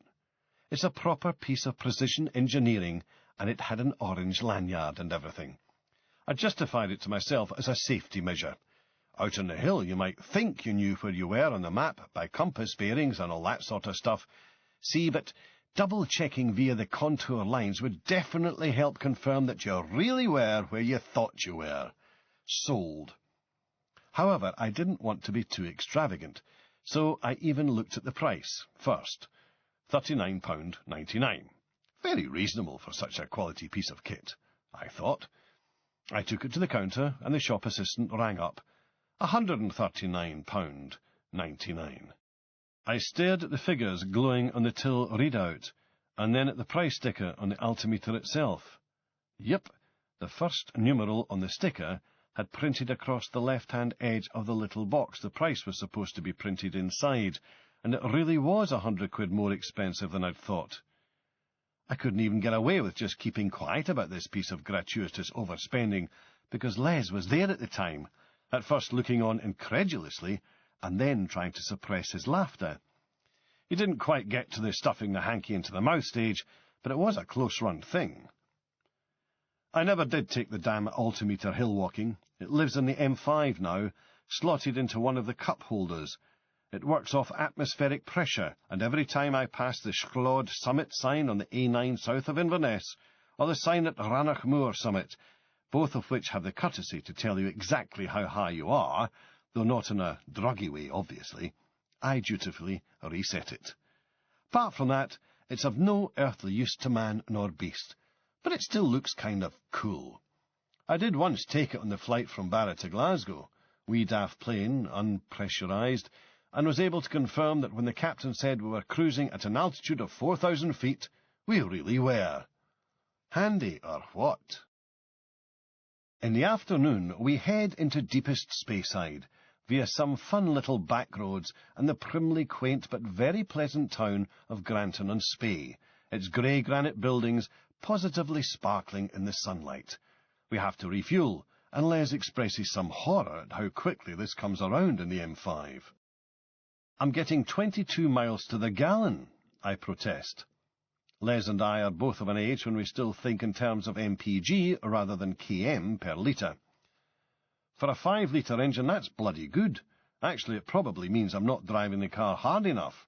I've been known to get 350 miles out of a full tank on a long run, and an M5, that's probably some sort of record. Yeah, but our A6 gets 800 miles between refills, Les says. It's a diesel, I screech, not unreasonably, I think. Yeah, so? Dear Enzo, preserve us true petrol heads from the smugness of oil burners.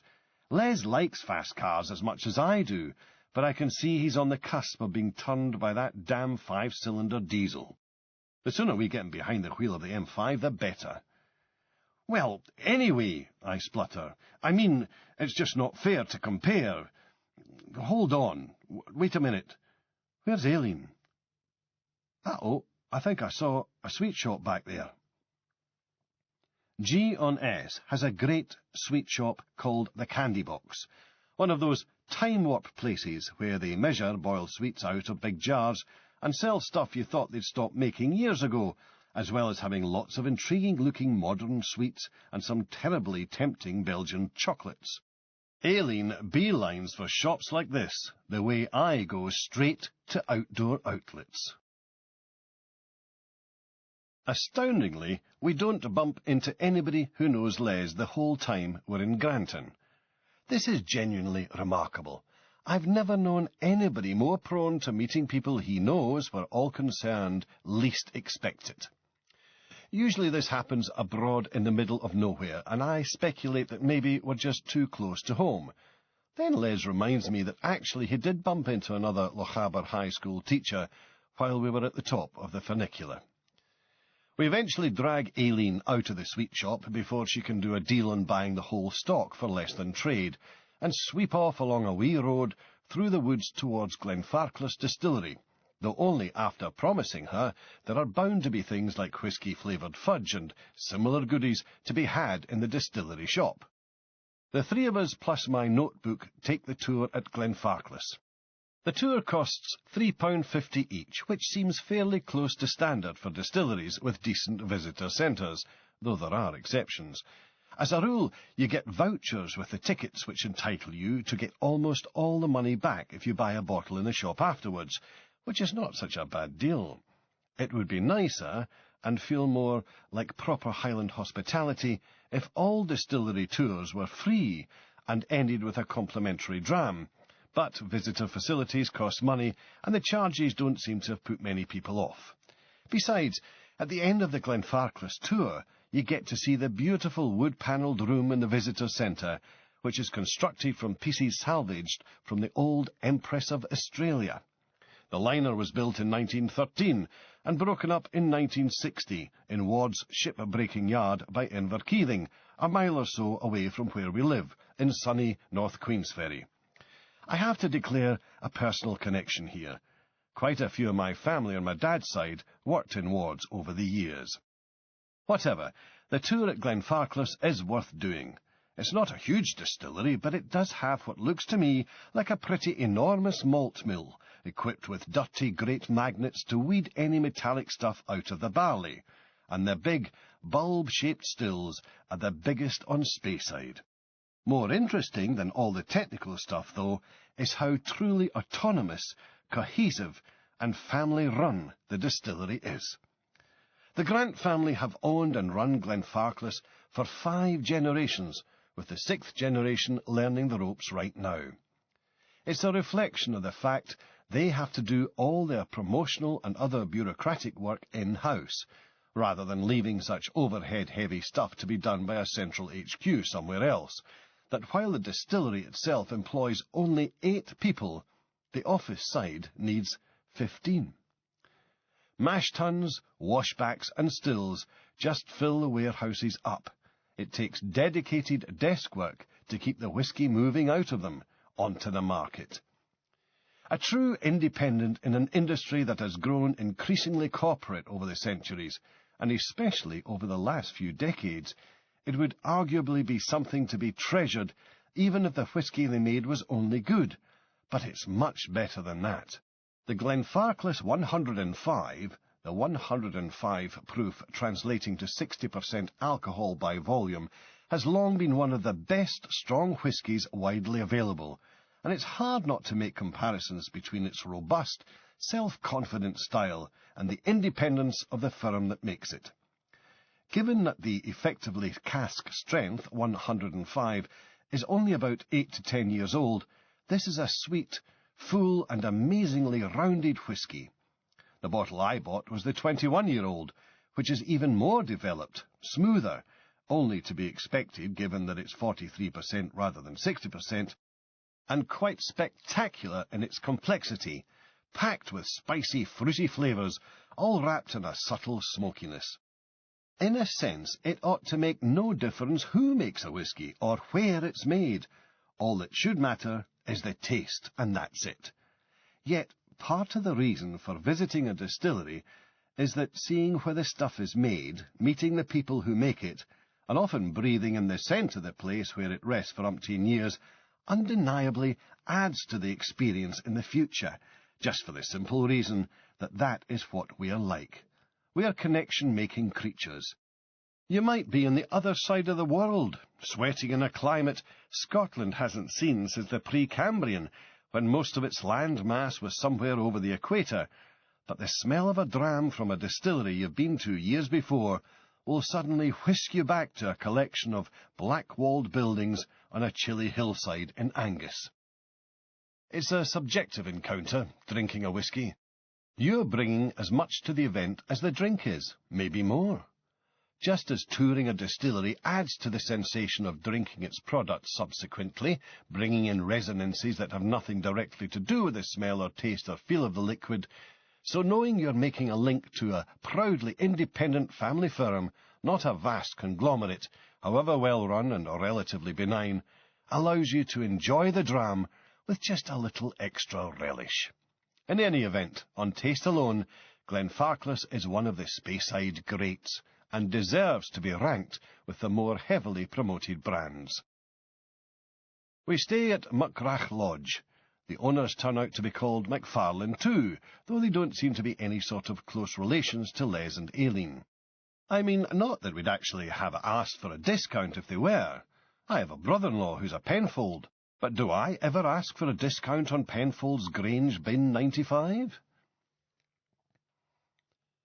Faced with the irresistible attraction of the Muckrach's full Scottish breakfast, pretty much the complete whangy, a typical Highland hospitality gone mad, wide-spectrum, belly-banging mega-break, I go into hotel mode, which consists of having one of these big-boy breakfasts. Well, you tell yourself you're paying for it, so you might as well eat it. A snack for lunch, usually just soup, and then the equally generously proportioned evening meal.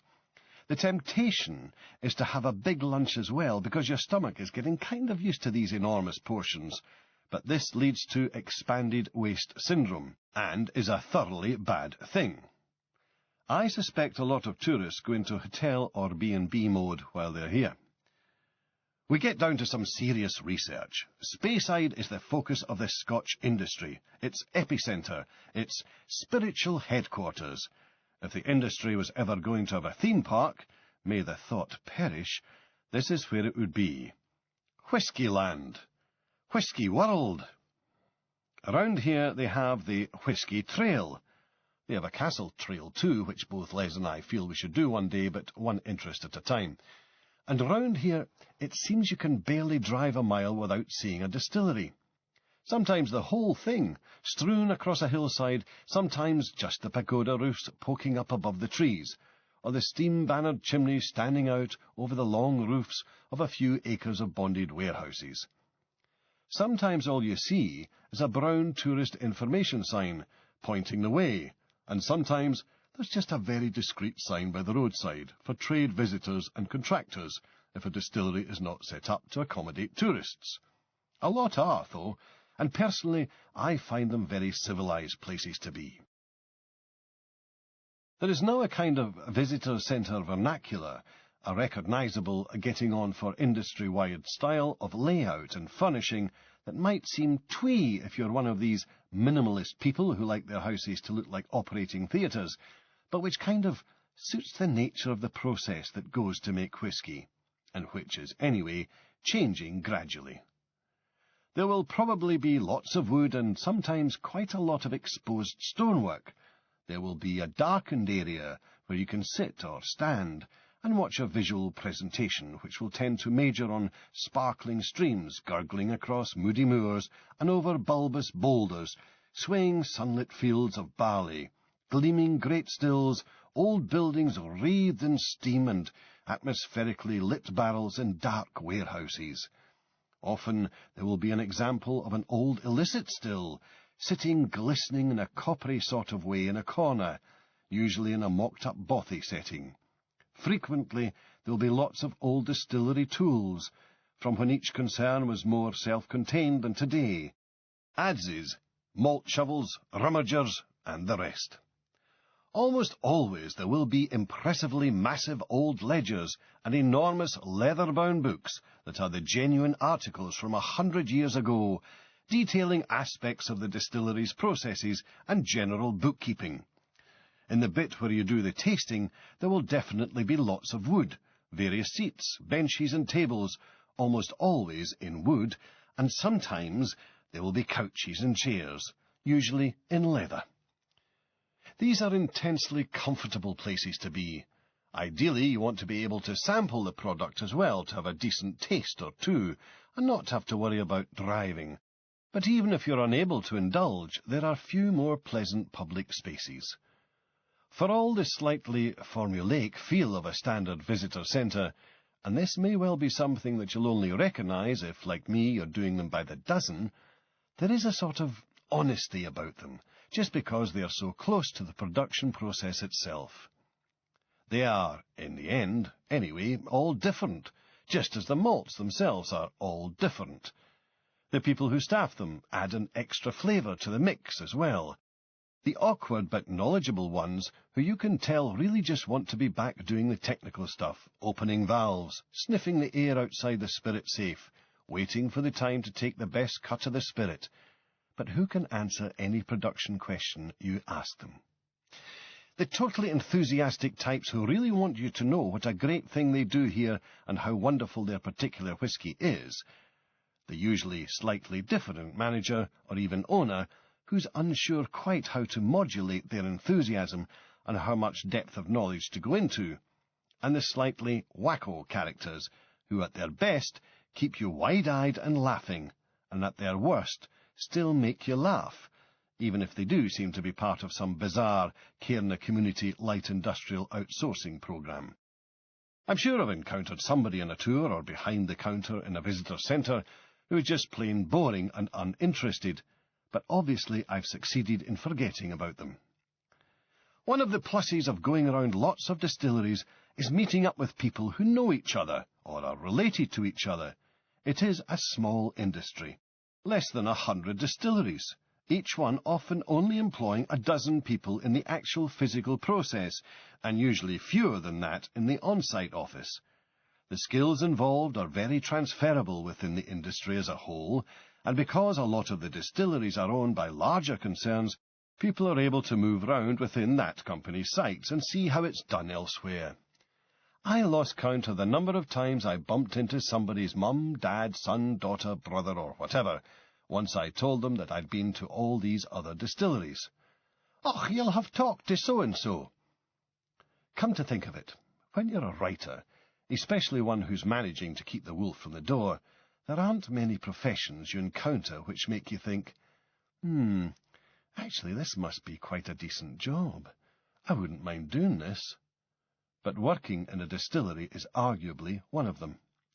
That's not to suggest that it must all be sweetness and light incessantly, or that in the end you don't have bosses who may well be as stupid and or as malicious as bosses everywhere can be, or that your job isn't subject to the vagaries and volatilities of the market and the changing tastes of the international public, but given that most of this applies to most jobs, it could be argued that working in a relatively safe environment, in some of the finest scenery in one of the world's more beautiful countries, while helping to make something to be proud of, within a tradition stretching back hundreds of years, can be quite rewarding. Put it this way, I never did meet anybody who couldn't wait to get out of the industry and away. I'm sure they have existed, but maybe they've all already left to become fashion photographers or skateboard wizards or party planners to the super-rich or Far Eastern golf course designers or something. Wandering round Cardew Distillery, heart of Johnny Walker, Scottish larch washbacks rather than the more usual Oregon pine, watching some ducks silently preening themselves on the neatly clipped grass by the side of the gently steaming pond, where the cooling water goes to relax, looking round at the smart cream-coloured buildings, listening to the quiet hissings and distant creaking noises of the place, surrounded by sloped fields and lines of budding trees, a pleasant glow manifesting itself after a modest tasting. Les was driving. Speyside suddenly seemed like one of the best places in the whole damn world. Standout distilleries? Architecture first. The Tormore is my favourite. Bit old-fashioned, given that it was built in 1958, but fabulously dramatic. Fountains, manicured lawns, topiary, ornamental curling pond. What? And an enormous great black chimney sticking up at the back that looks like a super-gun barrel. The original idea was to make it look like a giant whisky bottle, which would have been even more insane. Brilliant building and nicely matched outbuildings. Why this place doesn't have a visitor centre and tours is beyond me. The whisky itself has been criticised as being too metallic, though the 15-year-old I tracked down seemed all right to me. Moderately voluptuous, in fact. The Chivas brothers' Alta Bain, 1975, reminds me of a Catholic seminary, for some reason. Severe and inward-looking, but elegant. I haven't tracked down a single malt from it yet. Ochroisk Distillery, 1974, is quite beautiful, in a modernist kind of way. All steep roofs and interesting angles. There's a slightly gratuitous-looking sort of ground-floor turrety thing that I'm not so sure about, but otherwise, visually, it's a peach. This is where the Singleton is produced, a very pleasant, smooth, medium-bodied dram, like an all-sort that's been briefly dipped in sherry. I was kind of hoping to find a genuine, undiscovered gem in amongst the folds and rolls of Speyside, a hugely flavoursome, shy beauty that hardly anybody has heard of, but it was not to be. The standout whiskies on taste, aroma, feel, and general all-round wonderfulness were ones that any malt drinker will know well. I have yet to find any Speyside whisky that is less than drinkable and perfectly pleasant. But of all the drams we tasted during that first week on Speyside, two of the best came from Glenlivet and Glenfiddich, and one of them produced an expression that went instantly into my personal top 10.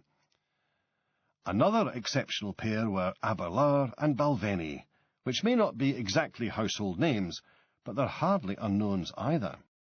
It's hard to overemphasise how important Glenlivet was not long ago, not just as a whisky, but as a defining standard, even as a region.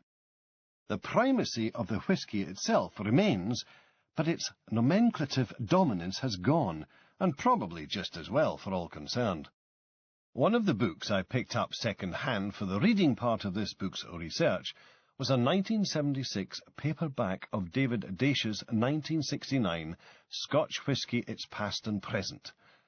Professor Daish is one of the world's most respected and authoritative figures on whisky, so it's interesting that in the maps at the back of the book there is, as usual, one map for the whole of Scotland with the various distilleries numbered, and another inset map showing all the Speyside distilleries of the time, except the area isn't called Speyside. It's entitled the Glenlivet area. If there was ever a better symbol of the importance of the Glenlivet name at the time, I've yet to see it. Not so long ago, you could go into a bar which had a lot of whiskies, ask for a Glenlivet, and something like this would happen. A Glenlivet? Certainly, sir. Which would you like? We have a Glenbogus Glenlivet, Glendockery Glenlivet, Glenmunchkin Glenlivet, Glengeneric Glenlivet, Glen Nowhere Near. Do you just have the Glenlivet? Bar person strokes chin. Not sure I know that one. Glenlivet was known as a fine whisky when it still had to be smuggled to its markets, and its name was being taken in vain even then. When Scotch started to go legit, Glenlivet's owner, George Smith, was the first person to apply for one of the newfangled licenses. This did not, it has to be said, meet with the universal approval of his peers, and necessitated Mr. Smith carrying a pair of loaded pistols everywhere. His son was the J.G. Smith, whose name appears on the bottles to this day, and who moved the distillery from its earlier, even more remote location, a mile away on the shoulder of the hill to where it is today. It's not a very inspiring set of buildings, but the visitor centre is one of the best in Scotland. The tour is amazingly free, and the whisky is still one of the absolutely definitive Speyside malts. Light and fresh, but rich at the same time, and with a scent like a summer meadow. The one I went for was a 21-year-old archive, which was all that, plus, with a delicious hint of roast chestnut about it, refreshing and warming at the same time. When we finally started sampling this bottle in July, Anne, Dad and I found this expression far too easy to drink. One of those worryingly superb, almost overly approachable drams that even people who don't usually like whisky are probably going to like to the extent of asking for another. And this, to be brutally frank, is only ever an unambiguously good thing, if you're a person of an exceptionally good, kind and generous nature, which I have ambitions to be. It's what my dad is, but have not yet really achieved. Whatever, the Glenlivet is whisky to put a smile on your face. Aberlour is one of those distilleries which exemplify something of a contradiction in whisky-making. It's often the distilleries which physically stand out, which are the least bottled as single malts, the vast majority of their production going into blends. 95% is the figure you hear bandied about most often, while the distilleries which seem to shy away from attention, which in other words blend into their surroundings, are the ones most likely to be bottled purely as single malts. I guess it's partly age and size. The last heroic age of distillery building in the 60s and 70s produced some very striking and prominent buildings, which, from the start, were always going to produce whisky almost exclusively for blends. Aberlour is at the other end of the spectrum, practically camouflaged amongst the other rather nondescript buildings at one end of Aberlour town. If the buildings are undistinguished, though, the whisky is anything but. This is one of the best Speysides you can buy. Enormous, but not unbalancing, amounts of sherry, buckets of fruit, layers and weaves of spiciness, all of it silkily burnished. If Fabergé made whisky, you suspect this is what it would taste like. The Abunad batch number 8 I got, no age given, but generally reckoned to be a mixture of barrels between 8 and 15 years old, is a stonker, a powerfully, opulently spicy sweet cocktail of flavours that makes your head reel. The Balvenie is owned by the same people who own Glenfiddich next door. This seems almost unfair, but there you go. Standing more or less in the shadow of the ruins of Balvenie Castle, the distillery still has its own maltings, which makes it unique on Speyside. One word starts to tell you about Balvenie, and that's honey. Only starts to, though, because this is one of the most complex, balanced, elegant and harmonious whiskies on Speyside, packed with exquisitely proportioned amounts of gingery sherry cum port, fruit and spice, like the best Christmas cake in all the world. If there is one of the fairly well-knowns that is arguably still undervalued and deserves even greater exposure, praise and appreciation, the Balvenie is it. Glenfiddich presents as a trim, neat, well-manicured concern, with everything positioned nicely in its place. It has its own bottling plant, unusually, and a splendid shop, worth taking photographs of, all by itself. It was where we found one bottle priced at £5,000, which Les and I assumed must be some sort of record for a bottle you could buy over the counter at a distillery retail outlet, until we found one nearby, priced at 10 grand. Kind of suspect they're not the real ones out there on display. There are a lot of stills here, 28 at the last count, with the spirits still so small they need 2 per wash still. This small still thing may be important. We'll come back to this with Macallan later. They're coal-fired too, which is very traditional and also unusual these days. Glenfiddich is the best-selling single malt in the world, and it comes as a surprise to discover that it isn't owned by one of the big multinationals. It's really another family business, owned by William Grant and Sons, and they pretty much pioneered the single malt revolution in the early 60s. Respect is due for that alone, but the whisky has remained a standard. Floral, like most Speysides, with an accent on heather and a depth of honey that can make it seem halfway to a liqueur at times, a trait it shares with the Balvenie. They've kept innovating too, which I think is admirable. There are various different finishes, all of them excellent, and one which is, to my taste, simply astounding. It's the Havana Reserve, a 21-year-old, finished in old Cuban rum casks. This is a colossal, fabulously rich, endlessly smokily sweet and succulent whisky, bursting with flavour, strong in the nose, long in the throat. Just magnificent. And as though this wasn't enough, there should be more of it to go around than we have any right to expect, because it's banned from the USA. The state's punitive, mean-spirited and just generally disgraceful trade embargo against Cuba means that this particular Glenfiddich can't be bought between Canada and Mexico. Well, I'm sorry for US single malt fans, but frankly, hallelujah, all the more for us. It is my firm intention to buy a crate of this stuff in the next week or two, on my next visit to Speyside, if I can't find it closer to home. I might even buy 2 crates, and give bottles out as Christmas presents. The quest for the perfect dram very much continues, and there are some very strong contenders indeed still to come. Macallan, Springbank, and Highland Park, to name but 3, but as I write, this stuff is joint number 1 with the Fino finished Ardbeg, tasted straight out the barrel as best dram so far. Zapping between the distilleries, we end up spending a lot of time on a wee road that parallels the A95, which has roadworks at a bridge necessitating these detours. On this wee road, there are signs saying, "Slow, young pheasants." These are the subjects of some discussion. Do you think they're meant to say, "Slow, young peasants"? Maybe they're directed at the pheasants, telling them to be slow. What they mean is, don't kill these young birds with your cars, leave them for us to kill with our shotguns. A bit cheeky if you ask me, typical toff arrogance. If I see one, I'm going to aim for it. What, a toff or a young pheasant? No comment.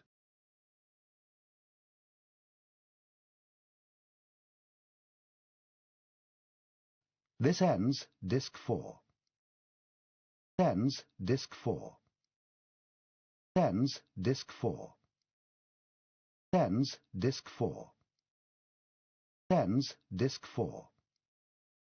Tens, disc 4. Tens, disc 4. Tens, disc 4. Raw spirit, in search of the perfect dram. Disc 5. 7. Break for curry. Anne has decided to join us. We head south and west back to Glenfinnan, to feed the cat, basically, then loop further south to the lower edge of the Campsies, north of Glasgow, to take in the Glengoyne distillery, before following a succession of interesting B-roads over to Fife. In the meantime, we've found time to squeeze in a visit to the Speyside cooperage just outside Craiglachie, which is geographically pretty much the centre of the Speyside whisky industry. This is worth seeing. What we basically have here is Barrel City. This is the wonderful world of cooperage, a veritable cathedral of barreldom. You can sit in giant barrels in the grounds, sit around barrels, sit on barrels, sit in barrel seats and buy barrel-related products, including, but not limited to, barrels. There's a tour, and you end up in a sort of gallery over the main floor of the workshop, watching these guys, a lot of tartan shirts, wheel barrels around, whack them with hammers, manoeuvre them into big machines that do unspeakable things to them. The barrels, that is. Pick up their hammers and bash them some more, and just generally hit, split up, force together, rip apart, remake, compress, rasp, plane, pressurise to near bursting, singe, sear, kick, wallop, and carbonise barrels, as though they had something against wood in general, and barrels in particular. You ever want to get an idea how resilient wood is, you come here. It sounds noisy, even through the glazing protecting the viewing gallery. Actually, it even looks noisy. Some of the guys wear ear defenders. Some don't. I think I would. They have little sort of miniature anvils on metal posts on which they balance the metal hoops that go round the barrels and hammer away at those as well. These bashing blocks are eye-shaped in cross-section, like they're made from lengths of railway line. I find myself wondering whether these were taken from old torn-up railways in the neighbourhood, and whether each guy has to rip a length of line off with his teeth as some sort of cooperage initiation rite. The display stuff at Strathspey Cooperage is interesting too. I hadn't realised that the oak, Quercus alba from the US, making up 97% of the barrels used in Scotland, as opposed to the remaining 3% of Quercus aroba from Spain, that goes to make casks has to grow for between 100 and 150 years before it can be harvested, or that when the bourbon barrels shipped in from the States are reassembled, they're bigger. It takes 5 US barrels to make 4 hogsheads, each with a capacity of 56 imperial gallons. Hence a lot of the bashing and banging, I suppose. And it's a legal requirement in the US that bourbon barrels are only used once, not just some purist whim or tradition. I immediately start to formulate a mild conspiracy theory to account for this perversity. I mean, if Scotch benefits from being kept in old bourbon casks, why shouldn't bourbon itself? Why not at least experiment with second and third fill bourbon? Treating these labour-intensive barrels as effectively disposable seems just plain wasteful. I bet a smidgen of research would reveal that it's all a bit of, semi-appropriately, pork barrel politics. This law will have been passed because some timber magnate had entire forests of oak to shift and got the law passed to help make this happen. I'm wrong. It later turns out that it's a rare, if dubious, instance of a victory for American organised labour. The US union sponsored the law so that there would be more employment for their coopers. I find this quite heartening, though what real difference it makes that the Scotch industry has benefited from a, depending how you look at it, slightly daft law, promoted by some probably not terribly left-wing US unions, rather than some megalomaniac forestry owner or seedy cartel of timber conglomerates, is debatable. Craiglachie, the town, is home to the Craiglachie Hotel. Well, if you're going to have a Craiglachie hotel, that would seem the logical place to put it, whose Quaich Bar offers 500 different malts. A couple of execs from the Japanese Hankyu department store who visited the hotel thought the bar was so impressive they had an exact copy constructed in Tokyo for the November 2002 British Fair. They even had one of the bartenders flown out to staff it. So there you are. Scottish bars travel well too. The fine weather continues. Speyside looks wonderful, and the distant glimpses of the snow still hugging the peaks of the Cairngorms just adds to the beauty of this warm early spring.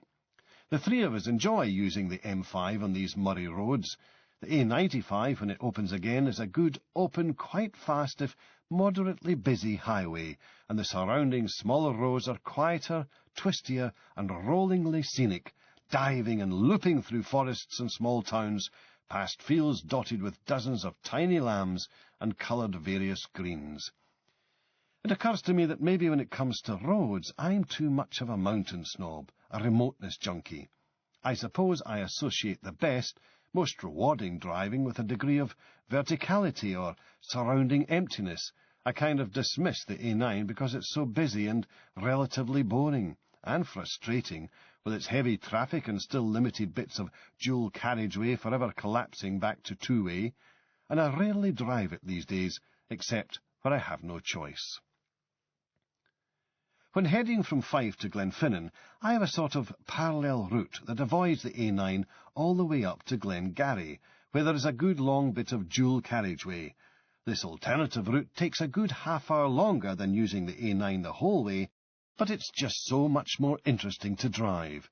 Then, every now and again, when I do take the main road, usually because Anne wants to snooze and can't do that on the twisty roads, I notice the scenery around the A9, maybe just because there's a particularly flattering light, or because there's some moody-looking mist wrapping the forests and hills, or because it's time for the seasonal drama of autumn leaf colours, and I realise that actually it goes through some very impressive landscapes, that if I lived in Holland or East Anglia or even London or the Midlands, I'd regard this scenery as something close to breathtaking. I've just got too used to it, too accustomed to regarding the A9 as an honorary motorway, a conveyor belt that takes you to where the interesting roads and the real driving begins, but pretty much without merit on its own. Well, I'm spoiled. I know this. My commute consists of walking downstairs of a morning, and aside from shopping trips, almost all of the driving I do is for fun, because I enjoy it. I love pootling around the local roads of Fife and beyond on my motorbike, but my greatest loves are the Highland roads, and as a rule, I tend to feel that the further west and north you go, the better the roads get, even allowing for the single-track bits. The drive from Glenfinnan up to Dorney, near Kyle of Lochalsh, where we used to have friends and a share in a pub, another long story we'll come to later, was and is one of my favourite routes, especially beyond Invergarry. I better point out that this Invergarry lies in a Glengarry that is no relation to the Glengarry mentioned earlier. Scotland is full of places with the same name that are nowhere near each other. Scotland, land of contrasts. Not. Scotland is not really that big, but it is quite rugged, especially in the west, where sheer geological happenstance and millions of years of exposure to the Atlantic waves have combined to produce a coastline of extreme tatteredness. This, historically, made travel, except by sea and loch, as already mentioned, quite difficult.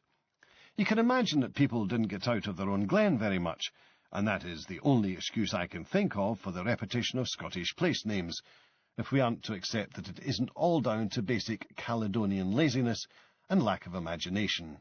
I've just looked up a gazetteer of Scotland, and the third and fourth entries in the main section are two mountains rejoicing in the name of Abudenach. These are not even very far away from each other. The fifth entry is Abudenach Beg. Guess what? Also a mountain. Off the top of my head, I can think of two Comries, twin Kincardines, a brace of Crathies, a pair of Clovers, a number of Nigs, more clachans than you can shake a claymore at, and 5 or 6 tarberts, in Argyll alone. A lot of the time it's because these are simple descriptive names. Clachan means stonehouse. Whoa! Imagine the standard of living that made that worth pointing out. While tarbert, means portage point, a place where by dragging your boats across a narrow neck of land you could save yourself some sailing time or avoid rough waters. Argyll, through its basic geography, it has more coastline than France, for Pete's sake, is littered with such sites and therefore names. But all the same. Anyway, they had to put in a new road between Lochgarry and Glenmoriston back in the 50s, when the push to produce lots more hydroelectric power meant more or less doubling the size of Lochgarry, Loch Loyne and Loch Cluny, drowning the roads which had grown in the old droving routes. The result was one of the best driving roads in Scotland, a glorious, swooping ribbon of tarmac with no built-up areas between Invergarry and Shield Bridge, save for a vanishingly brief exception at the Cluny Inn itself. Beyond into Wester Ross lies glorious, mountainous, eye-poppingly spectacular scenery and, amongst the sorry nonsense of single-track so-called A-roads, which any other European country would surely have consigned to historic editions of atlases decades ago, roads of such beauty and grandeur, it gladdens the heart just looking at them on the map. Well, if you're a cartophiliac petrolhead like me, they have that effect.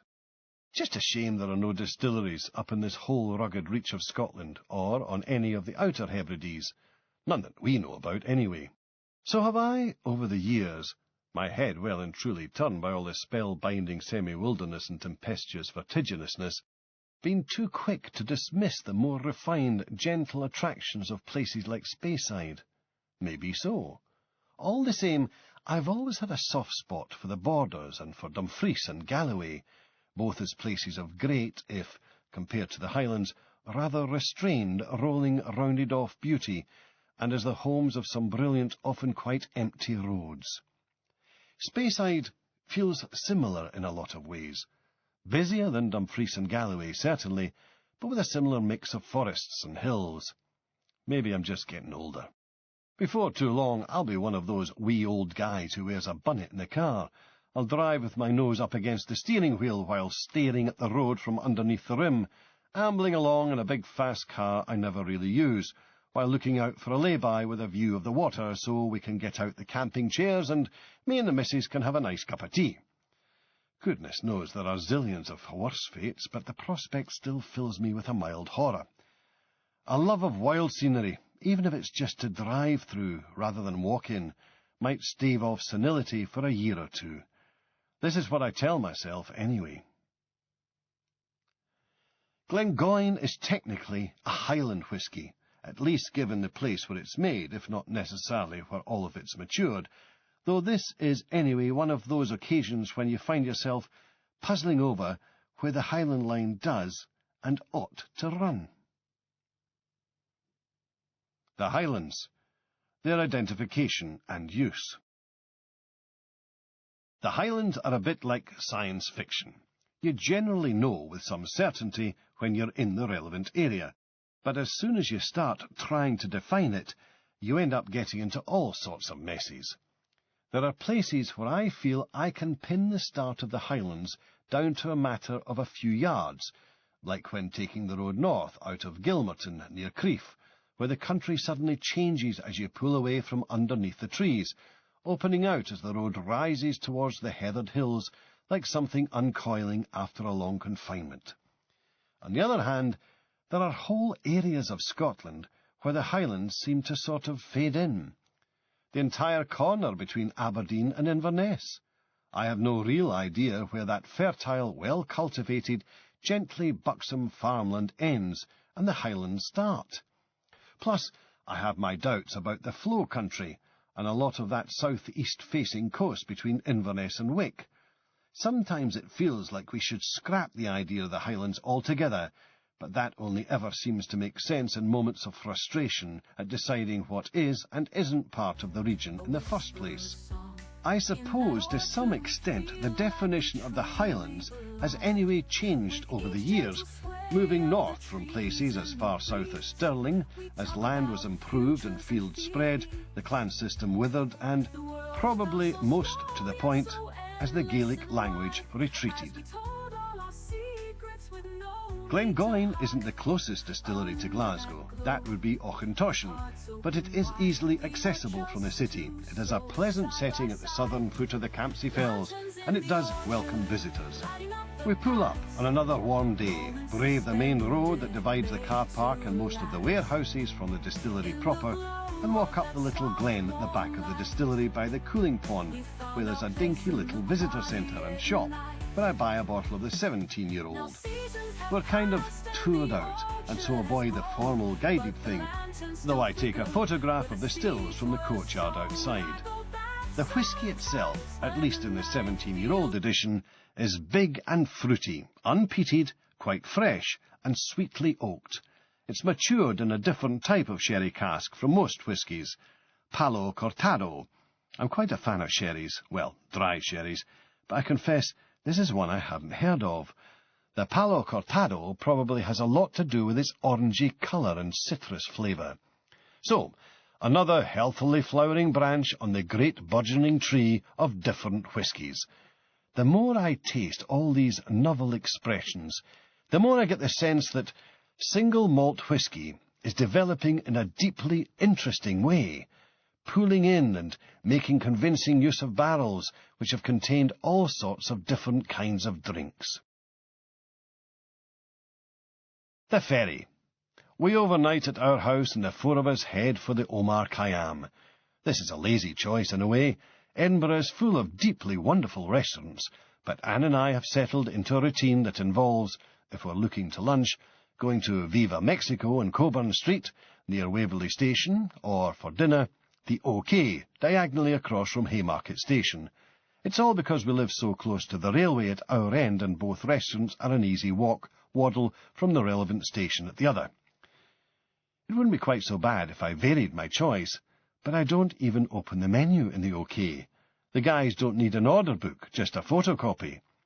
2 dry sherries, a bottle of the Sunnycliff, a very full-flavoured, vintage, consistent and good value Australian red, monkfish starter, chicken jaipuri, hot, and a tarka dal side dish. Anne at least varies her order a bit, but mine is practically set in stone. I keep meaning to try some of the other stuff on the menu again. Years ago I was positively promiscuous here before I decided I'd fallen in love with chicken jaipuri hot. But then I discovered, after tasting an example which one of my brothers-in-law had ordered, that my second favourite dish, after chicken jaipuri hot, is chicken jaipuri mild. Bit of a mixture of emotions there. Happiness mingled with a sort of disappointment. Still, somehow I cope. Well, ya bloody who. One good thing, one decent image to come out of the war, the sight of Saddam's statue being toppled. But even this is poorly done, messy and staged and unauthentic and incomplete. The pictures show the awful bloody thing starting to tilt, then they cut, and when we see it next, they have beefier chains on it, and it's a US vehicle doing the pulling, not the locals. The statue falls, but does not detach from its plinth, 2 big metal reinforcing poles inside anchoring it to the concrete. A US flag is put on top before somebody realises this might give out the wrong, for which a read accurate, message, and an Iraqi flag is found instead. There you go. We support the bastard when it suits us. We arm him to start a war against them and their fundamentalists in Iran, sell him chemicals to gas the Kurds in their homes. We even let the son of a bitch missile one of our own ships without getting too upset about it. Then we give him a good slap for invading another country. That is, after all, our job.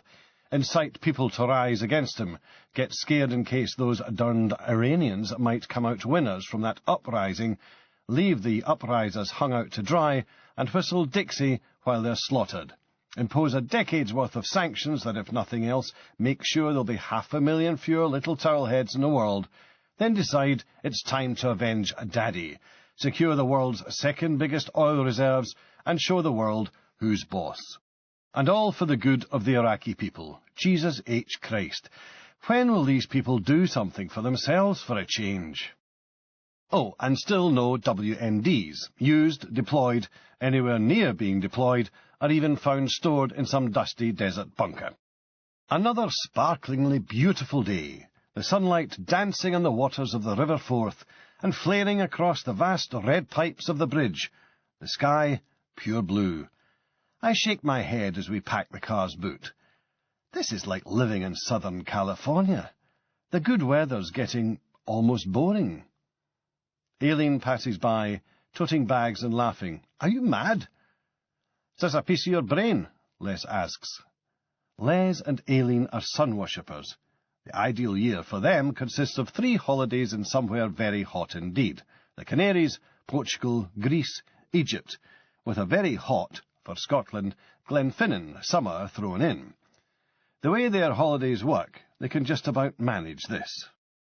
We've been on holiday abroad with them a few times, but I'm usually far too hot, red-faced, lathered in sweat, coated in sunblock, with the sun protection factor of kitchen foil, and wearing a broad-brimmed hat, even when I'm in the swimming pool.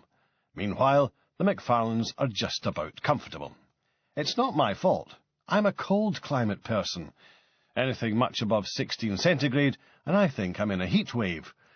Weather that has everybody else shivering, blowing into their fists, stamping their feet and pulling on extra layers of clothing, will see me, in a T-shirt or shirt-sleeved, clapping my hands and declaring the temperature just nice. Les, on the other hand, ideally likes to have worked up a berry-brown suntan before he even leaves for his halls, and has, as I can attest, been mistaken for a Greek guy. In Greece. By Greek people. This does not normally happen to Greenock-born Caucasian chaps who live in Lochaber. We head north again, passing Brecon. This is where Glencadam used to be made, beside Brecon City's football ground. The 15-year-old I have is quite fresh, and tastes a bit like full cream milk poured over strawberries. Interesting, but not that inspiring. At Montrose, we end up by the seaside, by a funny little water park on the Esplanade. I am convinced I see a soliton. The water park is part of a larger fun and games area, with slides and climbing frames and so on, but you can find that sort of stuff anywhere. What fascinates me is this set of broad, gently sloped, interconnecting concrete channels, with little taps, gates and controllable fountains. To a long-time incorrigible dam builder like me, this is something like heaven, albeit a sort of restricted one.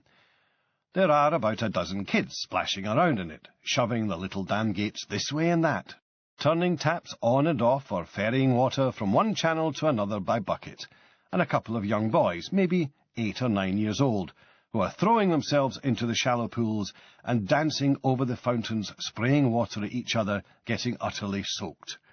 This looks, the 4 of us agree, cold. It's sunny, but there's a breeze coming off the North Sea, and even I'm glad I put my jacket on before we get out of the car. What a great place, though. Like having a dam channel system you'd have to work for days to create, all set up in concrete with water on tap. Whoever designed this was a genius, I tell myself. Then I see the soliton and just whoop for joy, because I've never seen one before. A soliton is a single wave that propagates along a channel over long distances, losing very little energy. It's all to do with the width and depth of the channel, and the wavelength and height of the wave itself.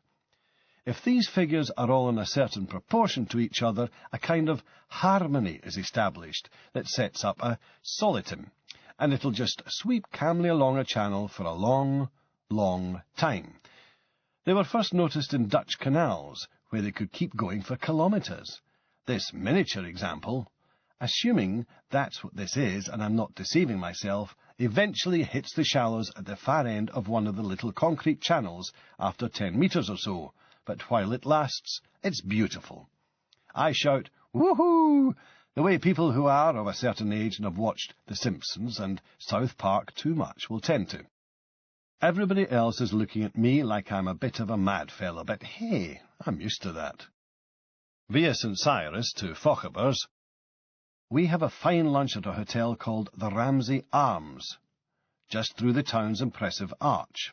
I take a photo of the Fettercairn distillery. This is another whisky I've always been, to use John Peel's phrase, somewhat underwhelmed by, though it's not without its fans, and does well as a component of the White and Mackay blends. Maybe it's something to do with the old. It's marketed as Old Fettercairn, and somehow that first word just annoys me. In what sense, old?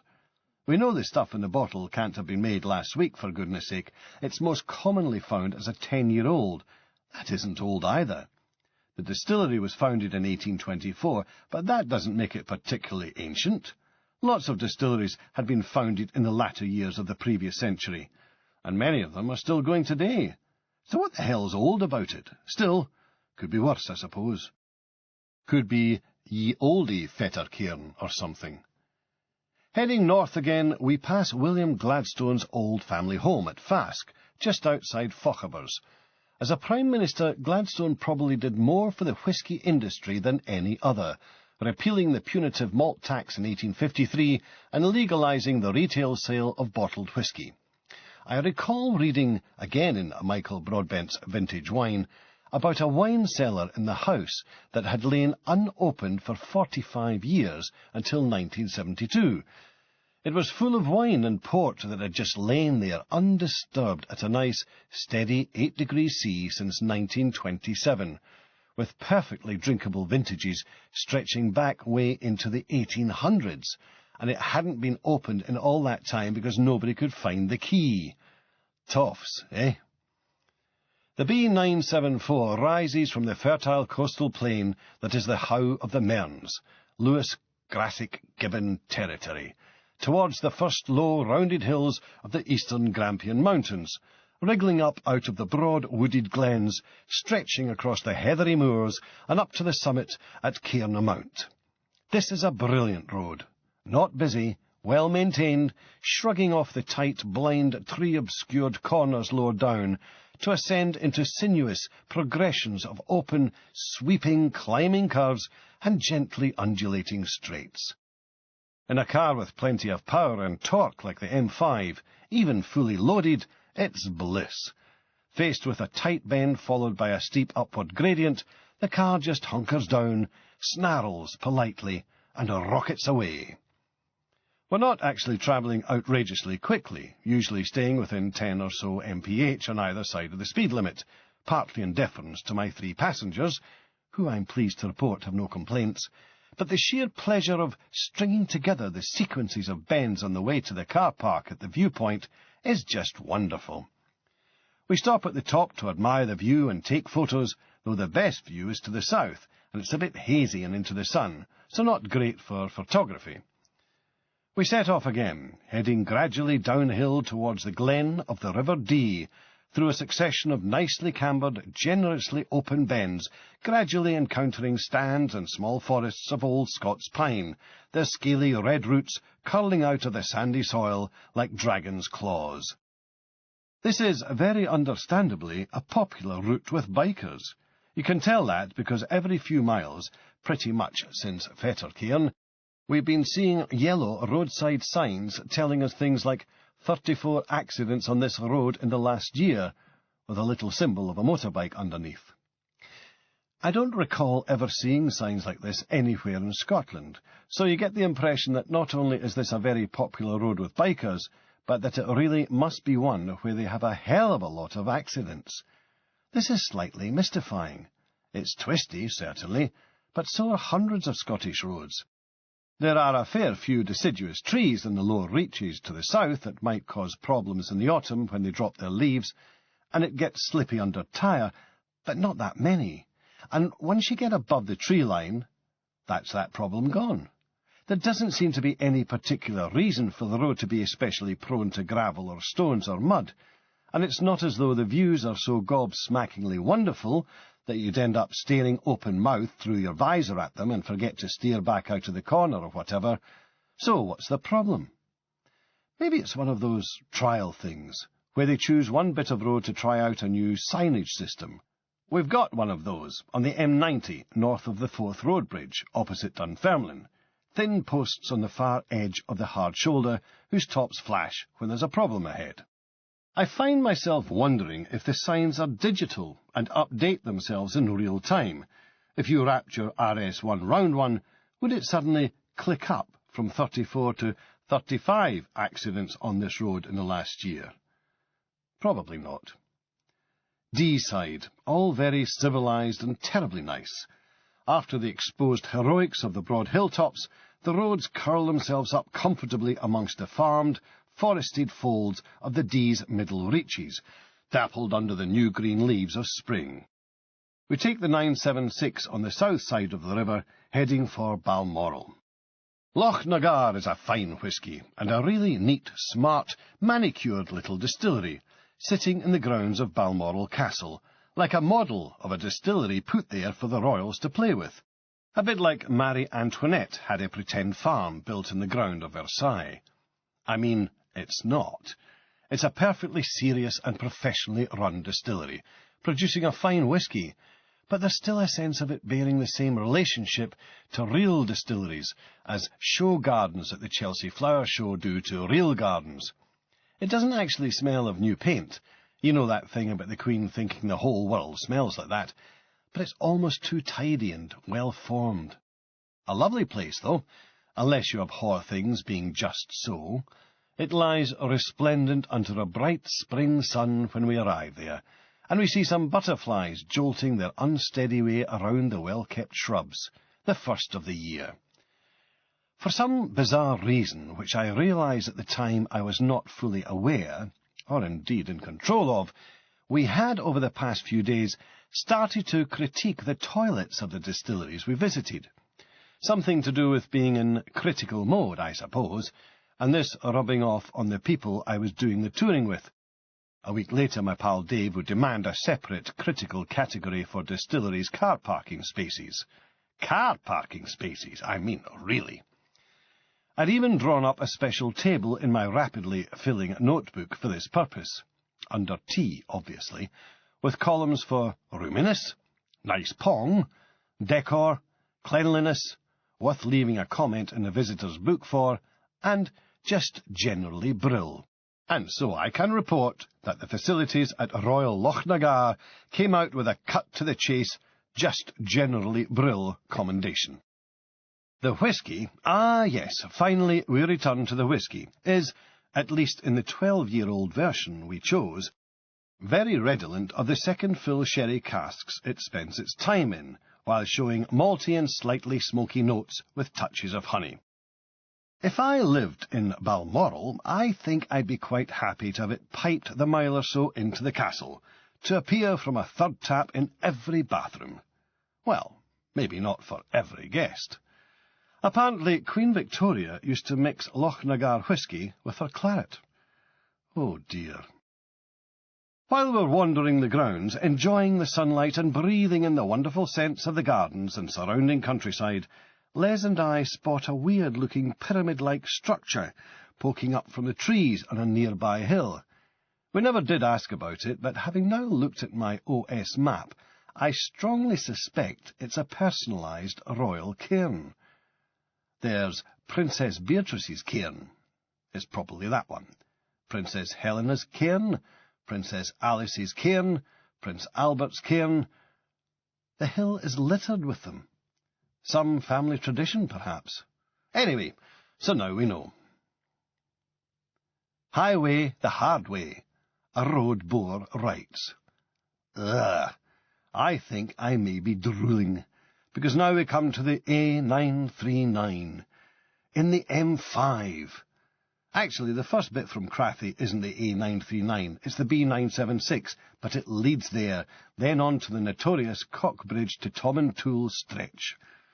This is the bit of road that's always first to get blocked by snow at the start of a Scottish winter. Sometimes they call it the Lecht Road, after the Summit Pass, where the ski centre is. Dear goodness flipping michty me, what a road! Partly it's the fact it's such a gloriously clear, brilliantly sunny spring day, and there's so little traffic. Most roads are at their best in these circumstances. Partly, though, it's the openness, the fact that you can see so far with no trees, no foliage, no lumps of landscape in the way to obscure sight lines round corners. This near agoraphobic bright sky exposure also lets you make certain there are no sheep preparing to wander across the road, or oncoming traffic that might prevent the use of the road's full width. Partly it's the long, rising, undulating, rarely perfectly smooth nature of the road surface itself, and partly it's just a succession of brilliant bends and just pure plain Bofo straights, or near straights, lancing towards the horizon or propped against the sheeny slope of heather aimed into a cobalt sky. This is a truly magnificent, spectacular, spellbinding, addictive road.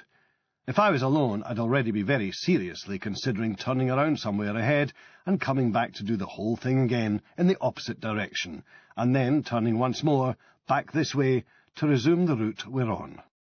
Les actually says something to this effect, and I laugh and agree, but really it's a petrol-head thing, and neither of us think it would be fair on Anne and Aileen. Just this one-way scoot is enough.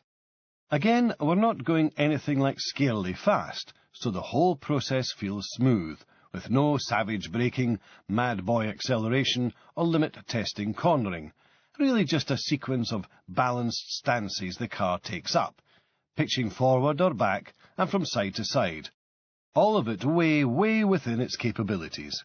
It feels strong and safe and secure, as though it knows exactly what it's doing, and is positively flattering my driving. We reach the Licht itself, the emptyish-looking pass where the ski centre sits. Broad expanses of pitted asphalt, braided with gravel washed off the slopes, a few cars and trucks, many grey shed-like buildings of folded steel, and a thin network of ski toes straggling off up the hill on both sides. It all appears a bit raw and desolate, already out of season at a time of year when, at the end of a long, hard winter, the whole place might still have hundreds of people skiing and boarding. We slow for the deserted-looking complex, treating it as a built-up area, then start the descent. In amongst such skiing territory, albeit Scottish-type skiing, with, as a rule, the concomitant freezing winds, short, steep, narrow slopes, and face-stinging sleet, it's hard not to feel you're settling into a sweet, curvy, downhill, slalom-like rhythm, carving the tyres from curve to curve. In an old car, or just something with narrower tyres and less grip, you'd actually feel you were using the shoulders of the tyres the way you use skis' edges, canting and cutting into the turns, the chirp and squeal of rubber on tarmac, a synonym for the swish and rasp of ski on snow. As it is, the M5's lawn roller broad tyres just tear stickily over the road, barely stretched. The route descends into the trees and a few mid-afternoon shadows.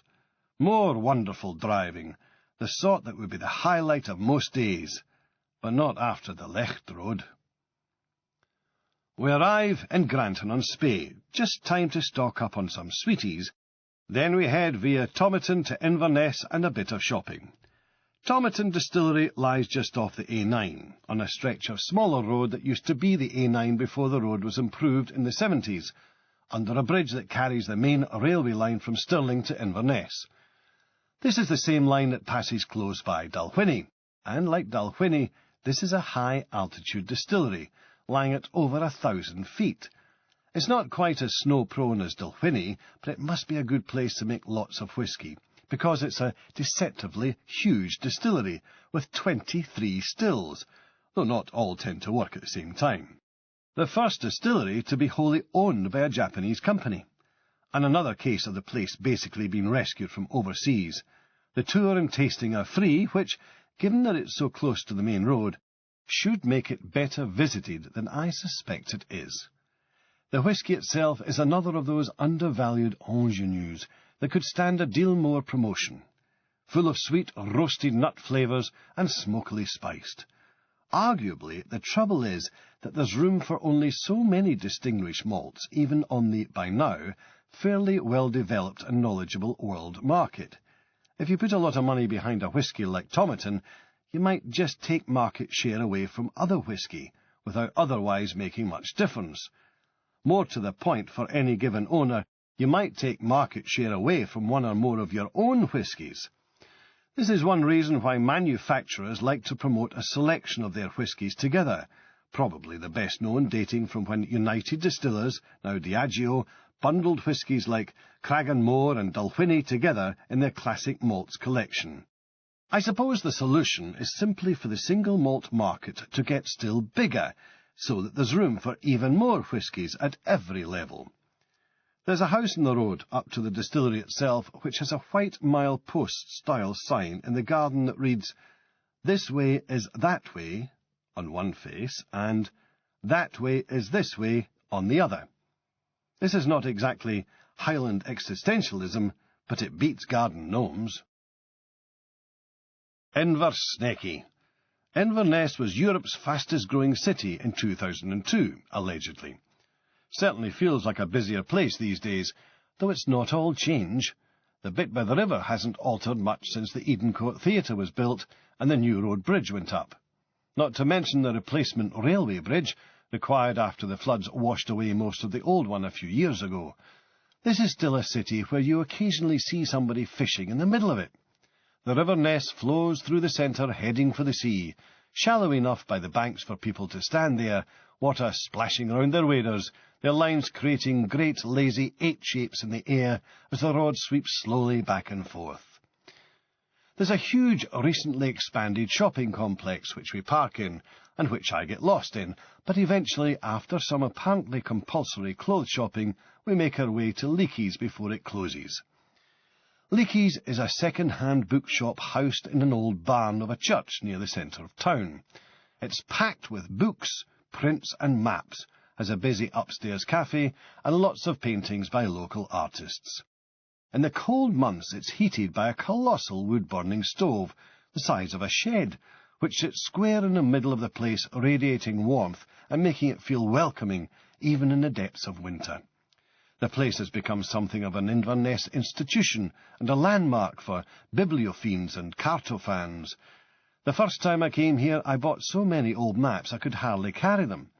This time, while I'm checking that there aren't too many of my books for sale in the fiction section, my arms full of more old OS maps, Les finds the food and drink section and the old whisky books.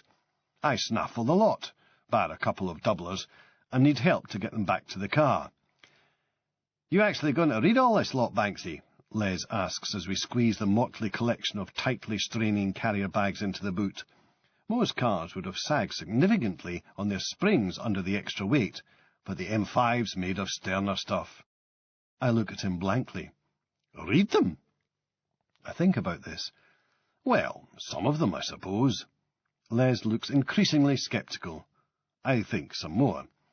"Well, I'll sort of scan all of them. I mean, I can't claim I'm going to read every single word of every single one, not cover to cover." What can I say? I've been given an excuse to buy books. This isn't something I'm easily capable of ignoring. Even when I was a student and didn't have much money, I'd buy every book in my reading lists, as well as all the books I wanted to read for pleasure, or because I thought they were actually necessary for my coursework, for the simple reason that, like a reference book, a book on a book list didn't need to be read. A book you felt you ought to have but didn't need to read cover to cover was like a bonus for me. It meant more books on my shelves without the nagging guilt of not having actually read them all. At the time, I refused to let a book defeat me. I even made it all the way through Sam Beckett's Molloy, Malone Dies, the Unnameable trilogy. It took me about a month because I kept falling asleep, but I did it. I'm a little more relaxed about this sort of thing now. If a book hasn't grabbed me in the first 100 pages or so, I just let it go. At the time, and I do not exaggerate, I preferred to economise with my drinking money than cut back on the book-buying budget. OK, I was an atypical student. But anyway, of course I bought all the whisky books Leakey's had. I can probably, I remind myself, even claim them against tax, but the main point is, they're books. And I have a reason to buy them. I'm almost beholden to buy them. I owe it to the whisky book to buy them, to my publishers, to my readers. It would be dereliction of duty not to buy them. They were there. They were for sale. I'm writing a book on the subject they're all about. Isn't it obvious I have to rescue all of them? In the end, I do read all of them. Well, almost all of them. They end up covering a large part of a table to one side of my writing desk, with lots of little strips of post-it notes sticking out of them, denoting interesting snippety bits, which at the time I'm totally convinced I'll faithfully incorporate into this book, though when it comes to it, the vast majority of them get ignored. We stay at the Buncrew Hotel, along the Bewley Firth, east of Inverness. This is an old bishop's palace, set amongst a profusion of huge mature trees. It stands right by the water at high tide, and looks out over towards the Black Isle. It's that shade of traditional pink that apparently used to be produced by mixing whitewash with pig's blood. That's what they used to do in the old days, I have it in good authority. And it has the pointiest pointy turrets you ever did see. Does lots of weddings. Fine food, equally fine wine, a whisky or two, a good night's sleep, and another generous breakfast. We part at Glenfinnan the following afternoon, and Anne sleeps most of the way down the A9. All right for her. I have a day to recover from all this good living, then I'm back on the road and back to Speyside with my pals Jim and Dave for another week of intensive research. 8. Fear and Loathing in Glenlivet. This could be your best book ever, Banksy, Dave says. Nah, I tell him. It could just be rubbish. Dave pauses for a moment. Yeah, but it could be your best book ever, Banksy. Speyside, Part 2. This time with Jim. S. Brown, erstwhile computer operator and shift leader, then publican, and now help desk supremo for Inverclyde Council. And Dave, McCartney, also one-time computer operator and shift leader, later manager, then publican, now enjoying a quieter life driving taxis. And the Jaguar. The Jag. All the fruity flavour of yesteryear. Full description of the car. A 1965 Jaguar Mark II 3.8 with overdrive. Dark blue with grey hide. Y wheels, fully restored, with added Kenlow fan, central locking, a decent CD multi-changer, and beefed-up speaker system. Allegedly a Coombs conversion, but with no louvred bonnet, and decisively only 2 carbs, not 3. Looks and sounds wonderful. The Jaguar has what appears to be a power-assisted fuel gauge. The needle doesn't just gently fall from full towards empty, it positively propels itself from one to the other under full acceleration, describing a shallow curve across the sweep of dial like the path of an artillery shell aimed at your wallet. It doesn't help that the car has an embarrassingly small fuel tank, but the main reason the Mark II appears to, and does, drink like a filter feeder is that it has an old-fashioned straight-six engine, and those 2 temperamental carburetors to provide it with fuel and air. The Jag is a relatively heavy car by modern standards, though there is an air of delicacy about the almost bubble-like passenger compartment. This is a very curvy car, and some of the controls. The suspension crashes and, from the sound it makes, would appear to be constructed largely from wood. The engine roars like a camel which has just inadvertently snagged its undercarriage on a barbed wire fence. It persistently smells of petrol despite the best efforts of various mechanics. It has a very occasional, but no less exciting for that, predisposition to throw itself out of third gear under hard acceleration, generally just when full power is required for a finely judged overtaking manoeuvre. Its windscreen wipers are effete to the point of making the Land Rovers look positively powerful, not so much clearing the rain from the windscreen as flapping hysterically over the glass, utterly panicked at the fact there's water falling from the sky onto the car. There's no air conditioning or electric windows, though there is power-assisted steering, and it does have upgraded servoed brakes. However, it is the proud possessor of an electrically operated overdrive, a dash-mounted starter button, a handbrake on the wrong side, and, best of all, a foot-controlled dip switch. I think this is my favourite Jag eccentricity. To dip the lights at night, you have to tap with your shoe a stubby metal button mounted on the floor to the left of the clutch. I'm just about old enough to remember foot-operated dip switches, from when there was nothing especially unusual about such an arrangement. However, I still find this hilarious. Less amusing, but more heartening, is that when you drive an old car, and in some ways here, the older the better, you drive surrounded by smiles and general good humour. In an old car, unless you drive like an utter imbecile, you can generally forget about road rage. People grin when they see you. They smile, they stop and look, and sometimes they wave, and if they make a digital gesture, it's a thumbs up, not a finger. Part of this may be that an old car is seen as less of a threat, less of a declared, fully paid-up competitor in the day-to-day competition for road space and the battle to reduce one's own journey time. But part of it, I suppose, is a kind of veneration we feel for the old in general, a feeling that they deserve credit for the fact they've made it to here through all the trials, challenges and vicissitudes that might have ended their existence earlier, and so should be indulged and given peace in a gentle retirement.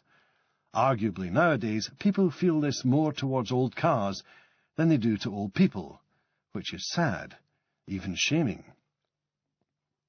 Now that so many roads are so crowded and speed cameras seem to be everywhere, when there is, in other words, not much point in having a car that goes faster than anybody else's, this is a serious argument for driving a classic vehicle. You really do feel like you're living in a sunnier, more pleasant, more relaxed and stress-free world. Well, at least you do until they break down, which is one thing that classic cars are also very good at. This is when you realise that for all the blandness, homogeneity and supposed boringness of the modern motor vehicle in general, and the family hatchback in particular, they represent a vast improvement in reliability, as well as fuel efficiency, compared to their automotive forebears. Even so, modern cars have bits fall off, and they grind spluttering to a stop too. It's just that, as a rule, they do it much less often. Somehow it's easier to forgive an old car for breaking down. Plus, if you have any mechanical aptitude at all, it will generally be easier to effect a running repair to a classic.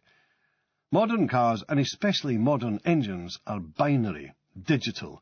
They tend to work either perfectly or not at all. And you'll only be able to fix one if you happen to have 30 grand's worth of electronic diagnostic equipment with you, and a sealed unit to replace whatever black box gizmo had just gone belly up. Classic cars are analogue. When they go wrong, they'll often sort of half work, at least for a while, enough to get you home, if you're lucky, and sometimes all it takes to fix them is a screwdriver or the reconnection of a wire. So, while the fact that they break down more often might reintroduce a measure of frustration into the ownership, driving experience, being able to get them going again without possessing a degree in electronics, and the facilities of a big city dealership's workshop actually feels quite rewarding. You feel reconnected to the world when this happens, able to make a difference, to identify a problem and sort it, rather than just impotently hand it on to somebody who will take it away, deal with it out of sight, and return it.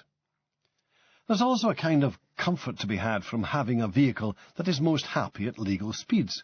It's an unfortunate irony that speeds and levels of road holding previously only attainable in expensive and exotic machinery are now easily reached in the average, modestly specified hatchback, just at the time that our crowded, high-surveillance highways have rendered the use of such abilities difficult, dangerous and, sometimes even reasonably, illegal.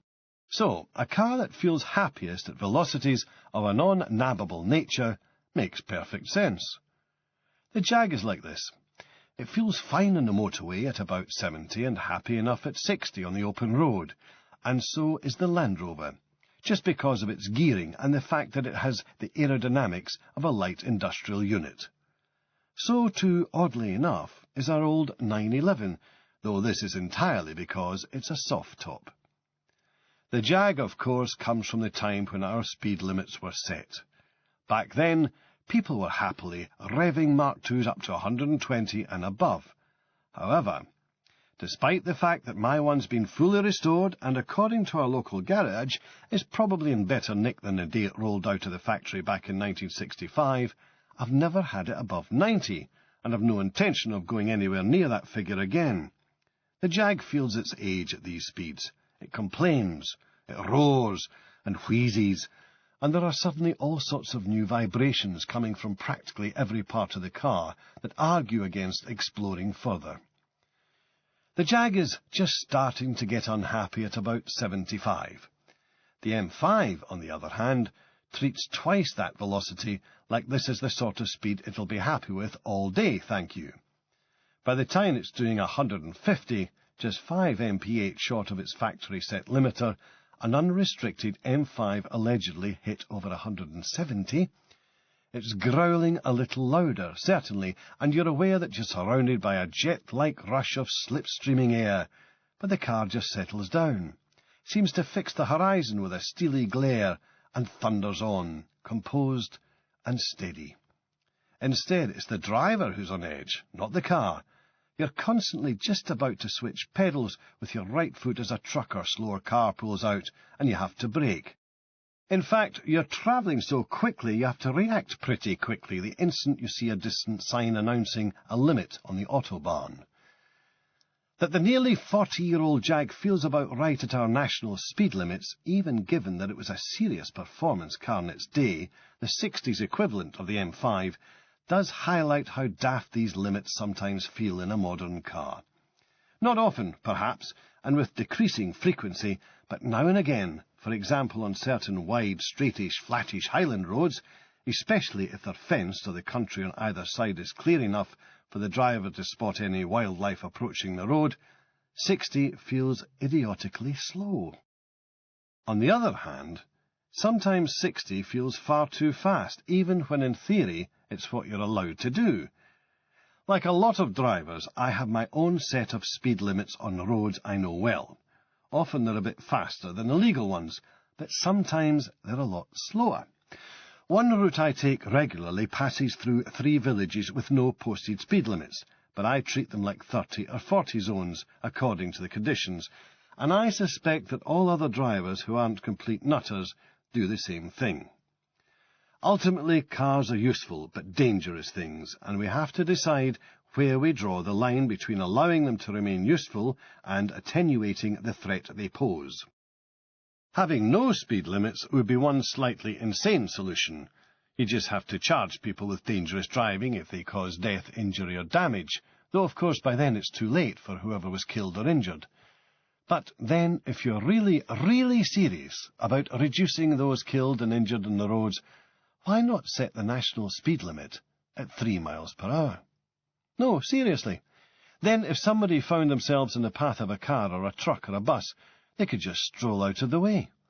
You might manage a whole year with no road deaths whatsoever. Obviously the economy would collapse, and we'd all effectively become hermits, but then maybe it would lead to the revival of the railways with branch lines everywhere. Mind you, trains crash too. Maybe they should have a walking pace speed limit as well. And let's not even start on aeroplanes.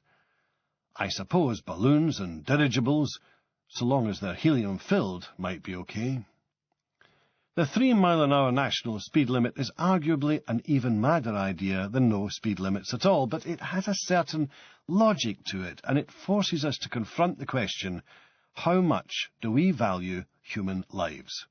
What exactly are we prepared to give up to save some?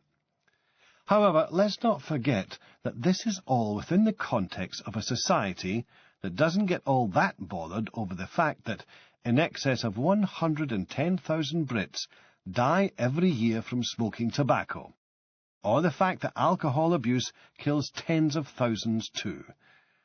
3,000 people die every single day from malaria, but they're mostly children, and in Africa, so they don't matter, it would seem. One injustice doesn't excuse another, but let's at least admit that we prioritise and contextualise our outrage at unnecessary death. One conducts the Jaguar through to Greenock and thence to Dalmuir in Clydebank. In Greenock one collects one's friend, Mr. David McCartney. In Clydebank, one picks up one's other chum, Mr. James S. Brown. The Jag is a quite different car to drive after the M5, but by Clydebank I've just about acclimatised. Clydebank is a semi-post-industrial district of high and low-rise schemes and mostly abandoned shipyards, which was bombed heavily in the Second World War and has picked up many more scars since. It has its pleasant areas. There's been some redevelopment, and Dalmuir itself is quite leafy in places. But the general area has its problem patches too. Poverty, poor health and violence, much of it drug-related. Substances. The usual disclaimer. As ever, what we call drug-related violence is really drug prohibition-related violence, and the drug which is by far the most commonly associated directly with violence is alcohol. In the hopefully unlikely event you sincerely believe that our current drug laws are mostly fairly sensible, but just not applied with sufficient stringency, please feel free, of course, to ignore this paragraph, as it has some connection to common sense, and therefore does not remotely concern you. The drive up Loch Lomond side across Ranach Moor and through Glencoe is necessarily a little more sedate than it would have been in the BMW, but the Jag can pick up its skirts and make an overtaking dash when it needs to, all the same, and the engine sounds great when it's gunned, like a Tyrannosaurus fart, sampled and played back at 960 BPM. Standard overtaking technique is to drop out of overdrive and plant the right foot. It's an electrically switched overdrive unit, so you're not supposed to need to declutch when engaging or disengaging, but I always do, in deference to the Jag's age. Corners with lots of white paint are usually taken out of overdrive too, just to get the car better balanced on its rear suspension under power. And the M5 you just breeze through on a constant throttle opening with an area thought. This is one of the most noticeable effects of a really fast car asked to tackle ordinary roads at a relative dawdle. The corners seem to disappear and the road effectively becomes one long straight. Blimey, at legal speeds the M5 probably thinks there are only about 3 bends in the whole of Scotland. The three of us know this route well, but from Loch Lomond onwards it's still breathtaking. "Nice lake, eh, Banksy?" Jim says. Yeah, very fucking funny. I moved to London from Gourock at the very end of 1979 and started work as a law costs draftsman in April of 1980. For the first few months I stayed at Dave's flat in Belsize Road. He'd been the first of the people I knew in Greenock to move down to London. I was about the third or fourth, but eventually it seemed like almost everybody I'd known back in Inverclyde was living in London. Jim moved down a year or so after me. He ended up working for a firm called Save and Prosper, which I said at the time was a little like King Herod working for Mothercare, but then I can be cruel. Anne and I met at work shortly after I joined the firm, then moved in together the following year. In 1983 we went to live in Faversham in Kent, closer to Anne's parents in Canterbury, but still a reasonable commute to London. I will never be allowed to forget the fact that once, when Anne and I had the house in Faversham and Jim still lived in London, the three of us were on holiday, driving north up the side of Loch Lomond, when Jim suggested stopping to take a photograph of the view, looking back the way we'd come, and I said something like, "Yeah, I think there's a lay-by just round this corner. You can get a good view down the lake from there." "The what, Banksy? A good view down the what?" "Oh, shit," I said. I said lake, didn't I? Anne was laughing quietly. Jim shook his head, a great big smile on his face. "Oh dear, oh dear, oh dear, you've been down south far too long, El Bonco." "And you're going to tell everybody, aren't you?" He shrugged as we pulled into the lay-by. "You've brought it on yourself, pal. I've no sympathy. Anyway, if I'd said something like that, would you let me off, eh?" I thought about this. I sighed. Fair enough. We stopped for a fag break at Fort William. Smoking is banned in the cars. It's another fabulous day, and the weather is getting positively warm. We stand in the Lochside car park at the southern end of the town centre, and look out at the loch and the hills on the far side. Dave is the oldest of the three of us, just over 50 now. We work out that 50 is our average age. Like me, he's bearded, though even greyer, almost white. Jim looks exactly like Robert De Niro in Jackie Brown, something I find startling. Not as startling as he does, though. Really? He looks quite pleased. Oh, yeah, I tell him. Though it has to be said that Robert De Niro looks pretty shit in Jackie Brown. Jim sniffs. Well, fuck off then. Dave is our official driver for the week and is even getting paid for the privilege, the vestigial remnant of the garrulous Glaswegian in the original concept for this book. Well, it is his profession, and taxi drivers don't get paid holidays. He walks round the car, kicking the Jag's tyres. You sure this old thing's up to taking us round Speyside for a week? It's the youngest of the four of us, Dave, I tell him pointedly, and it hasn't let us down yet, has it? Dave concedes. Not yet. Exactly. And has anything fallen off? Aye, Jim says. That doobery off the rear quarter light. That doesn't count. It's just a bit off the locking mechanism. The locking mechanism, Dave says. Right. So the car can get broken into easily. Tut, tut, Banksy. Hope the boot locks. I look at him through narrowed eyes. Climb in and we'll find out. Oh, he's getting tetchy, Jim says to Dave. I am not getting tetchy. Aye, Dave agrees. First day and all. Thought it would go longer than that before he started getting tetchy. Look, I'm not. First afternoon, in fact. That's extreme tetchiness, even by Banksy, the king of tetch standards. Will you two stop it? I am not in any way... This could be a long week. Look, I am simply not... Aye, right enough. What with Banksy getting tetchy so quickly? I am not getting tetchy. I have to suffer more of this outrageous tetchiness slander in bursts all the way up the road, through the Great Glen towards Inverness. This road, the A82, is pretty good. Usually fairly busy, but with enough decent straights to allow some overtaking, unless there are absurd amounts of oncoming traffic.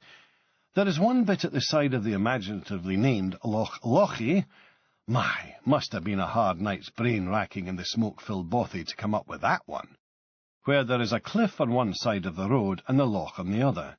This is one of the few places where I've always reckoned it's relatively safe to speed, albeit only briefly and always providing the road is empty, just because there is so little likelihood of a sheep or a deer wandering out in front of the car. There are actually two straights, the southern one shorter than the northern, with the hotel in a sort of wiggle in the middle, which spoils what would otherwise have been an even more impressive length of road. But it's still a sweet stretch, and still no speed cameras. Amazing. The Jaguar takes even this section at a steady 60 or so, rolling along happily, its engine issuing a burbling roar as though it's perpetually trying to clear its throat.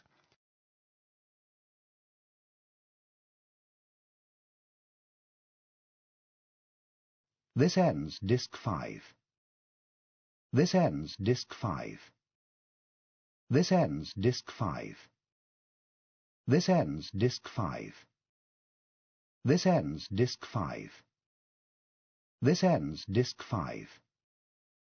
This ends Disc 5. This ends Disc 5. Raw Spirit, In Search of the Perfect Dram. Disc 6. The Jag is a very relaxing car to drive, even though it takes a little more concentration than a modern vehicle.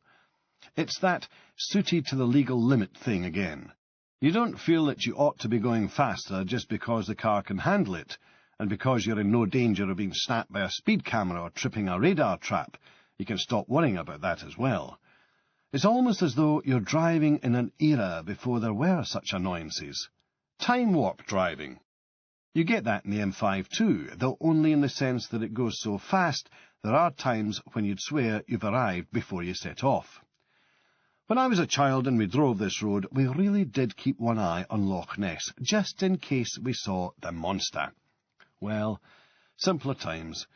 Back then you could still just about believe that a few fuzzily photographed floating logs, grainy footage of boats' wakes, one or two fairly obvious faked stills, and the testament of a handful of people could add up to evidence that there was some throwback to the age of the dinosaurs haunting the dark depths of the Great Long Loch. Then people got serious about it and set up viewing platforms with multiple still and film, later video, cameras, sonar sensors and underwater microphones, and the sightings stopped. The Loch Ness Monster seems to be one of those quantum creatures, maybe distantly related to Schrödinger's cat. Its existence is only possible when there's nobody there to observe it. A friend of mine called Ron Binns once wrote a book called The Loch Ness Mystery Solved, which basically went through all the evidence clear-eyed and unbiased and came to the fairly inescapable conclusion the whole monster thing was a load of old Highland bollocks. But because this wasn't what people particularly wanted to hear, you'll struggle to find the book in any Lochside tourist shop. Though last time I was there, they had a copy in Lochaber High School Library, so it might have helped sow the seeds of a healthy scepticism in a few young minds. Our musical accompaniment for the week in the Jag is largely retro, majoring on people like Graham Parker, John Mellencamp and Steve Gibbons. Then at the Chalet we listened to music by the, at this point not quite dead yet, Warren Zevon. I brought what I thought was the best album of last year, By the Way, by the Red Hot Chili Peppers, and albums by Black Rebel Motorcycle Club and lots of The bands like The White Stripes, The Hives, The Vines and The Strokes. I've also brought some Led Zepp, Pixies, Godspeed You Black Emperor and Early Ozrix, but most of these don't get played, and the ones that do don't really seem to meet with the positive reception I'd been hoping for. Back to Inverness. We're only here because the self-catering chalet in Glenlivet we're booked into for the rest of the week can't take us until tomorrow. I thought self-catering would be a better idea for us three guys than a hotel, especially when Jim started talking about the size of the sound system we'd need to take with us. However, for this first night, we're staying at the Highland Hotel in the centre of Inverness.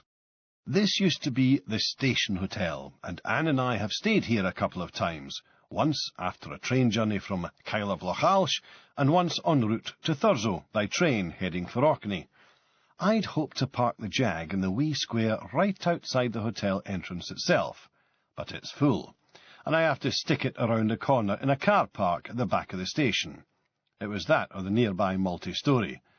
Should have gone for the multi-story. The hotel, in a fit of wisdom which instantly marks it out as an extraordinarily sensible choice on my part, puts us in a sort of semi-private short corridor off the main part of one floor. There's a set of doors, then just our 3 rooms. I am relieved to see this. Our record in hotels is, variable, you might say.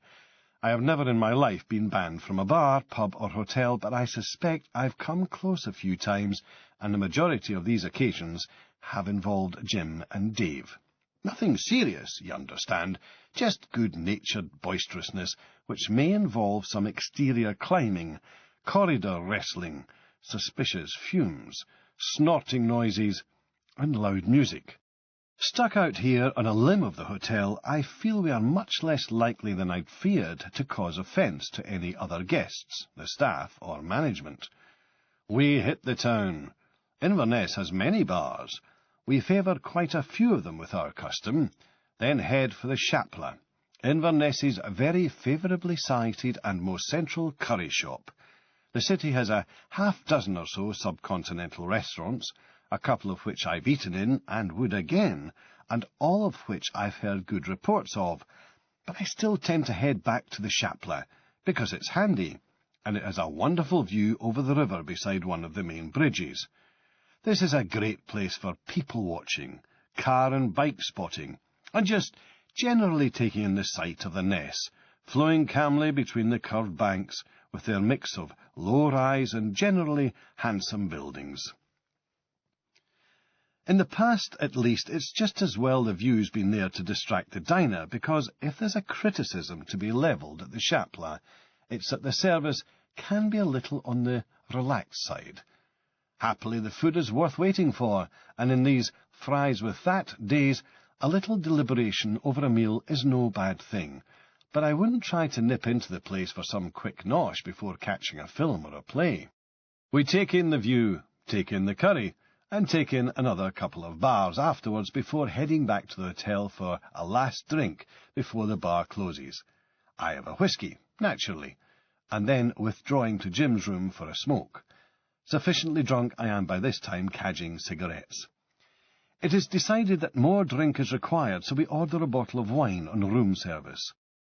I am in the bathroom, which is quite grand in an old-fashioned white tile sort of way, when the wine arrives, and so get to hear, rather than see, a kind of kinetic pantomime as Jim attempts to take the tray with the open bottle of Chateauneuf du Pape and the glasses from the young night porter, and simultaneously pay him. Jim has forgotten that all this is supposed to go on the bill. The tray, I am later told by Dave, unbalances as Jim attempts the transfer, sending the bottle in one direction, the tray in another, and the glasses in a third, while the night porter guy watches the £20 note wave about in front of his face as Jim attempts at first to catch all three of the separately directed articles as they begin to perform their distinct parabolas towards the floor. Instinct, thankfully, causes Jim to prioritise the still almost entirely full bottle as the object most in need of his attention, and he succeeds in block-catching it, the right way up, against the side of the television, while hopping around and trying to break the fall of the glasses with one foot. The tray is, sensibly, left to its own devices. One glass breaks. The other two survive, bouncing off the bed and carpet. The night porter finally takes the 20 from Jim's outstretched fingers and, snorting with barely suppressed laughter, informs us he will return with another glass and a brush and pan for the broken glass. All of this sounds hilarious from the bathroom. I start laughing quietly to myself, and I'm still giggling when the night porter arrives with a brush and pan and replacement glass. I find myself going, ho ho ho, pause, ho ho ho, a lot. I think there must have been some sort of positive feedback thing going on with the echo in the tiled bathroom, because after a while I'm laughing as much at the sound of my own laughter as at the scene I've had to create in my head from the sounds coming through the door. "You okay in there, Banksy?" Dave asks. "Ho ho ho," I tell him. "Pretty much." I wipe my eyes. "Was that another example of Brownian emotion I heard there?" "Oh yes." "The fog, Banksy," Jim says. "It was the fog." "The what?" Dave asks. "The fog," I tell him. "The force of gravity was ever thus." Ho ho ho. "You finishing that fucking bog, Banksy? Are you having a bath or something? I'm dying for a slash." Ho ho ho. "On my way out." Ho ho ho. The bottle of wine does nothing to make the incident any less funny over the next half hour or so, and I keep bursting into giggles. Jim sighs. "Well, at least he's no been tetchy." "I don't know," Dave shakes his head. "I think I prefer the tetchiness." I'm definitely not laughing the next morning when two bad things happen. Before I get into this, I better report that the buffet breakfast was very good, and I bumped into a friend of Leslie's who was there for a union conference. The lesser of the two bad things is that the jag has been comprehensively shat upon by what would appear to have been a well-coordinated flock of very large and thoroughly diarrheic seagulls. The more important bad thing is that Jim is called back to Clydebank due to a family emergency, and has to jump on a train heading south. This all blows up really quickly. Before it's really sunk in, we're waving him goodbye and watching the train pull out. He's told us he hopes to rejoin us in a couple of days, but it feels like the holiday is half ruined already. This was supposed to be the great reunion, the third part of the trilogy after two much earlier escapades. Longer ago than any of us likes to think about, we drove round the Highlands camping and youth hosteling. Then a few years later, when we were all living down south, we took a camper van from Faversham up to Scotland and through the Hebrides and the Highlands. There had been talk of a boat trip as the third big haul together, possibly on the Shannon in Ireland, maybe on the Caledonian Canal here in Scotland, but this had been postponed when the whisky-researching wheeze had suggested itself. Apart from anything else, Jim and I could never agree on who should be captain if we hired a boat. Jim claimed he should be in charge because he's piloted a boat on the Shannon already, with Joan and the 2 boys, whereas I insisted that I ought to be in command because I, thanks to my dad being a first officer in the Admiralty, had nautical blood. My clinching argument, I was quite convinced, was that I still had one of my dad's old peat caps, complete with anchor and crown and all that sort of official-looking naval stuff, and what's more, it even fitted me. But for some reason, this never carried the rhetorical or logical weight with Jim, which I thought it so obviously merited. Now we 3 are 2, and while Dave is one of my very best friends and we've had some great times together, and I'm sure we'll have a laugh over the next few days, it simply won't be the same for either of us without Jim. There just seems to be a special chemistry when the 3 of us get together. Bastard. It's not Jim's fault, Banksy. I'm not talking about Jim, I shout.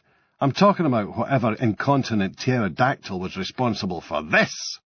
I gesture at the Jag's roof, bonnet, boot, windscreen and side windows, all of which are fairly comprehensively splattered. There's even some crap on one of the tyre sidewalls. It looks like somebody's thrown half a litre of white paint over the car from a second-floor window, then loaded up a handful of brushes with little gobbets of green, grey and yellow matte, and flicked these over the resulting ghastliness as well. Dave inspects the car and nods.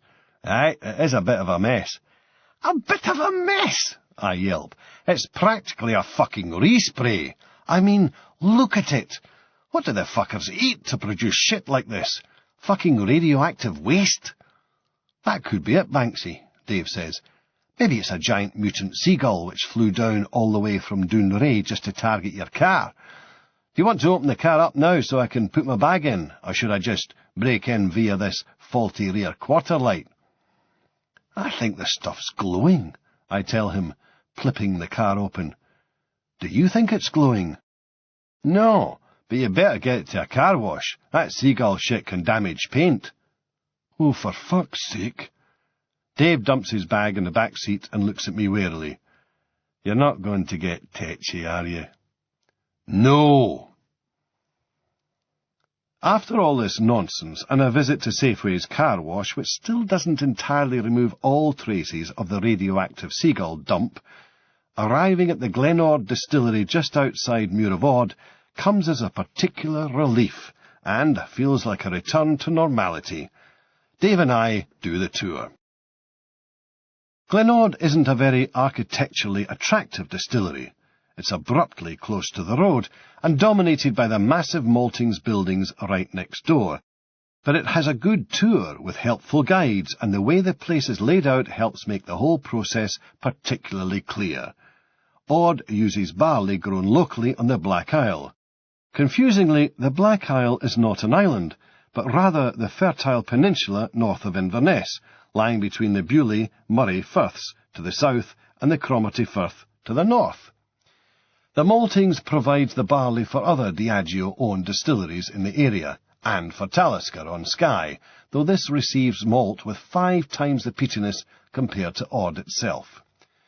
The peat comes from Drumossie Moor, south of Inverness, and the water from the romantically entitled Loch of Smoke, mainly fed by spring water, and Loch of Birds, mainly rainwater. Ord is another 95% blend, 5% single malt whisky, but the latter, most commonly available as a 12-year-old, which is what I buy, presented in an attractively different, roughly square section bottle, is well worth a taste. Malty, lightly but distinctly peated and richly sherried. It's one of the sweetest expressions I've tasted, without being cloying. A very pleasant surprise. Ord is one of those whiskies which has changed a fair bit over the years, and in his astoundingly comprehensive Complete Book of Whisky, the patently extremely knowledgeable Jim Murray reckons they've ruined a distinctively earthy dram, which was very much of its region, to make just another sherried one, which could have come from almost anywhere. I can't comment directly, but it would be a shame if this was true, no matter how pleasant and drinkable Ord is. Anyway, if you want to try out some of the older expressions, look out for bottles labelled Glenordy, Ordy, or even just Ord. This is one of those distilleries which has been a little confused about its identity over the years. Oh yes, and until 1949 the place was lit by paraffin lamps. Bleedin' paraffin lamps! What was that about flash photography again? On to Glenmorangie, just outside the town of Tain, a nicely turned-out distillery, much easier on the eye than Ord. The place is quiet when we get there, in mid-April, scaffolding up around the enormously high-necked stills. I've heard about these eccentrics and been looking forward to seeing them in the copper. I get a glimpse inside the still room, and yup, these really are the giraffes of the still world. Quite fabulously tall, double-decker bus in height. Quiet in the technical sense of having its annual refit, the place is still fairly busy with visitors. There's a coach trip doing the rounds as we're wandering about. Dave heads off to take more photos, and I walk down under the railway line past low warehouses. This is the line from Inverness to Thurso and Wick, a continuation of the rail route which skirts Dalwhinnie and Tomatin, and the same line which passes close enough to Buncrew for you to hear the trains in a quiet morning. The Dornoch Firth lies quiet and salty-smelling beyond the little tunnel under the railway. Somehow it's a surprise to be reminded that Glenmorangie is a seaside malt, though the scent of it is there in the whisky, if you look for it. The coastline, hill and mountain, forest and beach, dune and cliff, tapers off into the calm and milky skies to the north. I know this whole area fairly well from when I was a non-destructive testing technician, trainee, with a division of what was then called British Steel. A bunch of us stayed in a wee village called Port Mahomack and worked, if that's not over-dignifying my efforts, at the North Sea production platform yard at Nig, a few miles away from here back in the late 70s. The non-destructive testing we were doing consisted of using X-ray radiography and ultrasonics to check that the steel cylinders, which would make up the legs of the production platforms, wouldn't collapse in a North Sea storm and kill all on board. The job was technically interesting, and I met a few characters through it, but it was really just a way to make some money between writing books rather than any sort of career. Still, I have good memories of that summer, staying in Port Mahomack, drinking and playing dominoes, badly, with my workmates, taking long walks along the deserted coastline, climbing the odd castle and generally soaking up the atmosphere, because the whole area was the major inspiration for the landscape featured in The Wasp Factory, and I just have a great fondness for that book and everything associated with it. Back at the shop I buy a bottle of the Fino-Finish 18-year-old, partly in memory of that spectacular dram out of the barrel at Ardbeg. This is possibly a case of cross-distillery inspiration, given that Ardbeg is owned by the same people. Glenmorangie is another bestseller. No other malt sells better in Scotland. This makes perfect sense to me for all my apparent Islay fixation. Once again, I think it's largely about the sensational skill in the selection and handling of the finishings. Glenmorangie is still mostly matured in oak casks from the Ozarks, which have held bourbon for 4 years, but it bottles at 10, 12, 15, 18, 21 and 24 years, plus it has various vintage-dated bottlings.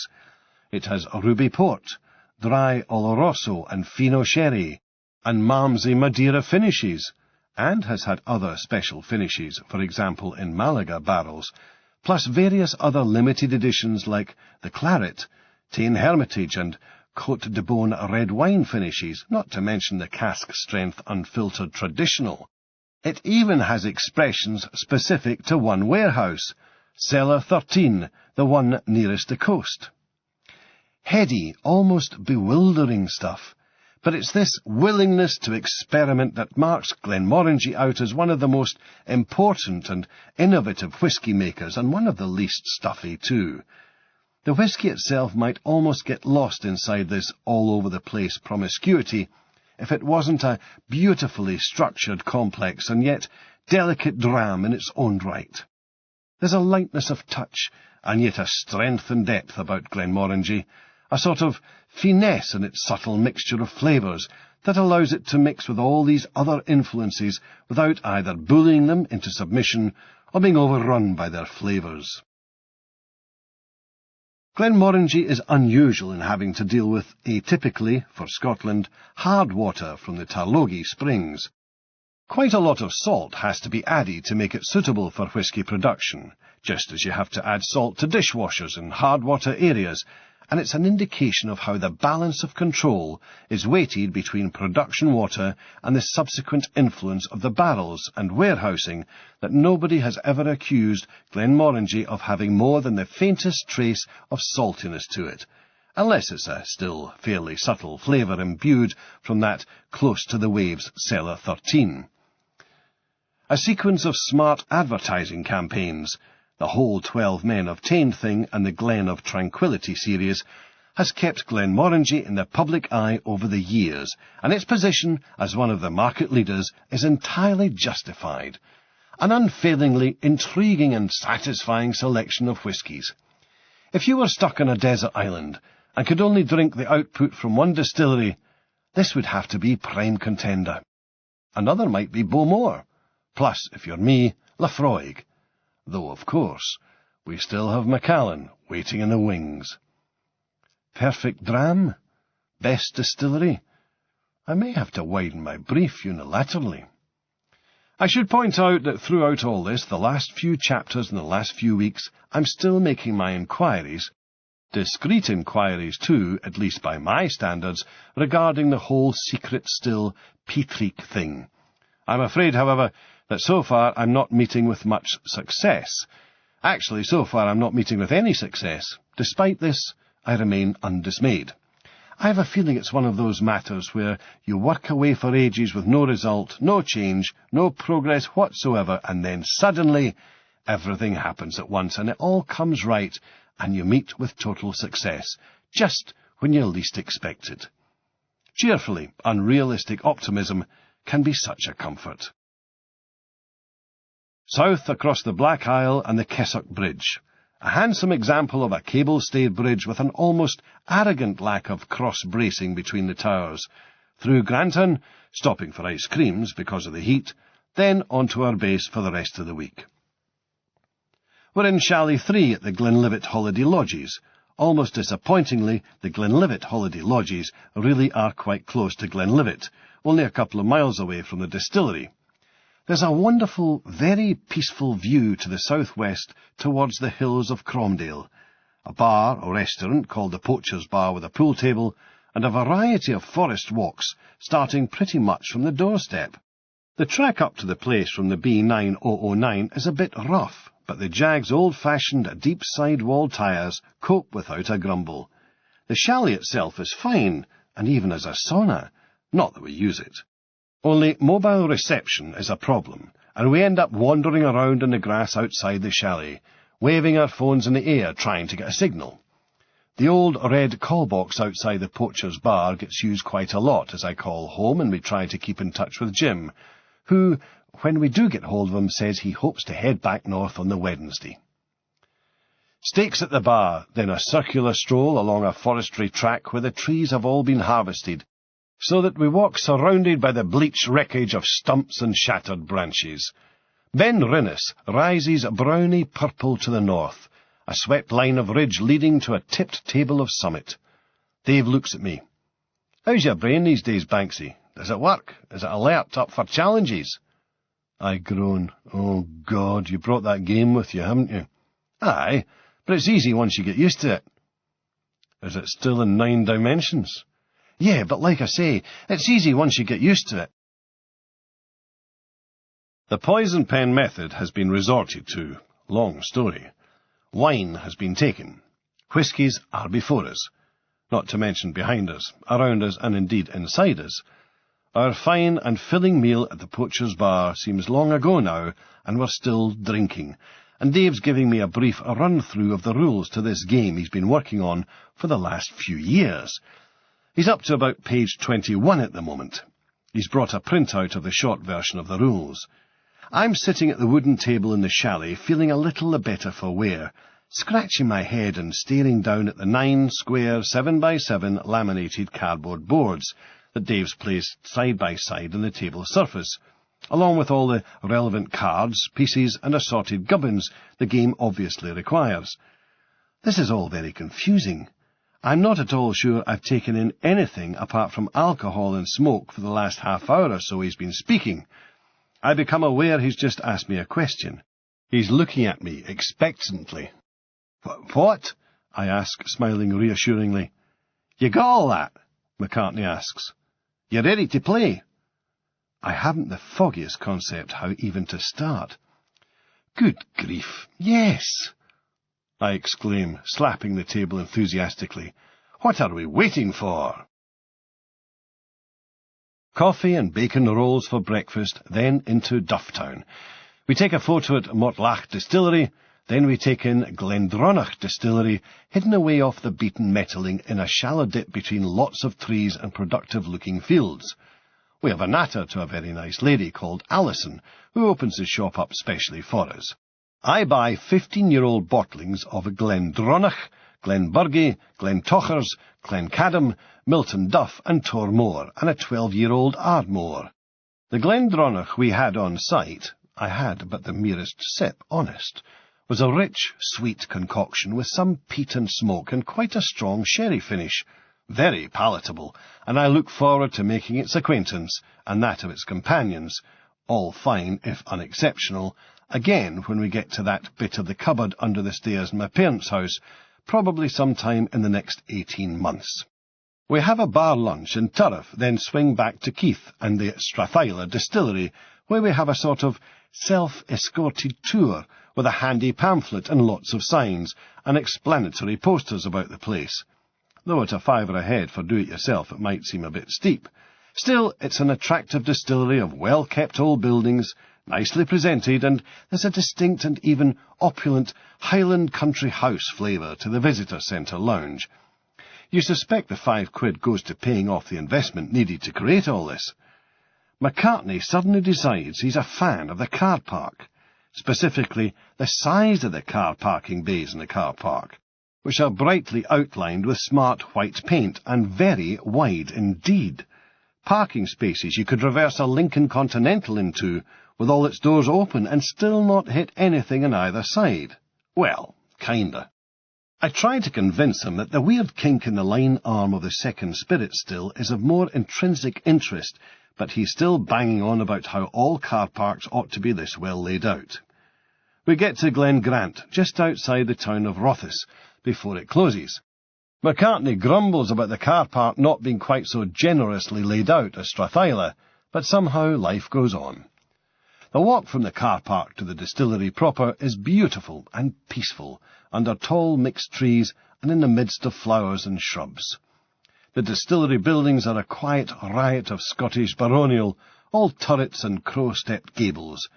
We're kind of toured out, so we just buy some 10-year-old in the smart modern pale wood and glass shop and head back across its wee bridge and up the side of the trickling stream to the Glen Grant Gardens. These are quietly gorgeous. The gardens are set within a small, sinuous glen behind the distillery. They were stocked largely with plants brought from India and Africa by James Grant the Younger, who was a major in the army. They were reopened in 1995 after being restored following decades of neglect, and Seagram, the distillery's owners since 1972, deserve wheelbarrows of praise for what they've had done here. They own Chivers and Strathyla, so maybe some of the Strathyla fivers have gone into all this horticulture. It's yet another hot day, and the slight climb up to a wonderfully Gothic circular gazebo on a rise leaves us glad of the shade and a seat, the better to take in the architectural use of antlers and giant pine cones in the building's roof, which is something you don't see every day. If it had been cooler and our bellies hadn't been rumbling in anticipation of the evening meal, I'd have liked to have explored more of the garden. But never mind. Definitely worth a visit, even if you can't stand whisky.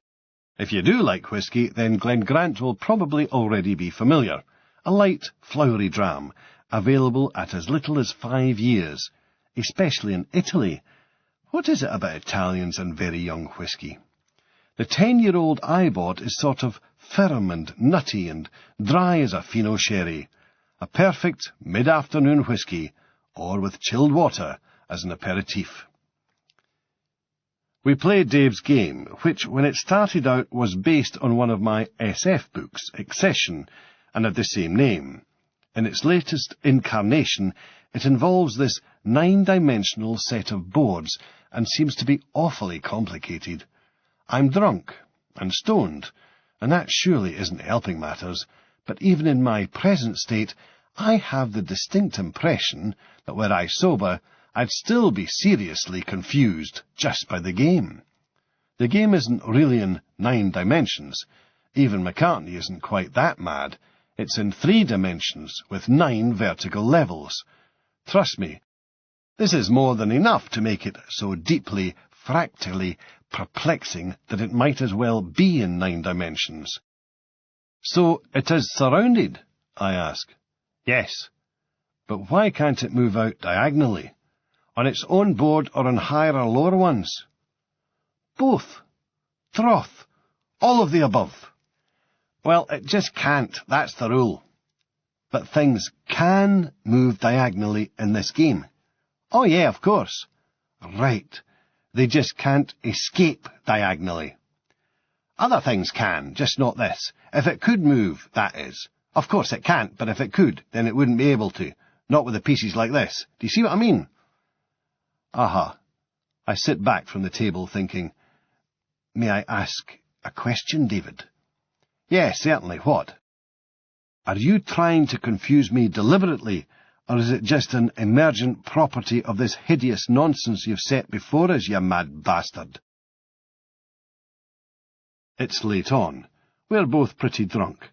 Dave raises the bottle of Strathyla towards my half-full glass. Do you want a wee? Nah, I tell him. I'm all right. Yeah, Dave nods. So am I. He pours a full measure for himself. But that's beside the point. 9. The Awemses of Az-Shashozh. Somehow we get up to another great day, and more coffee and bacon rolls, at 9:30, despite only getting to bed at 5. I feel remarkably fine. We sit in the grass munching rolls, looking at the hills and distant mountains, and trying to find a cloud anywhere in the sky. How's your head? Dave asks. Better than it deserves to be. I was thinking about the game after I went to bed last night. I look at him. You were? I shake my head. You're taking this far too seriously. I think the 9 different boards is maybe a bit too complicated. You will recall that Jim and I were both sceptical. Yeah, but it was worth trying. So, back to the single board idea? Dave nods and draws in the first fag of the day. Maybe, with adjustments. Needs more work. I still like to try the 9-board idea with 3 players and simpler rules. Really? I stand up. I shall go and ring Mr. Brown and inform him he is required immediately. Jim says the crisis is over, he's free to leave, and he hopes to make it to Aviemore on the early afternoon train. We have a few problems with mobiles and staying in touch. Though standing by a roadside trying to electronically top up my phone, I get to see the steam train on the Strathspey Railway, chuffing past in the sunlight. But eventually, we meet up in time for lunch. We bump into the couple my mum and dad bought their house off, who retire nearby. Small country. We return to the Glenlivet lodges via Dulnane Bridge, trying to see a red squirrel. Les, Aileen and I saw one the week before. No luck on the squirrel front. We repair to Dufftown to check out the local bars for Sky reception, because there's some football game on this evening which might be worth watching. I have no real interest in football, being a Greenock Morton supporter, so I can't remember which game this might have been. Dufftown rather lives up to its name. Nothing much going on, shops very quiet, and bars which don't seem all that friendly. There's some muttering in one that another bar does have Sky, but hasn't paid the appropriate fee for letting the public watch. Maybe we were just unlucky. And to be fair, the lassie at the town's slightly antique petrol station, with whom we established a close relationship over the week, due to the fact the jag combines the thirst of an elephant with the fuel-carrying capacity of a gnat, seemed very nice. We decide it's a bit warm for trudging around distilleries, and so head back to the lodges to play pool, lounge in the sun, test out Dave's simplified game, still confusing, play grass, it's a card game, drink and smoke. As chose, that etymology in full. A few years ago now, a bunch of us were visiting Glenfinnan for Hogmanay. We were staying at what became known as the Shilly Shally, basically a wee fisherman's hut a 10-minute or so walk from Les and Aileen's house.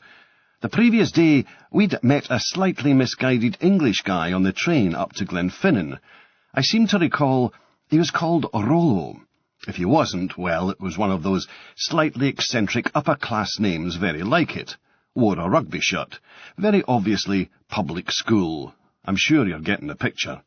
Anyway, Rollo, or whoever, had been trying to get to a tiny remote island off a slightly larger but still remote island off a fairly remote bit of the not really all that nearby mainland.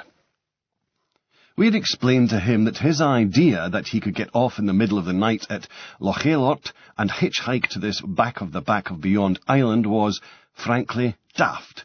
So we offered to let him bunk down on the floor of the Shilly Shally overnight before resuming his journey in daylight, when his chances of arriving at his destination without frostbite or the effects of terminal exhaustion would be far greater. Anyway, Rollo had been waved off on the next leg of his expedition, and we'd gone round to the McFarlanes for a party. We were all very drunk. Amongst our company was Jim, who has on occasion been known to slur his words a little when he's drunk. On this occasion, nobody could understand a single word he was saying except, for some bizarre reason, me, and so I was translating. Jim would say something like, I mean, she's been polite and somebody on a train. Could be, doesn't have to be a train, could be on a bus or something. And they haven't got a place to stay off and have a bed for you guys to pay one. And I'd sit there, frowning mightily with a sheer drunken concentration of it, then nod and say, Jim says he means it's just being polite if you meet somebody on a train. Doesn't have to be a train, it could be a bus or something, and they haven't got a place to stay, to offer them a bed if you have a spare one. At which point Jim would generally nod in confirmation, or sometimes offer a corollaric explanation if he thought one was required, though this too, of course, had then to be translated. This went on for some time, and I felt I was doing really well, until Jim launched into this long paragraph of barely comprehensible drivel, which ended with a sound I just couldn't make out at all. It was quite an emphatic, climactic sort of sound, or set of sounds, too, and he was obviously very pleased with it as an argument-clinching sentence ender, given the way he nodded and drank from his can with a sort of swagger, so I didn't feel I could just ignore it. Instead, I sort of filed it away phonetically, just as I'd heard it, and started paraphrasing the rest of the paragraph anyway, hoping that by the time I got to the end, the meaning behind the unidentified sound would become obvious, just by my having had more time to think about it, and the context therefore hopefully having become clear in the interim. This just didn't happen, so when I got to the end of the paragraph, I abandoned the clear English I'd been translating into, and just repeated verbatim what I'd heard him say in Jim's source code, which was, as near as I could make out, as shashojze. As shashojze. The word just sort of hung there in the air, between all of us like a particularly vile fart nobody's prepared to own up to. I shrugged and looked round everybody who'd been listening. They all looked mystified. Jim looked mystified. He couldn't remember what it was he'd been trying to say then at the time, let alone next morning, well, afternoon, evening, and so we never did find out what as shashozh actually meant, but it just kind of became a saying amongst us, especially if we hadn't quite heard what somebody had said, or one of our party was starting to slur their words. Sometimes we use it as a toast, our local equivalent of cheers. A year or two later, when I wanted to dedicate the player of games to Jim, I just put for Jim on the dedication page of the hardback. Jim thought that this wasn't specific enough. Unarguably, there are quite a few Jims in the world, and it was his dedication after all, so I changed it for the paperback edition to For James S. Brown, who once said, as shashozh. Next day, more sun, more rolls, more early morning coughing. But today is no ordinary day. Today, as well as continuing the whisky research, naturally, we are men with a mission. For today, we have an appointment with destiny. Today we take up the challenge of a profound spiritual quest for a near mythic location lost in the mists of time and the depths of ancient Mauritius. We are to revisit the site of one of our most emblematic achievements, a lodestone locus of enormous symbolic power in the personal mythology of all three of us. Today we go in search of the bombed fountain of Elgin. It was our first trip together round the Highlands back in the late 70s. We were in the Mark III Cortina that had been my dad's. It was white with a black vinyl roof, boasted a 2-litre engine, and seemed really quite quick at the time. I had by this time long been attracted to the concept of foam bombing a fountain. The idea of seeing an attractive municipal piazza or corporate car park entrance knee-deep in soapy suds just struck me as deeply worthwhile. Seemed like an important artistic statement and a veritable piece of aesthetically relevant semi-vandalism. Art terrorism. I got my hands on a big polythene water container from a camping shop, which just fitted into an old fake leather shoulder bag that my mum would otherwise have thrown out. I cut a small but carefully positioned flap in the bag so that I could easily reach the little plastic tap at the side of the container and turn it on.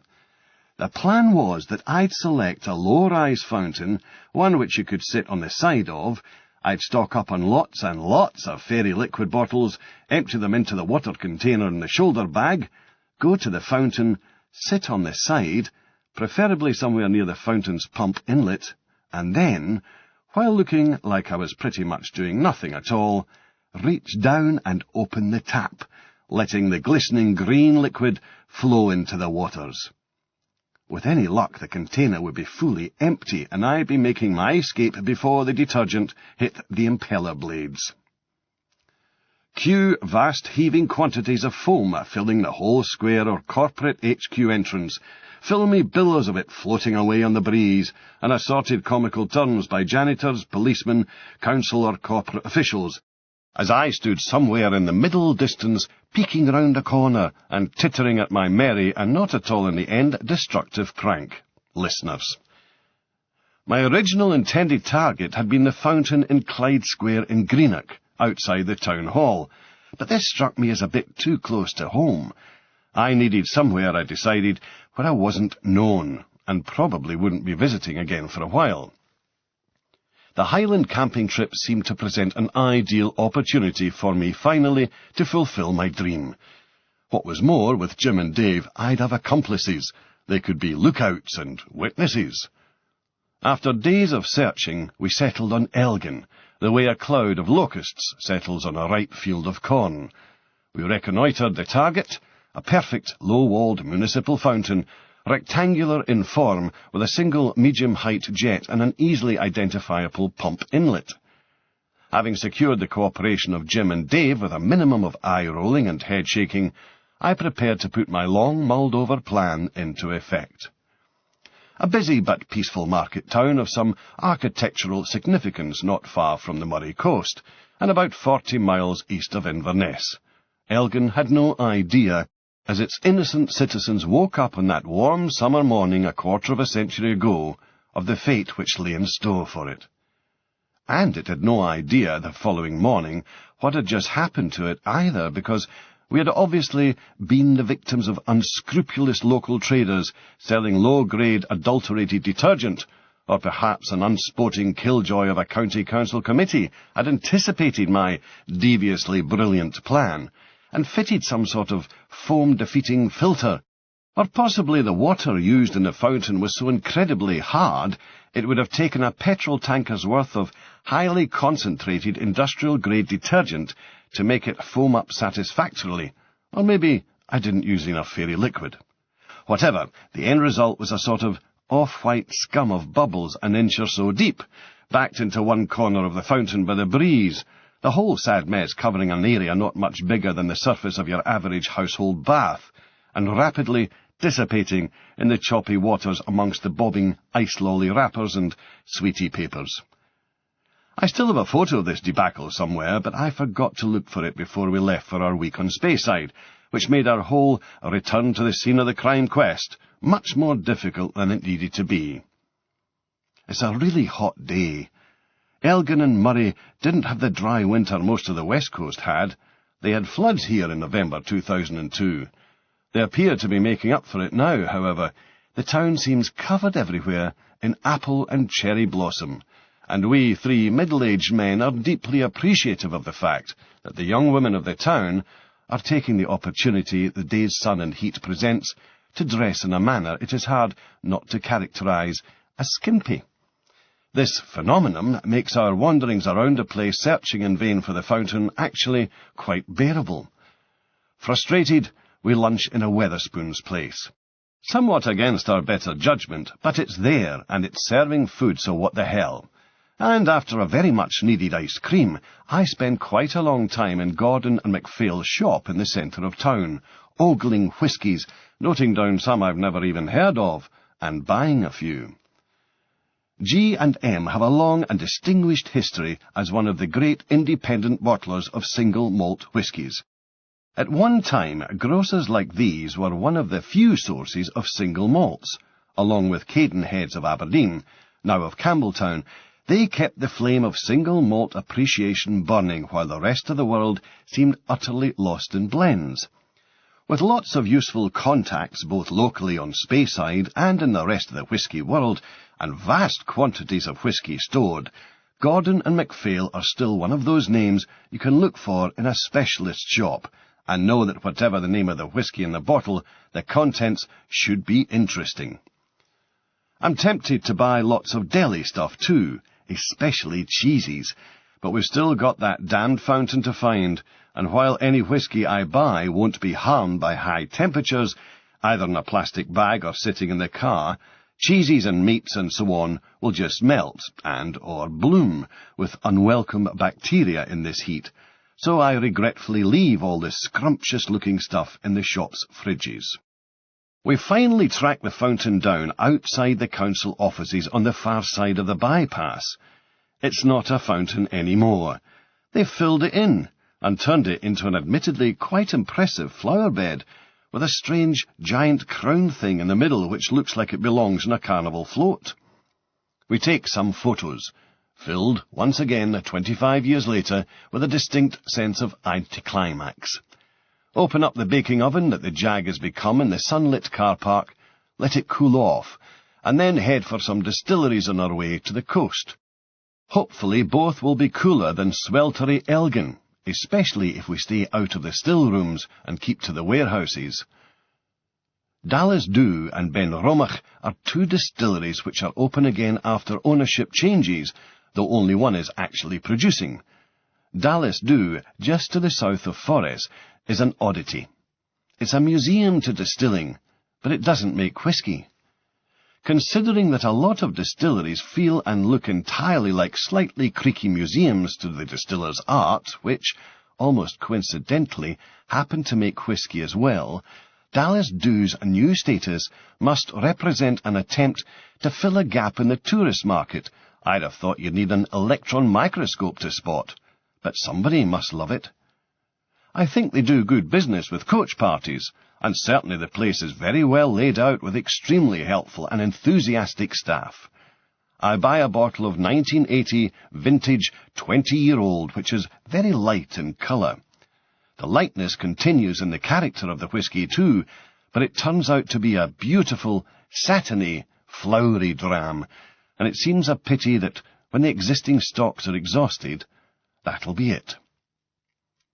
Ben Romach, just outside Forres towards the coast, has been bought by Gordon and MacPhail, the indie bottlers of Elgin. It'll be a while before the whiskies created under their ownership are up for sale, though as it's been open for 5 years now, maybe they're already selling big in the Italian market. But in the meantime, I buy a bottle of 18-year-old from its previous incarnation.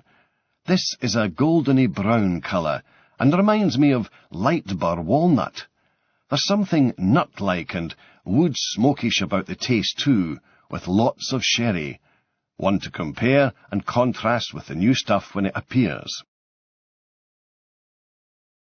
We make for the coast and the dunes at Findhorn. The river forms a small estuary here, with lots of sand and trees on the far side of the river from the long stretch of village, which is busy with people enjoying the unexpectedly fine weather. Dinghies and powerboats everywhere. More ice cream. I hang around looking at boats and boring the guys with Drascombe and Orkney boat spotting. Hey, think we'll see Mike Scott? No. Leaving Findhorn, we pass by the perimeter fence of RAF Kinloss. When I was about 9 and we were camping nearby, my dad got me to stand here at the perimeter fence just yards from the end of the runway when a Shackleton was taking off, thinking I'd be impressed. The Shackleton was a maritime patrol and ASW aircraft based on the old World War II Lancaster bomber. It had 4 colossally noisy propeller engines, and when it passed over, about 20 feet above, I nearly shat myself. Dad just smiled when I told him how terrifying the experience had been, and I recall being suspicious about this, but he redeemed himself that evening when he arranged for me to be a passenger in a speedboat towing a water skier. The Shackleton was once memorably described by someone in one of the crews that had to fly them decades after they should have been superseded as not so much an aircraft as 30,000 rivets flying in close formation. The old planes are gone now, but as we head towards Forres again, we see something even more impressive in a way. Enormous, straggling, undulating lines and skeins of birds, geese maybe, though they're too far away to be sure, filling the skies above the distant dunes and forests. The A940-939 south from Forres to Granton largely follows an old military road, and it's just a peach, a beautiful ribbon of tarmac that climbs wriggling out of the sandy soil-rooted pines near the coast, through sunny forested hills, towards the open moors by Lochendorb, before starting to descend into the trees again, its course shadowed by the remains of an old and now dismantled railway. It must have been a spectacular railway journey. Even the bare bleached bones of this old line are impressive. The bridges, viaducts and tunnel facings have had Scottish baronial detailing lavished on them. Chunkily dressed confections of quality stone crowned with medieval light maculation. Arguably a bit fussy and certainly functionally redundant, but I don't care. It all looks great. A gilt framing for this little masterpiece of a road. That's what it is, Dave says from the back seat as we pass near Lochendorb. What's what it is? The reason I don't like this bit of Scotland as much as the West. Jim and I look at each other. Jim shrugs. Well, it can't be too many distilleries. Not enough water, McCartney says emphatically. I'm confused. What, with the whisky? No, Dave says. Not enough lochs. Not enough lochs? Aye. This rolling scenery and river stuff is fine, but the coast isn't indented enough and there should be more lochs. Sea lochs, inland lochs. both. He's got a point, Jim says. There is a distinct lack of large bodies of open water in this neck of the woods. And I'd like more mountains, Dave tells us, patently warming to his theme. Proper jaggedy ones. I glance at Jim. By God, he's a hard man to please. McCartney's geographical requirements are notoriously severe. Anything else you'd like? I ask. Major island groups, an isthmus or two, volcanoes? Nah, just the lochs and mountains would do. Leave it with us, Dave, Jim says. Absolutely. We'll see what we can do. McCartney looks satisfied. Aye, well, in your own time. Back to the Poacher's Bar for the warm evening. More pool, food and drink, but only after a visit to the chalet and our rapidly increasing stocks of fine whisky.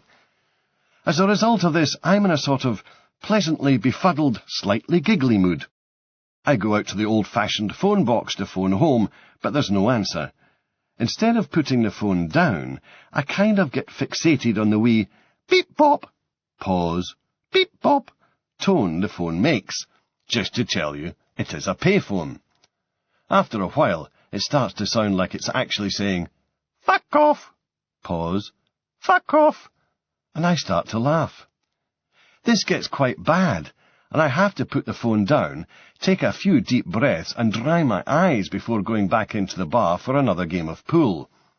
Which I only lose, I'm convinced, because I keep getting little quaky aftershocks of giggles, usually just as I'm taking a shot. We have fun in the bar. This is our natural habitat, on this side of the bar. The time, the many years, when we were involved with the Clachenbarn Dorney, seems like a long and terrible aberration. Jim ran the place, then Dave, with Dave's girlfriend Jenny coming through from Aberdeen whenever she could, and even Anne and I took over for a week to give Dave and Jenny some time off. There were high points, but basically it was one long disaster. Somehow, between us all, we succeeded in investing over £250,000 in the place and then selling it for 50 grand. No amount of creative accounting on earth is going to turn that into anything other than a financial catastrophe. Ah well, we're all still alive and mostly talking to each other. We retire to the chalet to test the bamboozling 9-layer game again, drink more wine and whisky, imbibe ourselves silly, and play Scrabble. At some point in the evening, Jim comes up with another mystery word, an as-shashozze of our days. A Wemses. A Wemses? Did he just say a Wemses? Yes, he just said a Wemses. You did, didn't you? What? Just say a Wemses. Oh, aye, yeah, that was me. So? So what? So what does it mean? Yeah, what does it mean? I don't know. You said it, you must know what you're trying to say. I forget. You forget? Yeah, I forget. Well, try to remember. Remember what? Don't try to be funny. The tragic thing is, at one point later on in the wee small hours, Dave and I do remember what Jim was saying, despite the fact that what he meant to say actually sounded nothing like a Wemses, and get that aha moment, and agree we've cracked it. That was what a Wemses was supposed to mean, of course. Except by the next morning, we've forgotten it again. Head crash, talking on empty. The following was discovered on my laptop's hard disk. I'm fairly certain this is what was said, but I wouldn't be so confident about ascribing identities. Anyway, I think it sort of mumbles for itself. Robin Genius is a genius. What? Robin Genius is a genius. Robin Genius is a genius. Yes, Robin Genius is a genius. Why?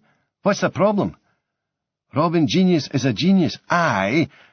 You meant Robin Williams, didn't you? Don't be too sure. He might mean Robbie Williams. Now you're being even more ridiculous than him. How am I being ridiculous? You meant Robin Williams, didn't you? That he's a genius. That's what I said. Robin Genius is a genius. He said it again. You said it again. Robin Williams is a genius. No. Yes. What? Eh? What do you mean, no? What do you mean, yes? I meant, no, that's not what he said. That was what he thought he'd said, but it wasn't what he actually said, not the first couple of times. That's what I meant. What did you mean? I meant, yes, he finally got it right. What the fuck are you two gibbering about? You numpty, disparagingly. Robin fucking genius. Robin who? Oh, don't start again. What's she on anyway? Same as us. Sound of bottle being tapped. I was afraid of that. You guys are starting to talk shite. I better open another bottle and pour us all a drink. We're starting to... Shh! Let the man concentrate. Anyway, he's been rubbish since he went to Hollywood. In a way, I'd like to report that we spent most evenings engaged in deep discussions about the Iraqi War, Part 2. Its provenance, course, likely repercussions and mooted sequels, but by this time there's little left to say. The war is as good as won, we're told, with just some mopping up to be done, while the search goes on for those fiendishly well-hidden WMDs. The three of us know each other so well there's not much chance any one of us is going to surprise the other two by saying something like, "Oh no, I was all for the war." All there's been are a few brief, bitter exchanges confirming we each despise the illegitimate, warmongering, scumbag bastard who's in ultimate charge of our armed forces, and that we don't have a lot of time for Tony Blair either. We play Dave's game instead, where the takings and the victories are bloodless, and where, as in most games, there are no civilians. McCartney, the case for madness. It took us years to convince Dave he was crazy. Even the driving under the truck thing didn't count, according to him. To this day he claimed that driving underneath a 40-ton truck in a tiny little Fiat X1/9 sports car just to avoid having to abandon an overtaking manoeuvre halfway through was an entirely sensible thing to do. I could rest my case there, but McCartney won't let me. The Fiat X1/9, the baby Ferrari as it was called at the time, was a beautifully balanced, if rather underpowered little car, with a Targa top you could take off and stow in the boot. Dave foolishly let me have a shot of the car one night in darkest Fleet Street, in the old days when they still printed papers there. I had a great time whizzing through the narrow streets, dodging giant lorries loaded with 10-ton rolls of newsprint. Dave was driving the car in North London one bright, sunny day in the early 80s behind a big articulated truck. He started to overtake, then, when he was about midway along the side of the Arctic, saw a traffic island ahead blocking his route. Now, he had the top off, so he could see that from the top of the Fiat's A-pillar, in other words, the top of the windscreen, to the bottom of the truck's platform, there was a gap of a few inches, and the X1/9 being quite a small, short car, there was plenty of room between the tractor unit hauling the thing and the double set of axles at the rear. Back then there were no safety barrier rails hanging underneath long trucks to stop cars submarining underneath in a side-on crash, and so decapitating their occupants. So Dave just swung the car half underneath the truck, his side was still in the sunlight, waited for the traffic island to disappear astern, then swung back out again and completed the overtake. Is there anybody out there reading this who fails to understand what an act of utter insanity this really was? It surely can't just be me. I've tackled McCartney on this a dozen times or more, and every time Dave protests loudly that it was a perfectly safe and even sensible thing to do. He's a persuasive arguer as well, the swine, and a few times I've almost found myself agreeing with him, but never quite. McCartney, I'm fucking crazy, but I'd never do that. Well, that's just you being blinkered. It was the rational response at the time. What are you talking about? I could see really clearly there was loads of room, because the roof was off. I probably wouldn't have done it if there had been somebody else in the passenger seat. They might have got upset, but there wasn't, so I did. What if the truck driver had seen you? Maybe he did. How could he have? If he had, he'd have done what any rational person would have done and braked on instinct, panicking, because he'd just seen a nutter drive under his truck. You'd have ploughed into the tractor unit's rear tyres, bounced off again, and then the rear trailer axles would have rolled right over you. You'd have been paced. Aye, but it didn't happen, did it? But it could have, but it didn't. I don't know what you're getting so upset about. I'm not upset. I just think you're crazy, but you won't admit it. It wasn't crazy. It was a perfectly good bit of overtaking with a sort of wiggle in the middle. You'd have done the same. That's my point. I wouldn't. How do you know? Because it's a patently insane and crazy thing to do. Why? Dave, you drove under a truck. Well, put like that. And so on. What ought to have finally persuaded Dave he was insane was when he, Jim, and Dave's then girlfriend, Jenny, bought that damn pub in the Highlands, despite the fact nobody concerned had any experience running any sort of licensed premises, or even a shop.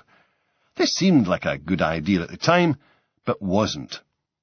I remember sitting in Dave's house in Uxbridge along with Jim, trying to convince them they were both mad. In fact, that all three of them were mad, but they weren't having it. Ah, Dorney. It's hard not to like a place set in the midst of glorious mountain scenery, with one of the world's most picturesque castles barely a stone's throw away. But in the case of Dorney, it was worth making the effort. There were some good, friendly people there, in the village and the area, but working behind the bar at the Clachan was enough to convince you the village was home to a disproportionate number of chip-shouldered, hypocritical, right-wing sexist shites. They put down their copy of The Sun long enough to tell you in some detail what they'd like to do to these hippies who smoked dope and dropped E. Then they'd order the 8th or 9th whisky of the day and plenty of change for the cigarette machine. Later they'd drive off. Or sometimes the wife or the daughter would arrive by car and try to drag them out of the bar to take them home for their tea. These guys could even turn what ought to be an act of generosity into one of aggression. I came to think of it as aggressive dramming. Aggressive dramming usually took place when you told a bunch of these people you weren't drinking, or at least weren't drinking much, maybe because you were going to be driving later, but then found the bar in front of you filling up with unasked-for whiskies whenever you turned your back, insisting, even with a smile, that you really had meant what you said and therefore wouldn't be drinking the whiskies, tended to be met with scowls and accusations of being a poof, in a seriously homophobic, non-ironic manner. A surlier bunch of rednecks you couldn't wish to avoid. There were occasional fights. I think I feel the same way about men who start pub brawls as I do about countries that start wars. Anyway, if Dave, Jim and Jenny were mad, so was I, because later on I put money into the pub. It was in Uxbridge one night that Dave and I got to talking about why, despite me starting to make mildly serious money from my books, I had no intention of buying a Ferrari. Because I'd just get all over-enthusiastic with it and wrap the fuck around a bit of Highland scenery and kill myself, I told him, sort of semi-presciently. Dave looked thoughtful. He nodded slowly. That would be a terrible, terrible waste, he said solemnly, and, like an idiot, I started to make a bashful, self-deprecating gesture of acknowledgement, before he added, of a beautiful car.